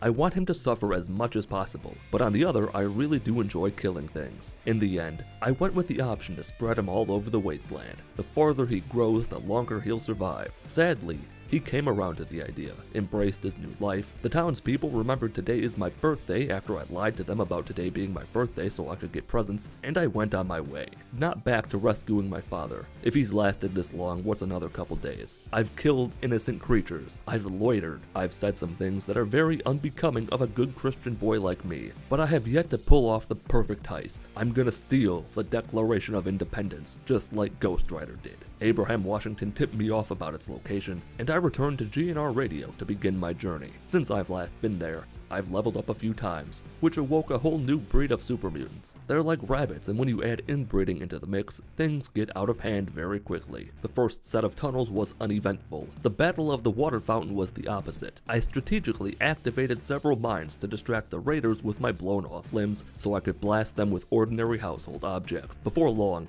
I arrived at the mall, where I killed a Brotherhood initiate. It was his own fault, shouldn't have been out there by himself when he knew I was on my way. I had a feeling someone would expect foul play when his head was gone, so I placed his body on a shopping cart and put another nearby to make it look like gang violence, and entered the National Archive for probably the first time in 11 years. I don't think I've been in this building since one of my first playthroughs of this game, long before Mitten Squad was a thing, and I began my search. I really didn't think I'd see a piranha plant inside. I thought they went extinct with morality several centuries ago. After checking every room I entered for a giant sign pointing me towards the document, I made my way to the entrance, helped Sydney fend off a few waves of mutants, used her secret entrance to get into a hole, and from within the basement, continued my quest for paper goods. Because I lacked the know-how required to open a door, I took to the basement to find another route to success. The robots infesting the lower levels were incredibly unprepared for me. They never expected someone to use tin cans, used soda bottles, and destroyed books as a weapon. I killed Prim Slim's cousin on instinct alone, went back in time, put on my sexiest outfit and slave collar, and engaged him in the art of conversation. Mr. Buttons still believes he's living in a long since forgotten fantasy land that was 2004, which was honestly my greatest year. Me and my brother made a home movie about a killer gingerbread dog toy named Happy. One day I'm gonna find it and I'll share it with the world. Buttons and I planned a double cross. I'm gonna make love to a squid to obtain its ink to allow Buttons to make a perfect forgery of the document. Squidward lies in the dark underbelly of the Arlington Library. On the way there, I got into a large-scale conflict with Tail and Company. It was a real mess after I got done blowing their limbs off. Scribe Yearling dared to ask me to hand over my pre-war books, as if I'd actually give her my most valuable ammunition. She and her people died for that. I like to think Arthur the Aardvark was looking This is so dumb. I like to think Arthur the Aardvark was looking down on me from heaven with pride as I killed them all inside the library, because he was right the entire time. Having fun isn't hard if you have a library card. Once I got the ink sac, I returned to Buttons. He made me a forgery. I used his terminal to unseal all the locks, took the real Declaration of Independence for myself, and traveled to Rivet City to claim my prize. My hubris and desire to commit petty crimes came back and bit me in the fanny. Abraham took both the forgery and the real document. I'd have killed him, but violence is not the answer today. You see, I woke up Thomas Jefferson in the basement before I left the National Archive, and his prime directive is to protect democracy. Abraham Washington will taste the cold metal arm of justice one day. From there, it was back to the business of finding my father. But here's the thing about this playthrough. You already know how the main quest line's gonna go down. I have a weapon that does damage. Of course it's possible to finish the game with it. There are only so many ways I can explain the same things over and over again, which is why instead I'm gonna focus on all the weird I did to entertain myself while I played Fallout 3 and listened to a podcast about aliens abducting and f***ing people. In the future of VR that Zuckerberg wants for us all, I summoned the Chinese and tried to turn children into communists by force. When that didn't work, I turned Braun's Eternal Nightmare into a memorial for Achievement City by recreating the Field of Giants as best I could. In Rivet City, I started changing every person I saw on the molecular level. Madison Lee became a man, Dad became a giant woman, Garza became a monster, Mrs. Father sacrificed himself to kill Colonel Pumpkin Spice, and we escaped into the tunnels. Knowing that in a few minutes Lee would be nagging about wanting to save Garza from a panic attack, I took precautionary measures by killing him and the other scientist. Then I found out something I never knew. There are many armors in this game that have versions for both men and women, but some, like Elder Lion's armor, is unique and has no version for the other side. So if you turn Lions into a woman, he wears a Vault 101 jumpsuit instead. I'm not sure about the missing hand though. I can't think of any reason why it would be gone. I could somewhat understand a gap in the wrist because of there being no Pip Boy, but not the hand. The only explanation I can come up with is that Lions normally wears gloves, and the jumpsuit has no gloves, so there is no texture for his hand. But if that's the case, why isn't he missing both? Maybe these are questions we're not meant to ask, like why these two knights are different heights. I swear on my own grave that I had nothing to do with it. Down in lamplight, I glitched myself inside, remembered that I wouldn't be able to draw a weapon, so I went to free the children. It took all the ammo I had to extinguish the slavers. Old man Willoughby refused to abandon his post. I set him free, got into Murder Pass, and tried to kill Fox. I should have known you can't kill God. After 130 shots being fired with big guns at 100 and a dose of Psycho, his health barely budged. Near the Gek, I had me an experiment. You can activate the Gek and blow yourself to Kingdom Come Deliverance. If you enable God mode, your character survives but is in a coma. However, something I never even considered using was the resurrect command on myself. Deep down, I always knew it would work. Think about it. How else could Jesus have woken up after he got turned into a pinboard? I wanted to see two things. First, if I activate the Gek and still had control, would Fox be able to give me the Gek? And second, if he didn't give me the Gek but I still activated it, what else in the game could still happen? For the first thing, Fox can still get you the Gek, but the game is obviously broken. My weapon's f***ed up, and I don't exist in third person anymore. I sped up time to get Fox to the chamber in under 12 hours. I also hoped that I'd be able to take his torn up vault suit as armor for myself, but it's not an option. It's most likely his texture. What's weird is that he can still get you the Gek, but he doesn't go into the infirmary to get it. After leaving the vault, I increased my speed by about 1200% to get back to the Citadel quickly. I was Icarus, and Todd Howard melted my wings when I flew too close to the sun. The game crashed. Back again, I chose to be a Nerf dart rather than a normal bullet when flying through the sky, and returned to the Citadel. Unsurprisingly, nothing happened. Went back to the lab in an old save, snagged the Gek, got captured by the Enclave, and the game crashed. Tried it again, and it crashed again. I made an executive decision here. You already know the rest of the game is possible. Wake up in the base, kill the Enclave, return to the Citadel, follow Liberty Prime, activate the Purifier. There's no reason why it can't be done at this stage, and that's why I didn't even bother with the rest of the game. I quit there, and did not beat Fallout 3 with only a rocket launcher. And if you're wondering, quitting challenges is not something I'm planning on doing on a more frequent basis. I only did it here because it was Thursday evening when I wrapped up the playthrough. Normally I'm done by Tuesday, but I spent Monday, Tuesday, and Wednesday trying to beat Halo Combat Evolved without taking damage, and I got stuck on the second to last level and decided to do this instead, since I knew it was possible. Halo Combat Evolved will be next week's video. There are many weapons in Fallout 3. Some are cobbled together by the average wastelander who's just trying to get by. Some are handcrafted with hate to kill a loved one, but only one weapon is fancy enough to have a title in its name. Can you beat Fallout 3 with only the Mist Launcher?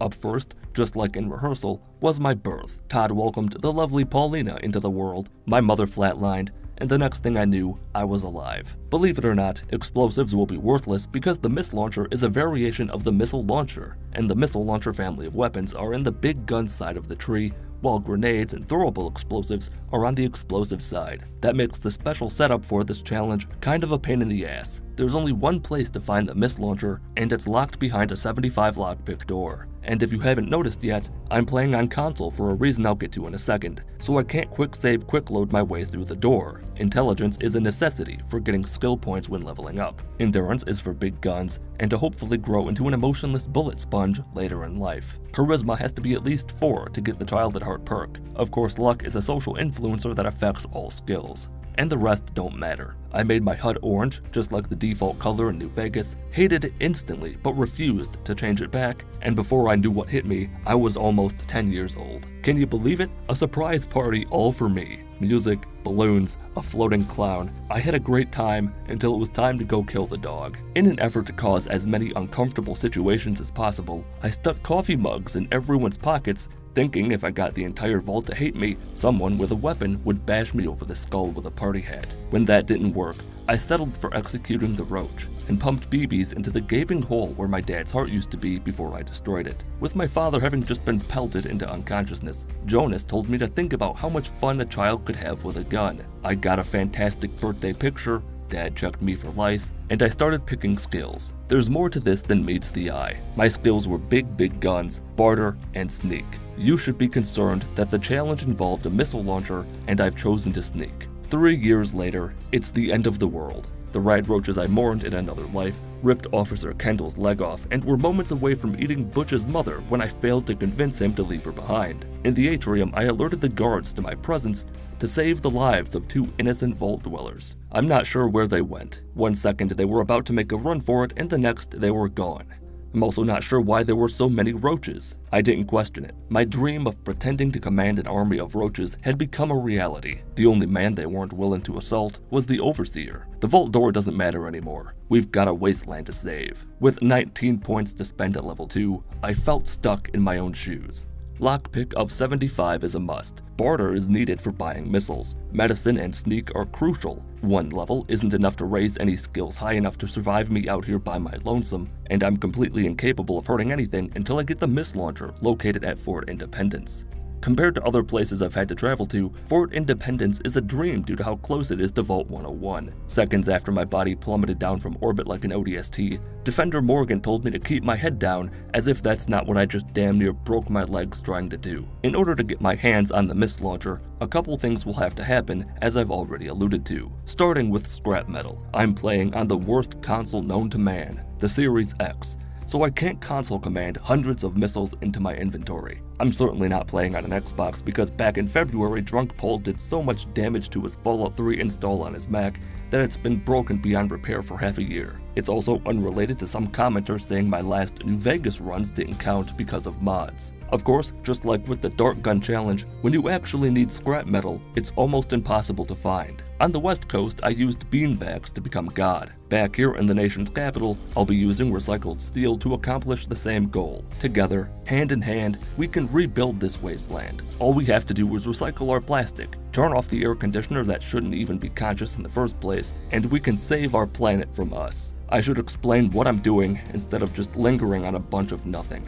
I'm gonna use scrap metal to power level myself up to the point where I can kick down any unlocked door. To not get too carried away early, I won't spoil how this exploit works. Unbeknownst to me in the past, there are only 67 scrap metal in the entirety of Fallout 3. Megaton's got like 2 of them. However, sometimes if you search a pregnant metal box, you can find a scrap metal inside. On the topic of love, one of my eyes caught the attention of Mr. Burke. The lovely Paulina convinced Burke to light a 10-penny tall tower regarding the bomb being worshipped in the center of town. And I went outside to risk it all. You only live once. My lungs have been on the verge of collapse since I was born. There's no time for games. Colin wasn't as into me as I was, so I broke into Billy Creel's house, stole his CDs and his teddy bear, and continued my search for valuables in the women's bathroom. Someone left a fork and knife in the tub. Whoever it was figured out which utensil is the whore and was too horrified to stick around to tell anybody about it. I'll save you 4 minutes of frustration and boredom and tell you that I never found any scrap metal in Megaton. The Fallout Wiki's got a list of places to find scrap metal, but the problem is that every location in Fallout 3 is in Fallout 3, so it's a pain in the ass to get to. Subway tunnels, for instance, happen to be right in the pathway of you-know-who. From the safety of outside her render distance, I contemplated my move. The curse of Grandma Sparkle was sealed up just like Doom Guy. Impossible for it to smite me again. The knew this. She knew Paulina was a being so far below her that she broke through the negativity barrier and ascended into god tier status. Just before entering her apartment, I decided to put the challenge on hold. This bitch dies. Killing her in her own house will stop the curse forever, unless she f***ing vanishes out of thin air. In all my years, I never expected her to leave like that. There are no exits. You saw her run inside, and I was right in front of the f***ing door. There's nowhere she could have gone. What we've learned here today is that Grandma Sparkle is not a person. She's an idea. Anyone can be Grandma Sparkle. Any fool with a gun can dress like a slut and become Grandma Sparkle. Yeah, she's back. I'm not sure where she went or where she came from. I didn't see any meteors kiss the sky over DC. Regardless, there's only room in this madman's mind for one deity, and I've already told you what I've got planned for me. I sat there with her all through the night. Did a fucking sweet jump over this bush, reminded the kid that I'm still not helping him, exploded all 3 of my legs in a freak minefield accident, and entered the Hubris Comics Tunnels underpass. Being the only girl Paul in a comic shop, I should have known I'd get mauled to death. Closing the door to the closet while I was in it wasn't a safe choice either. I only came in here to find trash and was leaving disappointed. I went from one sewer to a drier sewer to the bowels of hell. The metro station I emerged from opened up into a train station. a single Brotherhood paladin was on the scene and used his superior combat knowledge to best all the mutants remaining at the train convention. At level 3, I put all the points into sneak, returned to Megaton, bought 26 stim packs from the doctor, had 2 scrap metal, only needed 1 more, and remembered that the Super Duper Mart is full of boxes ready to be plundered. I hit the mother lode, but that load did not come easy. Raiders of every shape and size swarmed me as I tried to learn how to computer. The Messiah rescued me when all other options failed. I was still mildly perturbed by the orange HUD, found a scrap metal, and with all 3 scrap metal, returned to Proctor Kasdan to begin the end, almost. I was still 1 scrap shy of achieving my final form. You know where they probably have steel out the ass? Fort Independence, and I just so happened to have lifted the key out of Kasdan's pocket. Down in America's colon, I found both the door to the mist launcher and an unbelievably 3 pieces of scrap metal. As we all know from Fallout New Vegas' Dead Money DLC, finding them isn't the hard part, it's getting out alive with them. The outcasts have not yet learned that I'm one of them, which means I'm an outcast to the outcast. Legally, I'm a normal person now, but there are some lines even I won't cross. In place of figuring out which combination of words could trick them into loving me, I stole the metal, ran away into the night, and waited like Jesus for 3 days for Kasdan and friend to calm down. Through a bunch of trial and error, I figured out that the Brotherhood outcast will be hostile towards me if anyone catches any scent of me down in the basement. I have to remain completely hidden at all times. After several attempts, I managed to succeed not a single time. So I went to the one place I knew would have all the metal in the world, a steel mill. The dozen or so raiders attacked me on sight. Presumably they thought I was there to save the big orange princess they had locked behind an electric fence. Inside the mill was far more elaborate than I thought. There's an entire community of people down there you can't interact with because they're always hostile, except for Smiling Jack. I found him in the fields of misery moments after reclaiming my 4th piece of metal. Just before saying my goodbyes, I had him repair a few things, and just like that, he's dead. Silver linings, I found the barter bobblehead, found yet another scrap metal in a toolbox, and left Evergreen Mills to take my rightful place in the world. To make the exploit work, you need an even number of scrap metal and a stealth boy or a high enough sneak skill. Proctor Kasdan can take some pre-war technology in exchange for supplies like grenades or stim packs. Hand over all the stuff you've got, save the game, use the stealth boy, and steal back all the scrap metal you gave to him. Now turn it back in all but 2 of the scrap metal. Pickpocket him again, but get caught on purpose, and if you did it right, it will break the game. Fallout 3 now believes I have 2 scrap metal in my inventory when I really have none, so I can turn in an infinite number of them into Kasdan for as much 5.56 ammo, grenades, or stim packs as I desire. Alternatively, you can turn that endless scrap metal into Walter and Megaton for an easy experience infinity pool you can make at home without getting a permission slip signed. With this Fallout 3 Infinity Experience Exploit 2021 still working, I went all the way from level 3 to level 11 in a matter of minutes. What I didn't tell you about was Walter's insane wealth. He forks over 50 caps for 5 pieces of scrap metal, which put me north of 11,000 caps. Now, more than 10 minutes into this video, we're ready to go get the mist launcher from Fort Independence. Once I was there, I had to wait a little while longer. I got fed up with the f***ing notifications and it took minutes for them to finish popping up. With my highest lockpick skill possibly ever in a Fallout 3 video, I unsealed the door, examined all the goodies, obtained the mist launcher, and thought about where to test out this weapon I'd never used before this video. That cow in Wilhelm's Wharf is too unpredictable. Ghouls in the comic shop are a far better target. Talon Company intercepted me and forced my hand. As you can see, the mist launcher is not anything special. It's a missile launcher with erectile dysfunction. The missiles it fires don't fly through the air. They plop out onto the ground with an arc that makes the junk jet look like a propeller plane you got from a dollar store. Other than that, all the mist launcher's got going for it is a higher damage than the regulation missile launcher. That's about all there is to the mist launcher. It's a pretty boring weapon. After wiping the floor with Talon Company, I came to the frightening realization that I picked the wrong system for this challenge. Ammunition for these kinds of powerful weapons in general is not a frequent find, and no amount of money can fix that or the bigger problem, time. Merchants restock their items on Sundays and Wednesdays, but in the irradiated hellscape that I call home, not many merchants have missiles. Moira isn't allowed to after what happened with Carl. Vendors like Lucky Harith and Crazy Wolfgang spawn too erratically to be relied on for anything. Some merchants do sell missiles, but you've got to complete a quest for them first.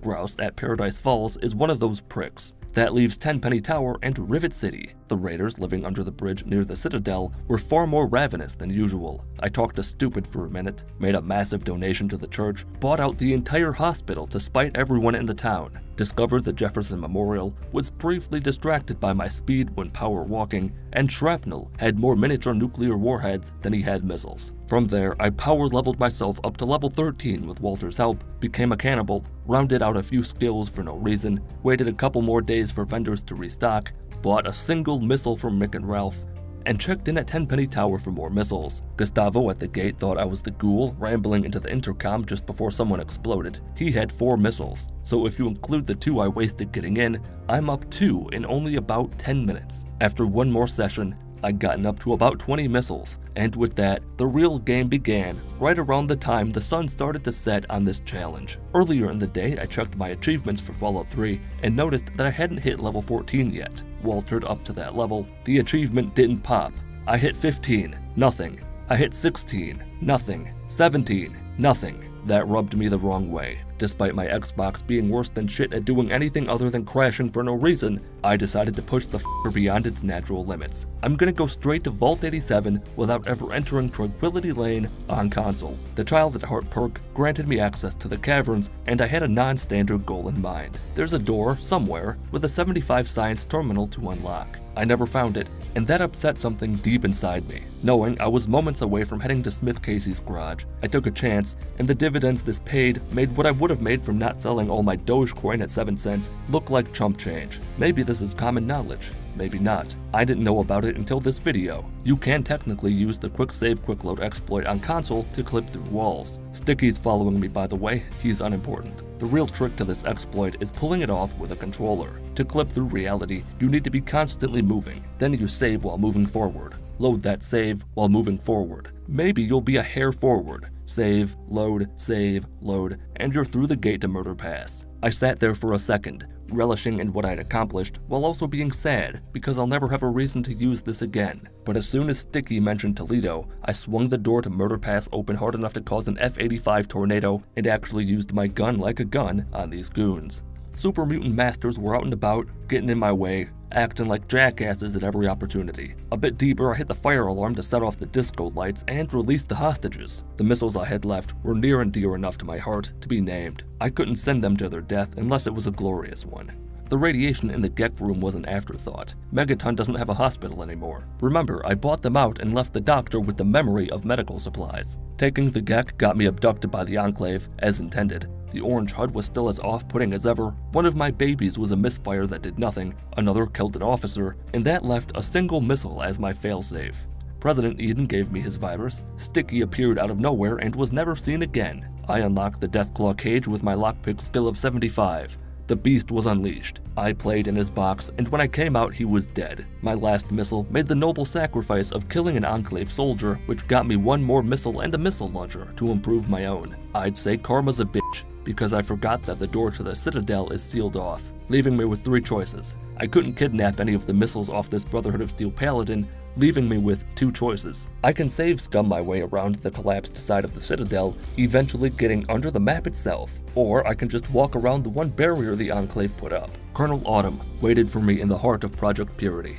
Picking the right angle to warp through the glass required some thought. The more finicky the position you can jam yourself into before you start clipping, the better. I chose to climb up on the railing to deliver a message over the intercom. Keep jumping, keep moving, keep saving, keep loading, and you'll get through the wall eventually. All that remains is Augustus Autumn. He cannot be reasoned with, nor can he be killed. My sole surviving missile killed itself to knock out Colonel Autumn.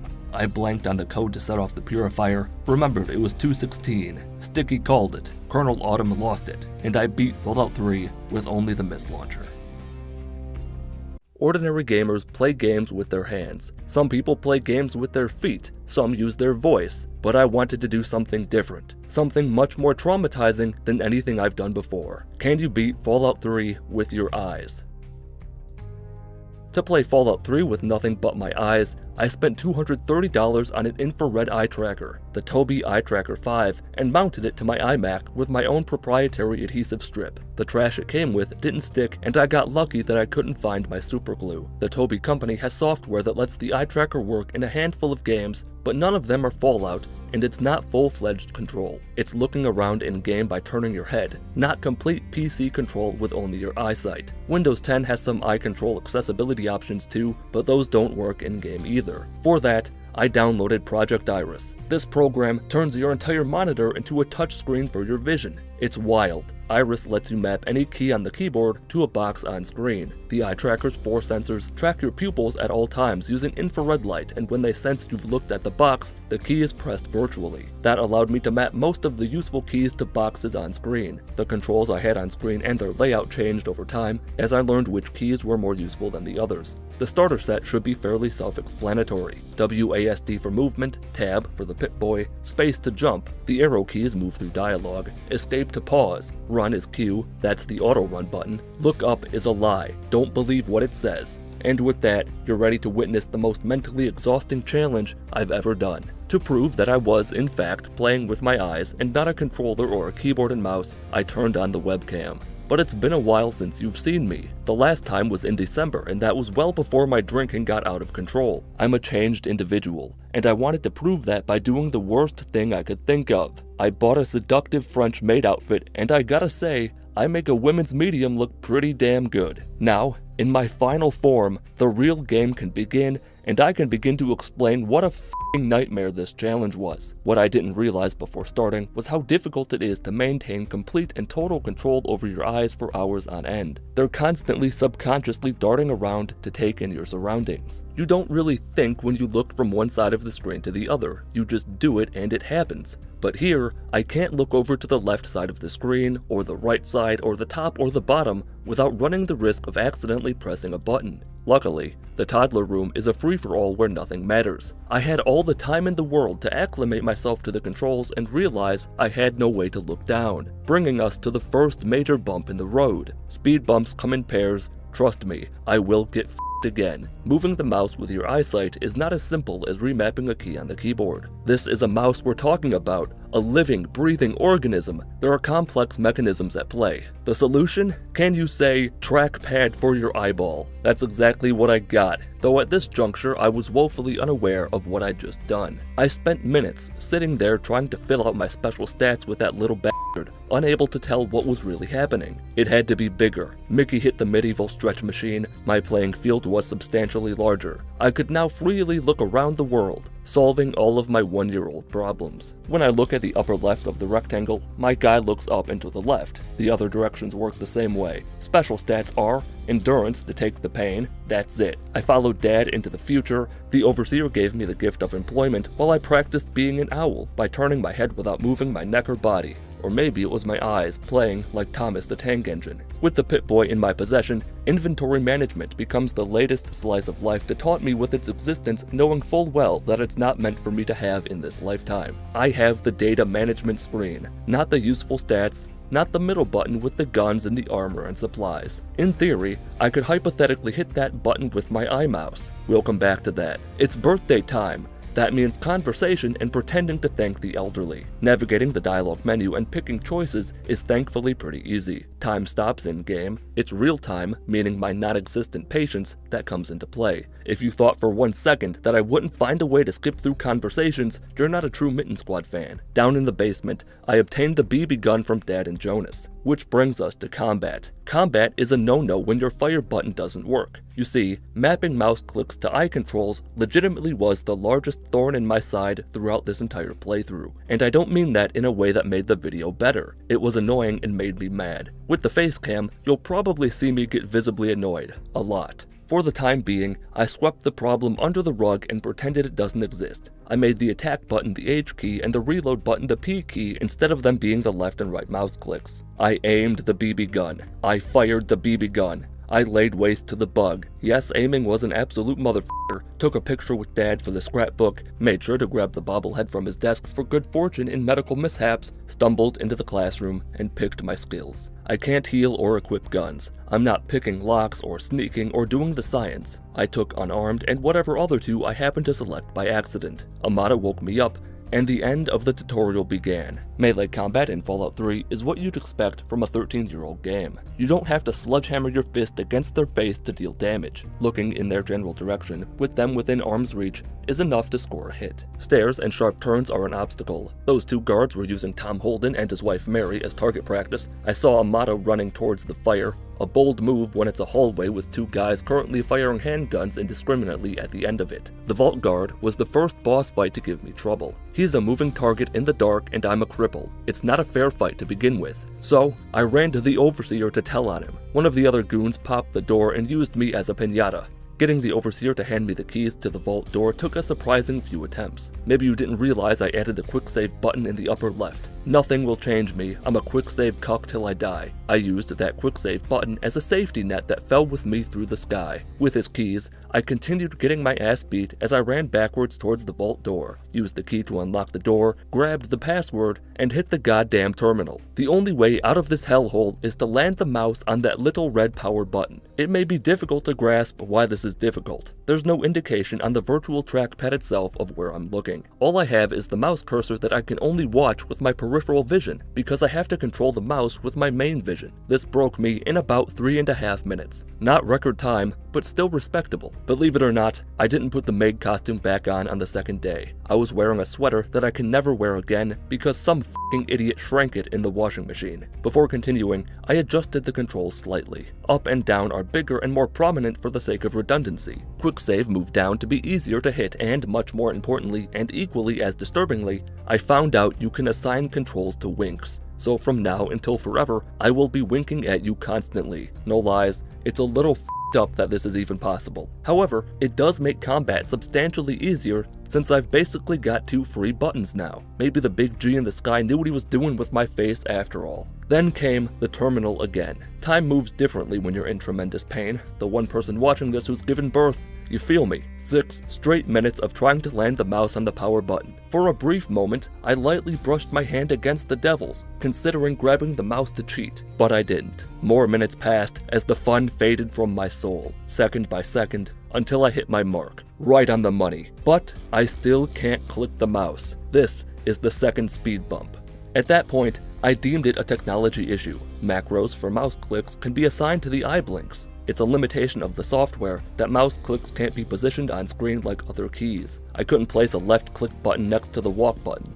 Later, I had more issues with the macros, but we'll get to that. For now, I cheated by clicking the mouse a single time. I'm gonna spoil a bit of this video by telling you that that cheat didn't matter in the long run, because I ended up starting the entire challenge over later on. Outside, I soaked in the fresh air and rejoiced as the real game began. At level 2, I put the points into unarmed and speech. Speech was a mistake, I hit that by accident. Took Swift Learner for 10% more experience as my perk, and set off for Megaton in search of a bed. I barely made it out of the vault alive. I should point out now, I tried to keep my hands within the frame at all times, as proof I wasn't using a controller, as if I'm so talented that I could pull off faking this. Remember when I left an entire end card in the middle of my Halo Reach video? I'm not that good. In Megaton, I attempted to barter with Jenny Stahl, hoping for stim packs. Instead of going to the doctor for medical supplies, I went to the bathroom, got on my knees, and drank out of the toilet. I pulled an Inception and drank my full until I'd taken more radiation damage than I was comfortable with. Before setting off into the wasteland,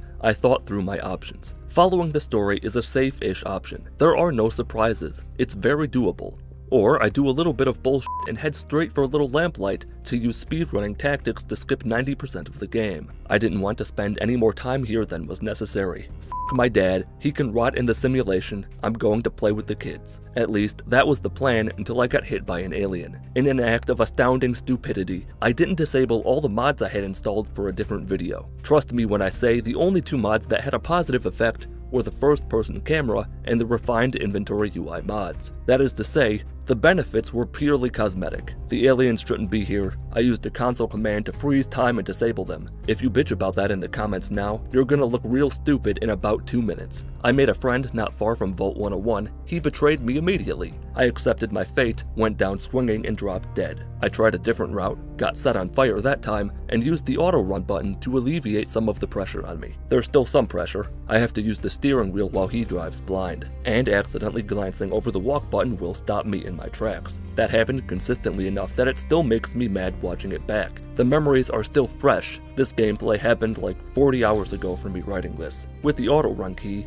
I was able to make it across a good chunk of the map without issue. I could focus on avoiding danger and making it to Smith Casey's garage. Dad's down in the basement, but I'm not here for him. There's a free bed behind the counter. All I had to do to use it was clear out the critters infesting the station. A mole rat, a single rad roach, another mole rat broke my favorite leg. I took out 2 more down the stairs and slept for hours. I only had to do it once to restore my health and heal my limbs. I earned that nap, and daytime is much more pleasant to watch. Lamplight's not too far from the garage. I took a few hits, but I survived without any serious injuries. Another day passed. The Santa hat remains. The blink commands have been swapped over to quick save and quick load. I could think of no other way to abuse the quick save quick load exploit to clip through the wall. It's easy to pull off, but you need movement while saving and loading, and being able to look around with the iPad while moving provides insane value. Plus, I'm still only using my eyes. Exiting the game to change what happens when I look at the walk button will remove the ability to use whatever key it replaced. There's a delicate balancing act here. Sure, I could have added more buttons, but why would I do that? That's effort.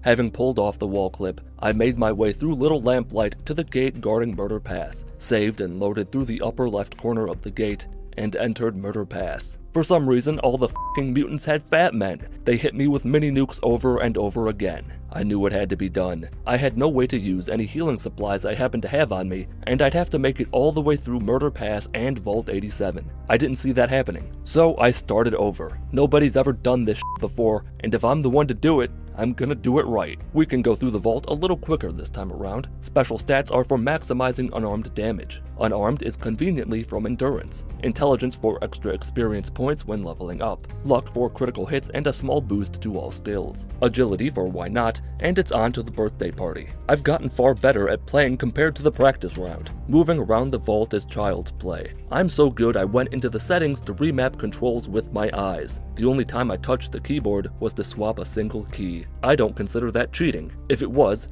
my decision to use VATS can be considered a punishment. Some minutes ago, I planted seeds in your mind about the problems I'd have with macros. It's time to harvest. See that enjoyment? It's not gonna last. 1 second. Skills are unarmed, speech, medicine. There are a variety of macros available for blinking an eye. Click and hold the left mouse button, click and let go, click the right mouse button, move the mouse cursor. Mouse controls are all exclusive to blinking. You saw it work with the rad roach just now. Stupid watch, you make me look bad. You saw it work with the rad roach just now. Blinking is detected in the software. Assigning a left blink to the left click and a right blink to the right click works on the desktop, but they were incredibly unreliable in-game. I could sit there for minutes winking at the cute police officer I've frozen in time and not once be able to select him as a target in VATS. Why was I all in on VATS? Because it would make fighting so much easier and therefore make the challenge less stressful. There's irony in here somewhere. I can taste it. I quit the game, attempted to rework the controls,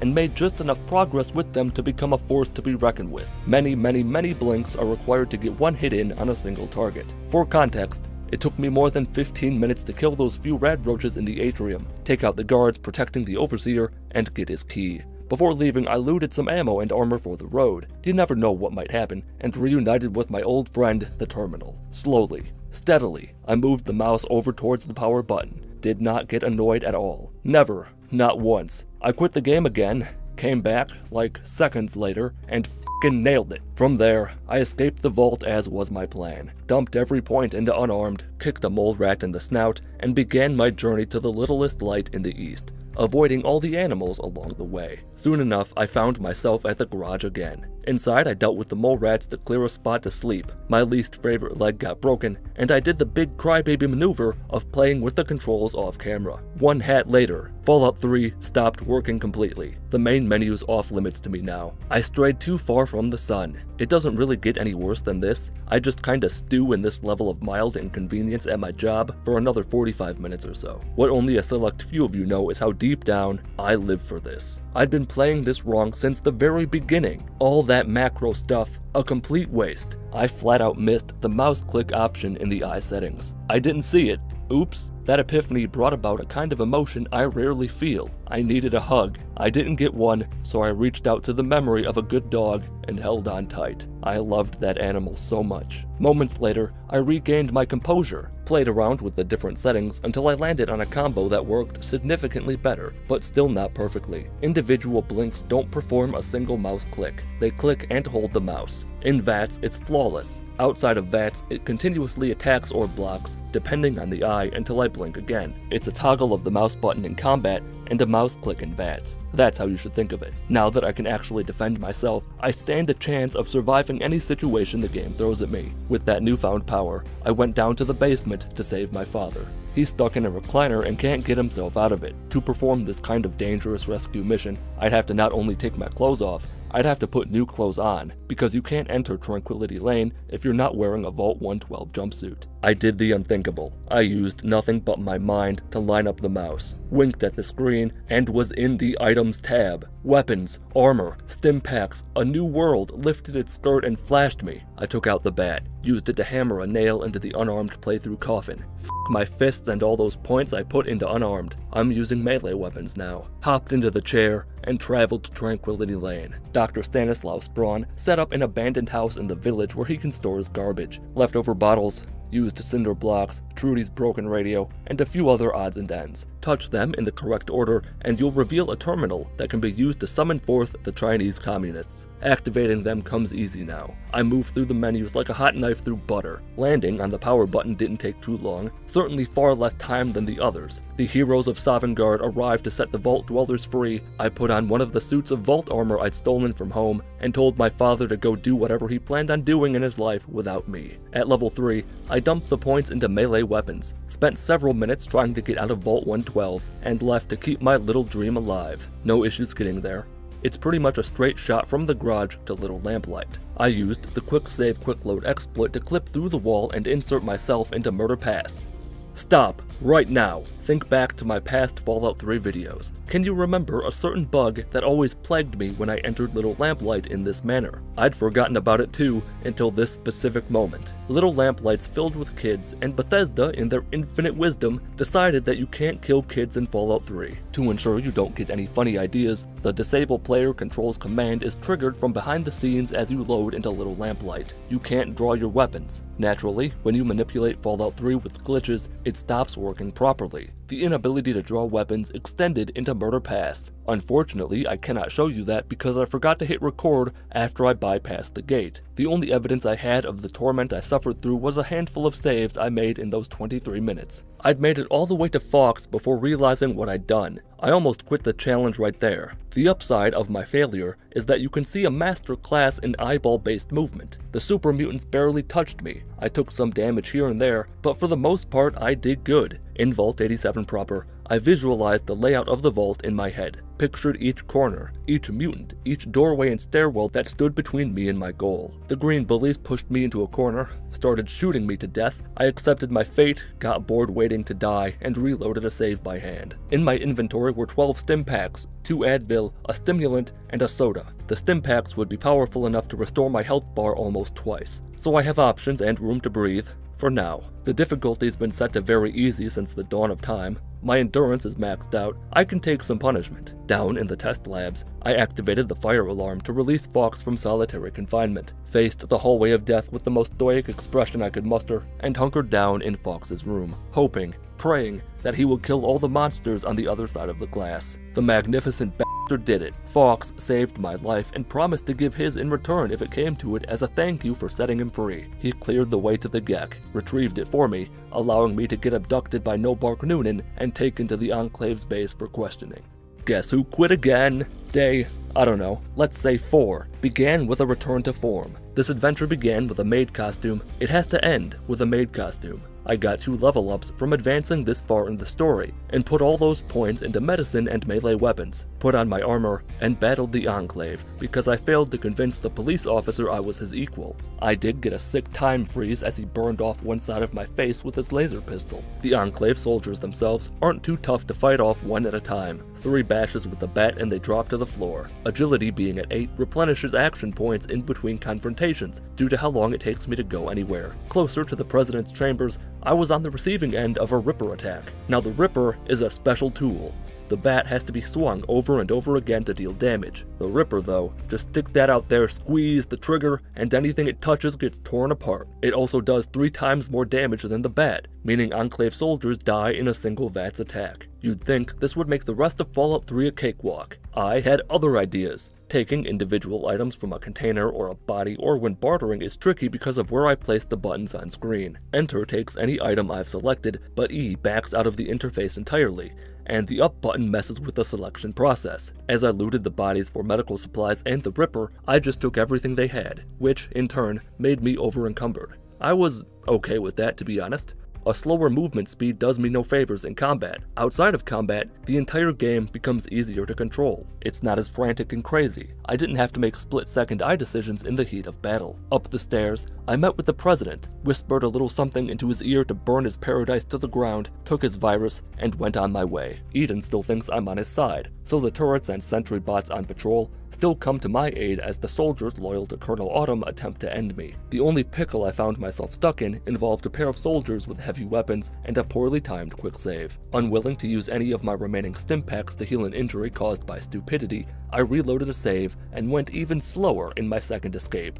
After surviving by doing nothing, I emerged outside, where Fox was mowing down the filth. Not me, I'm not filth. According to the email sent to every tenant in my apartment complex after my relapse, I'm a ruckus. But that was then, this is now. I'd been a good boy, at this moment, for 2 months and 7 days, so I got a treat. Fox joined the party. He didn't ease the burden. He lifted the beast off the ground and carried it around his neck for an impressive amount of time. Remember, I'm over-encumbered. I can't fast travel, and even if I could, I wouldn't risk using the map. It would take ages to line up the mouse on those tiny buttons. I set off on foot at a snail's pace for the Jefferson Memorial. Combat is irrelevant. Fox will take care of any threat before it has a chance to reach me. What he can't take care of is the incredible boredom that comes from walking across the entire f***ing wasteland. You might think, just hit the auto-run button and distract yourself. Not an option, friend. Too many obstacles in the way. Look at all those rocks. It's a nightmare. Doing anything other than keeping my eyes locked in on the screen caused the controls to go all wonky. I sat there, doing nothing but watching the slow march towards the end for an hour. Around the 48-minute mark, I dumped all my heavy items into a dead mole rat Fox made for me. That dropped my weight down to 157 pounds and doubled my movement speed. Near the Citadel, I went in the water for the first time, swam ashore, and found myself at the bridge to the Jefferson Memorial. To get around the obstruction,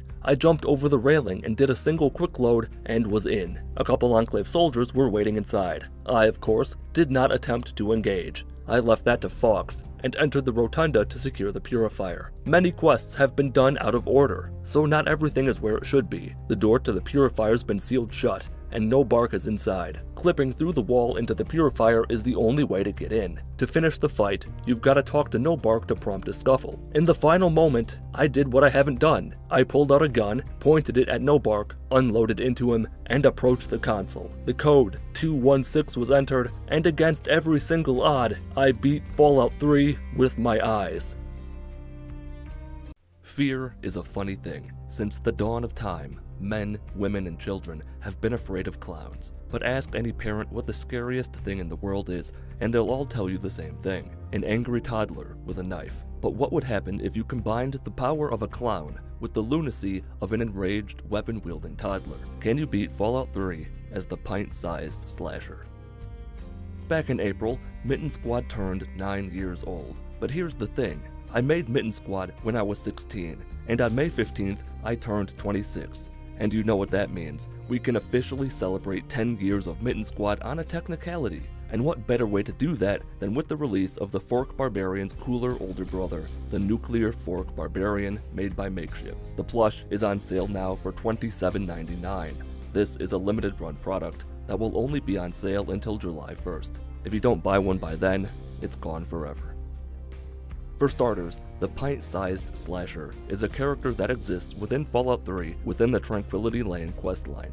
You become him to complete the questline for Betty White to escape the simulation without taking any pills. Unfortunately, as we've seen before, It is simply impossible to beat Fallout 3 as an actual child. Assuming you somehow managed to make it this far, when you reach President Eden to take the vial, you're told you cannot use that. Children cannot carry viruses, we know this. And of course, escaping the vault as a 16-year-old would result in the so-called pint-sized slasher going to a pint-sized prison cell for the rest of his natural life. So where does that leave us? You guessed it, it's baby time. First things first, the pint-sized slasher's blade is only available in the Tranquility Lane questline, and because I don't feel like giving a toddler the tool of a metaphorical god, we're going to be going with the safety scissor route. It would be unsafe to give a toddler a real knife, so we'll be going after the toy knife. That tool, despite its name, is still a melee weapon, so special stats are all based around the melee weapon skill. Strength for the melee weapon skill itself, intelligence for some skill points when leveling up,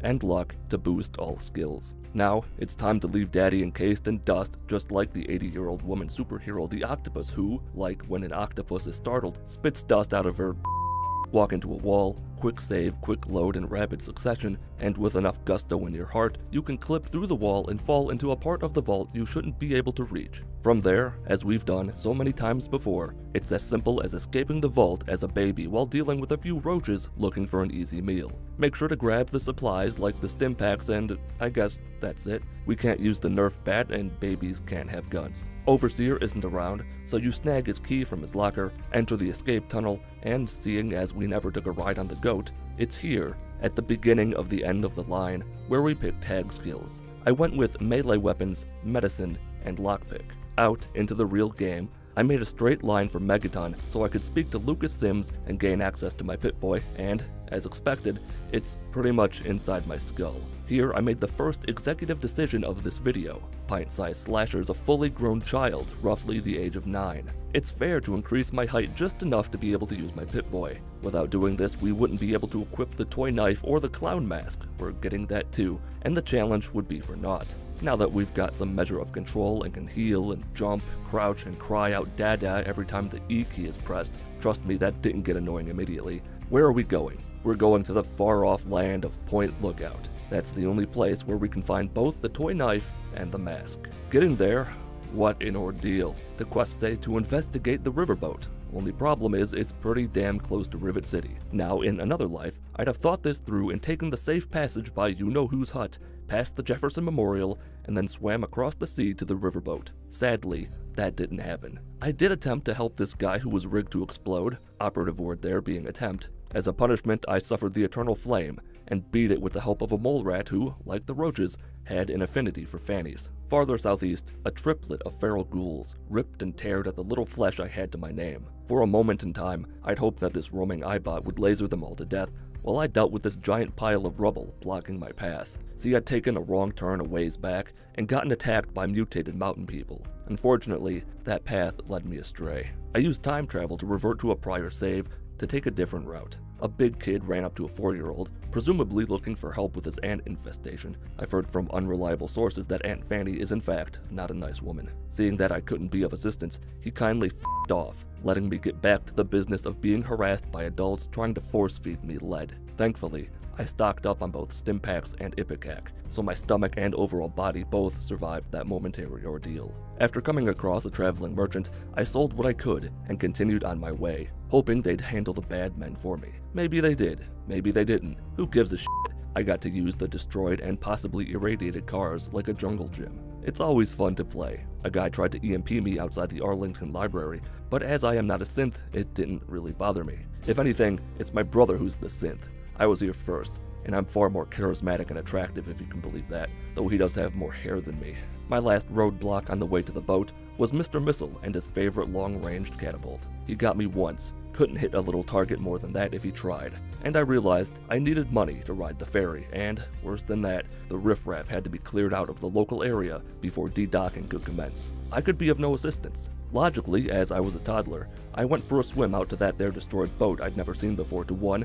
Loot the bitch for weapons, ammo, and medical supplies, and 2. Watch as Tobar and his slut and a robot fended off the intruders. Suffice it to say, with a brief summation of what happened, they couldn't handle it. So, time travel again. This time though, I went straight to Rivet City from the riverboat dock, which I could see from the distance. Met Shrapnel and Frank, stole all their guns and ammo for caps, sold it to a vendor who would accept it, made my way back, and bought a ticket to ride. And with that, we have arrived at Point Lookout. There's a green fog infesting the lower atmosphere, a lighthouse to guide the ships to the rocky shores like a f***ed up towering mermaid, and even a Ferris wheel that doesn't work anymore. This is my kind of place. We have 2 goals here in Greenland. Goal 1, find the spooky pint-sized slasher mask, and 2, find the toy knife. One came easier than the other. The voodoo mask is tucked away in room 1K of the Homestead Motel, the key to which, provided you don't get torn to shreds by wild 4-legged mongrels on the way there, is on the desk in the lobby. Snag the key, enter the room full of decorative art pieces, and you've got yourself one pint-sized slasher mask. As for the toy knife, that little delicacy is just south of the Turtle Dove Detention Center. It's an almost friendly-sounding name for a very unfriendly place. After being nearly spotted by one of the many roaming swamp folk, I used my sole stealth boy to creep through the blades of grass undetected. Unexpectedly, there were Mr. Handies armed with plasma toys alongside turrets and aforementioned swamp folk waiting for any would-be intruder at the detention center. I, momentarily unaware that the toy knife was not inside, checked the cellar for my dull blade. I didn't find it, though I did find a solid supply of chems and medical supplies. The knife itself is located directly left of a yellow sign just south of the center. But there are more than one yellow signs, and all the big bad meanies make it difficult to find the little wooden box housing my Fisher-Price knife. It took a good bit of effort to find it. For a second I thought this nearly brain-dead brawler might have had it. I couldn't be sure if his strength would overcome the laughable damage this knife does, but I had no way to find out. As all great heroes do in their moment of panic, I resorted to YouTube to find exactly where the knife is. Should you be able to clear out the area using weapons of mass destruction, finding previously mentioned knife would be a slice of dully cut cake. For me, even with the video assistance, it was not. Then, in my first of many all is lost moments, I struck fool's gold and found the toy knife sitting neatly inside a little box. The condition isn't great and the damage it does decreases, as all weapon damage does as the condition goes down. As far as melee weapons go, the toy knife is just the worst, in terms of both raw damage output per attack, as well as overall damage per second. It does a pathetic 1 damage per attack. For comparison, the rolling pin does 3 times as much damage. It also only does 3 damage per second. For some perspective, a Swamp Folk Swamper, one of the weaker of the bunch, has 150 hit points. But here's the kicker, the toy knife is just that, a toy. It's not built to last. A regular knife can attack roughly 500 times at full condition before breaking. The toy knife? You should just take your socks off now before I tell you. It can only attack about 185 times before breaking at 100% condition. Shit sucks. And if you recall, damage output is directly tied to the size of your character, so theoretically, I could be looking at less than 1 damage per attack.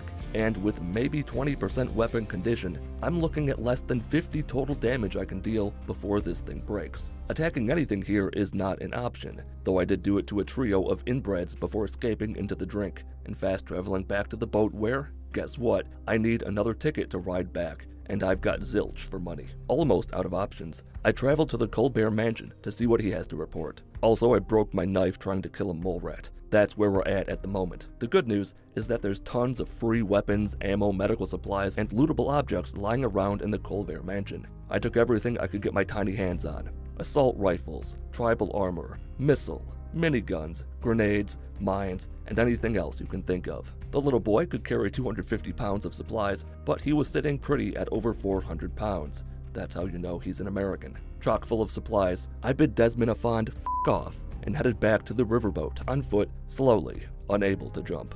I'm effectively crawling. Daddy would be proud of his boy, but terrified at the situation he's gotten himself into. The one lone swamper was waiting for me outside the mansion door, and I was sure, with the medics and stimpaks I had, I could survive the journey. But when his cousin/husband showed up with a rifle, I had this sick feeling in my stomach that I wouldn't survive the journey. And right I was. I made it with an eye shot of the boat before succumbing to death once again. Knowing I wouldn't be able to take a different route, I went back to the mansion and dropped some stuff off, repaired some other stuff, until my carry weight was just below the legal limit, and once more set off for Bodie McBoatface. This time was exponentially different. Rather than draining all the healing supplies I could fit in my pull-ups, I used maybe 3 stim packs getting to the boat. There, I sold what was required to purchase a ticket back home and traveled back to the capital wasteland to begin the real game. First thing I had to do back in the land of pretty colors was get my knife repaired by the local gunsmith. From there, well, we've been here before. I set my mighty eyes on the west side of the map. An undisclosed location we'll disclose later, once you've earned it. Kinda bugged to death though. That poor soul's gonna get made fun of for eternity in the fiery beehive down below.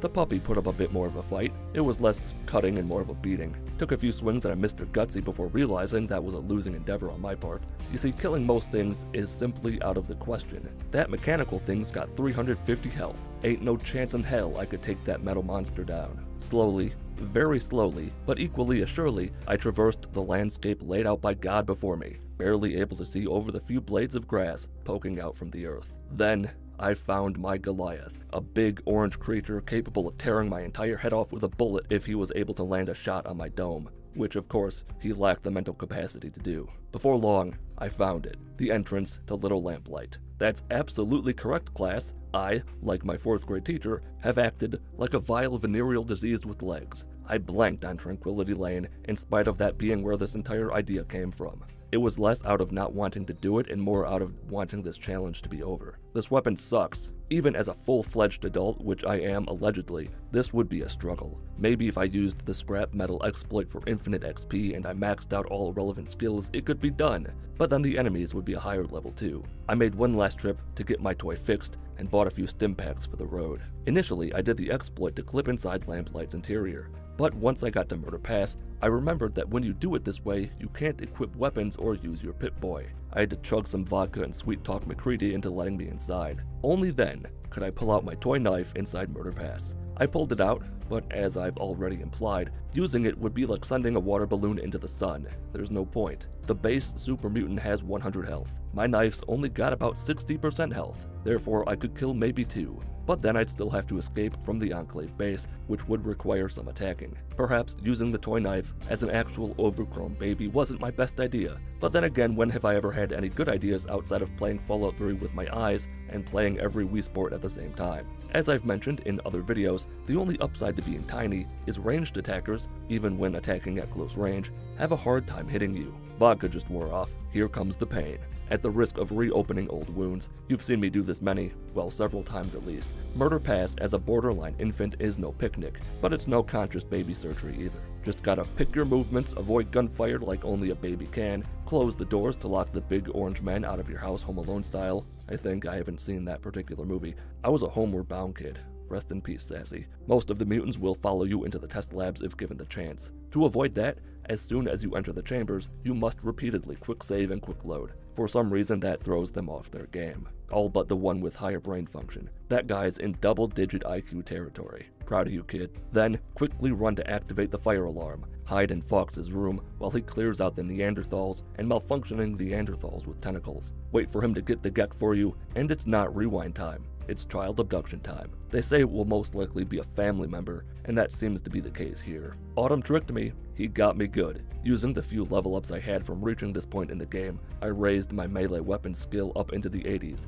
Medicine got a good ways up there as well. Used my vast strength to convince the officer to get off my back and let me be, and quickly made it to the secondary section of Red Rock Bunker, where Autumn overruled the president's orders and commanded all forces to attack a good little Christian boy. The one good thing the toy knife's got going for it is it costs very few action points to use in VATS. Problem is, you have to actually land an attack to do damage, something I sometimes lacked the arm length to do. Nevertheless, I killed this scientist to assert my dominance and let the soldiers know what I'm capable of when I'm fighting against people not in high-tech powered armor who also won't fight back. Given the right set of circumstances, I'm a human wrecking ball. In spite of what I said earlier about needing to save my knife for the Enclave, there was really no point. The Fallout Wiki, known for being absolute in its factuality and not incorrect in any margin, didn't say how much health the standard Enclave power armor soldier had. But given the 40 damage resistance provided by the armor, I can only assume the number of soldiers I'd be able to successfully take out before my knife broke could be counted with your thumbs. In an unusual twist,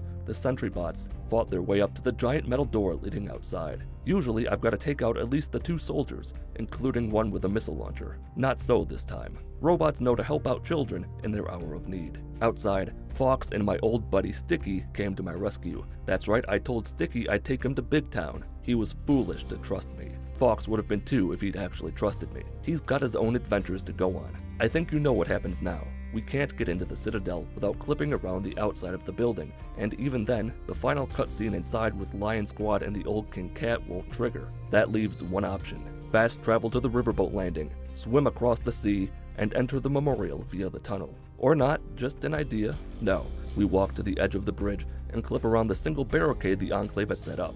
At least that would be what we'd do if I had the hops to make it over the ledge. Instead, I had to waddle all the way back across the bridge, quick save, quick load through this gap, take another dip in the drink, casually clip over this ledge, and enter the Jefferson Memorial for the final confrontation. I'd brought Sticky along for a very specific reason. This place is still swarming with Enclave soldiers, and I was more than willing to sacrifice his life as a distraction to let me get inside the Rotundo, where one final trick has to be performed. Getting into the right position to cheat like a whore mother takes some fine finger work, but inside the purifier I got. Last stop, Autumn must be both spoken to and knocked unconscious before the purifier can be activated. I laid into his waist, thighs and knees with my knife like there was no tomorrow, because for one of us, there won't be. Then, with a single sliver of health left, my favorite toy and most prized possession broke. Round 2 it is. This time around, I made use of as many VATS attacks as I could, with help from a couple doses of Jet, to restore action points. I did this primarily because critical shots do several more damage points, and every single point counts. At the end of the day, I knocked the f***er out, approached the terminal, and couldn't hit the buttons to enter the code. I even slowed the game down a bit just to ensure it wasn't a me thing. I wouldn't have done it this way. I just needed to know if it could be done, which it couldn't. No matter, when the going gets tough and the tough have broken legs, they resort to cheating one last time. I ran around to the back of the machine and clipped myself through the gap, jumping, leaping, and praying all the way until I managed to get myself atop the terminal where I entered the code 216, collapsed onto the keys like only a very small individual could. My skull took some damage, but that's okay, it's soft, it'll recover, and I beat Fallout 3 as the pint-sized slasher.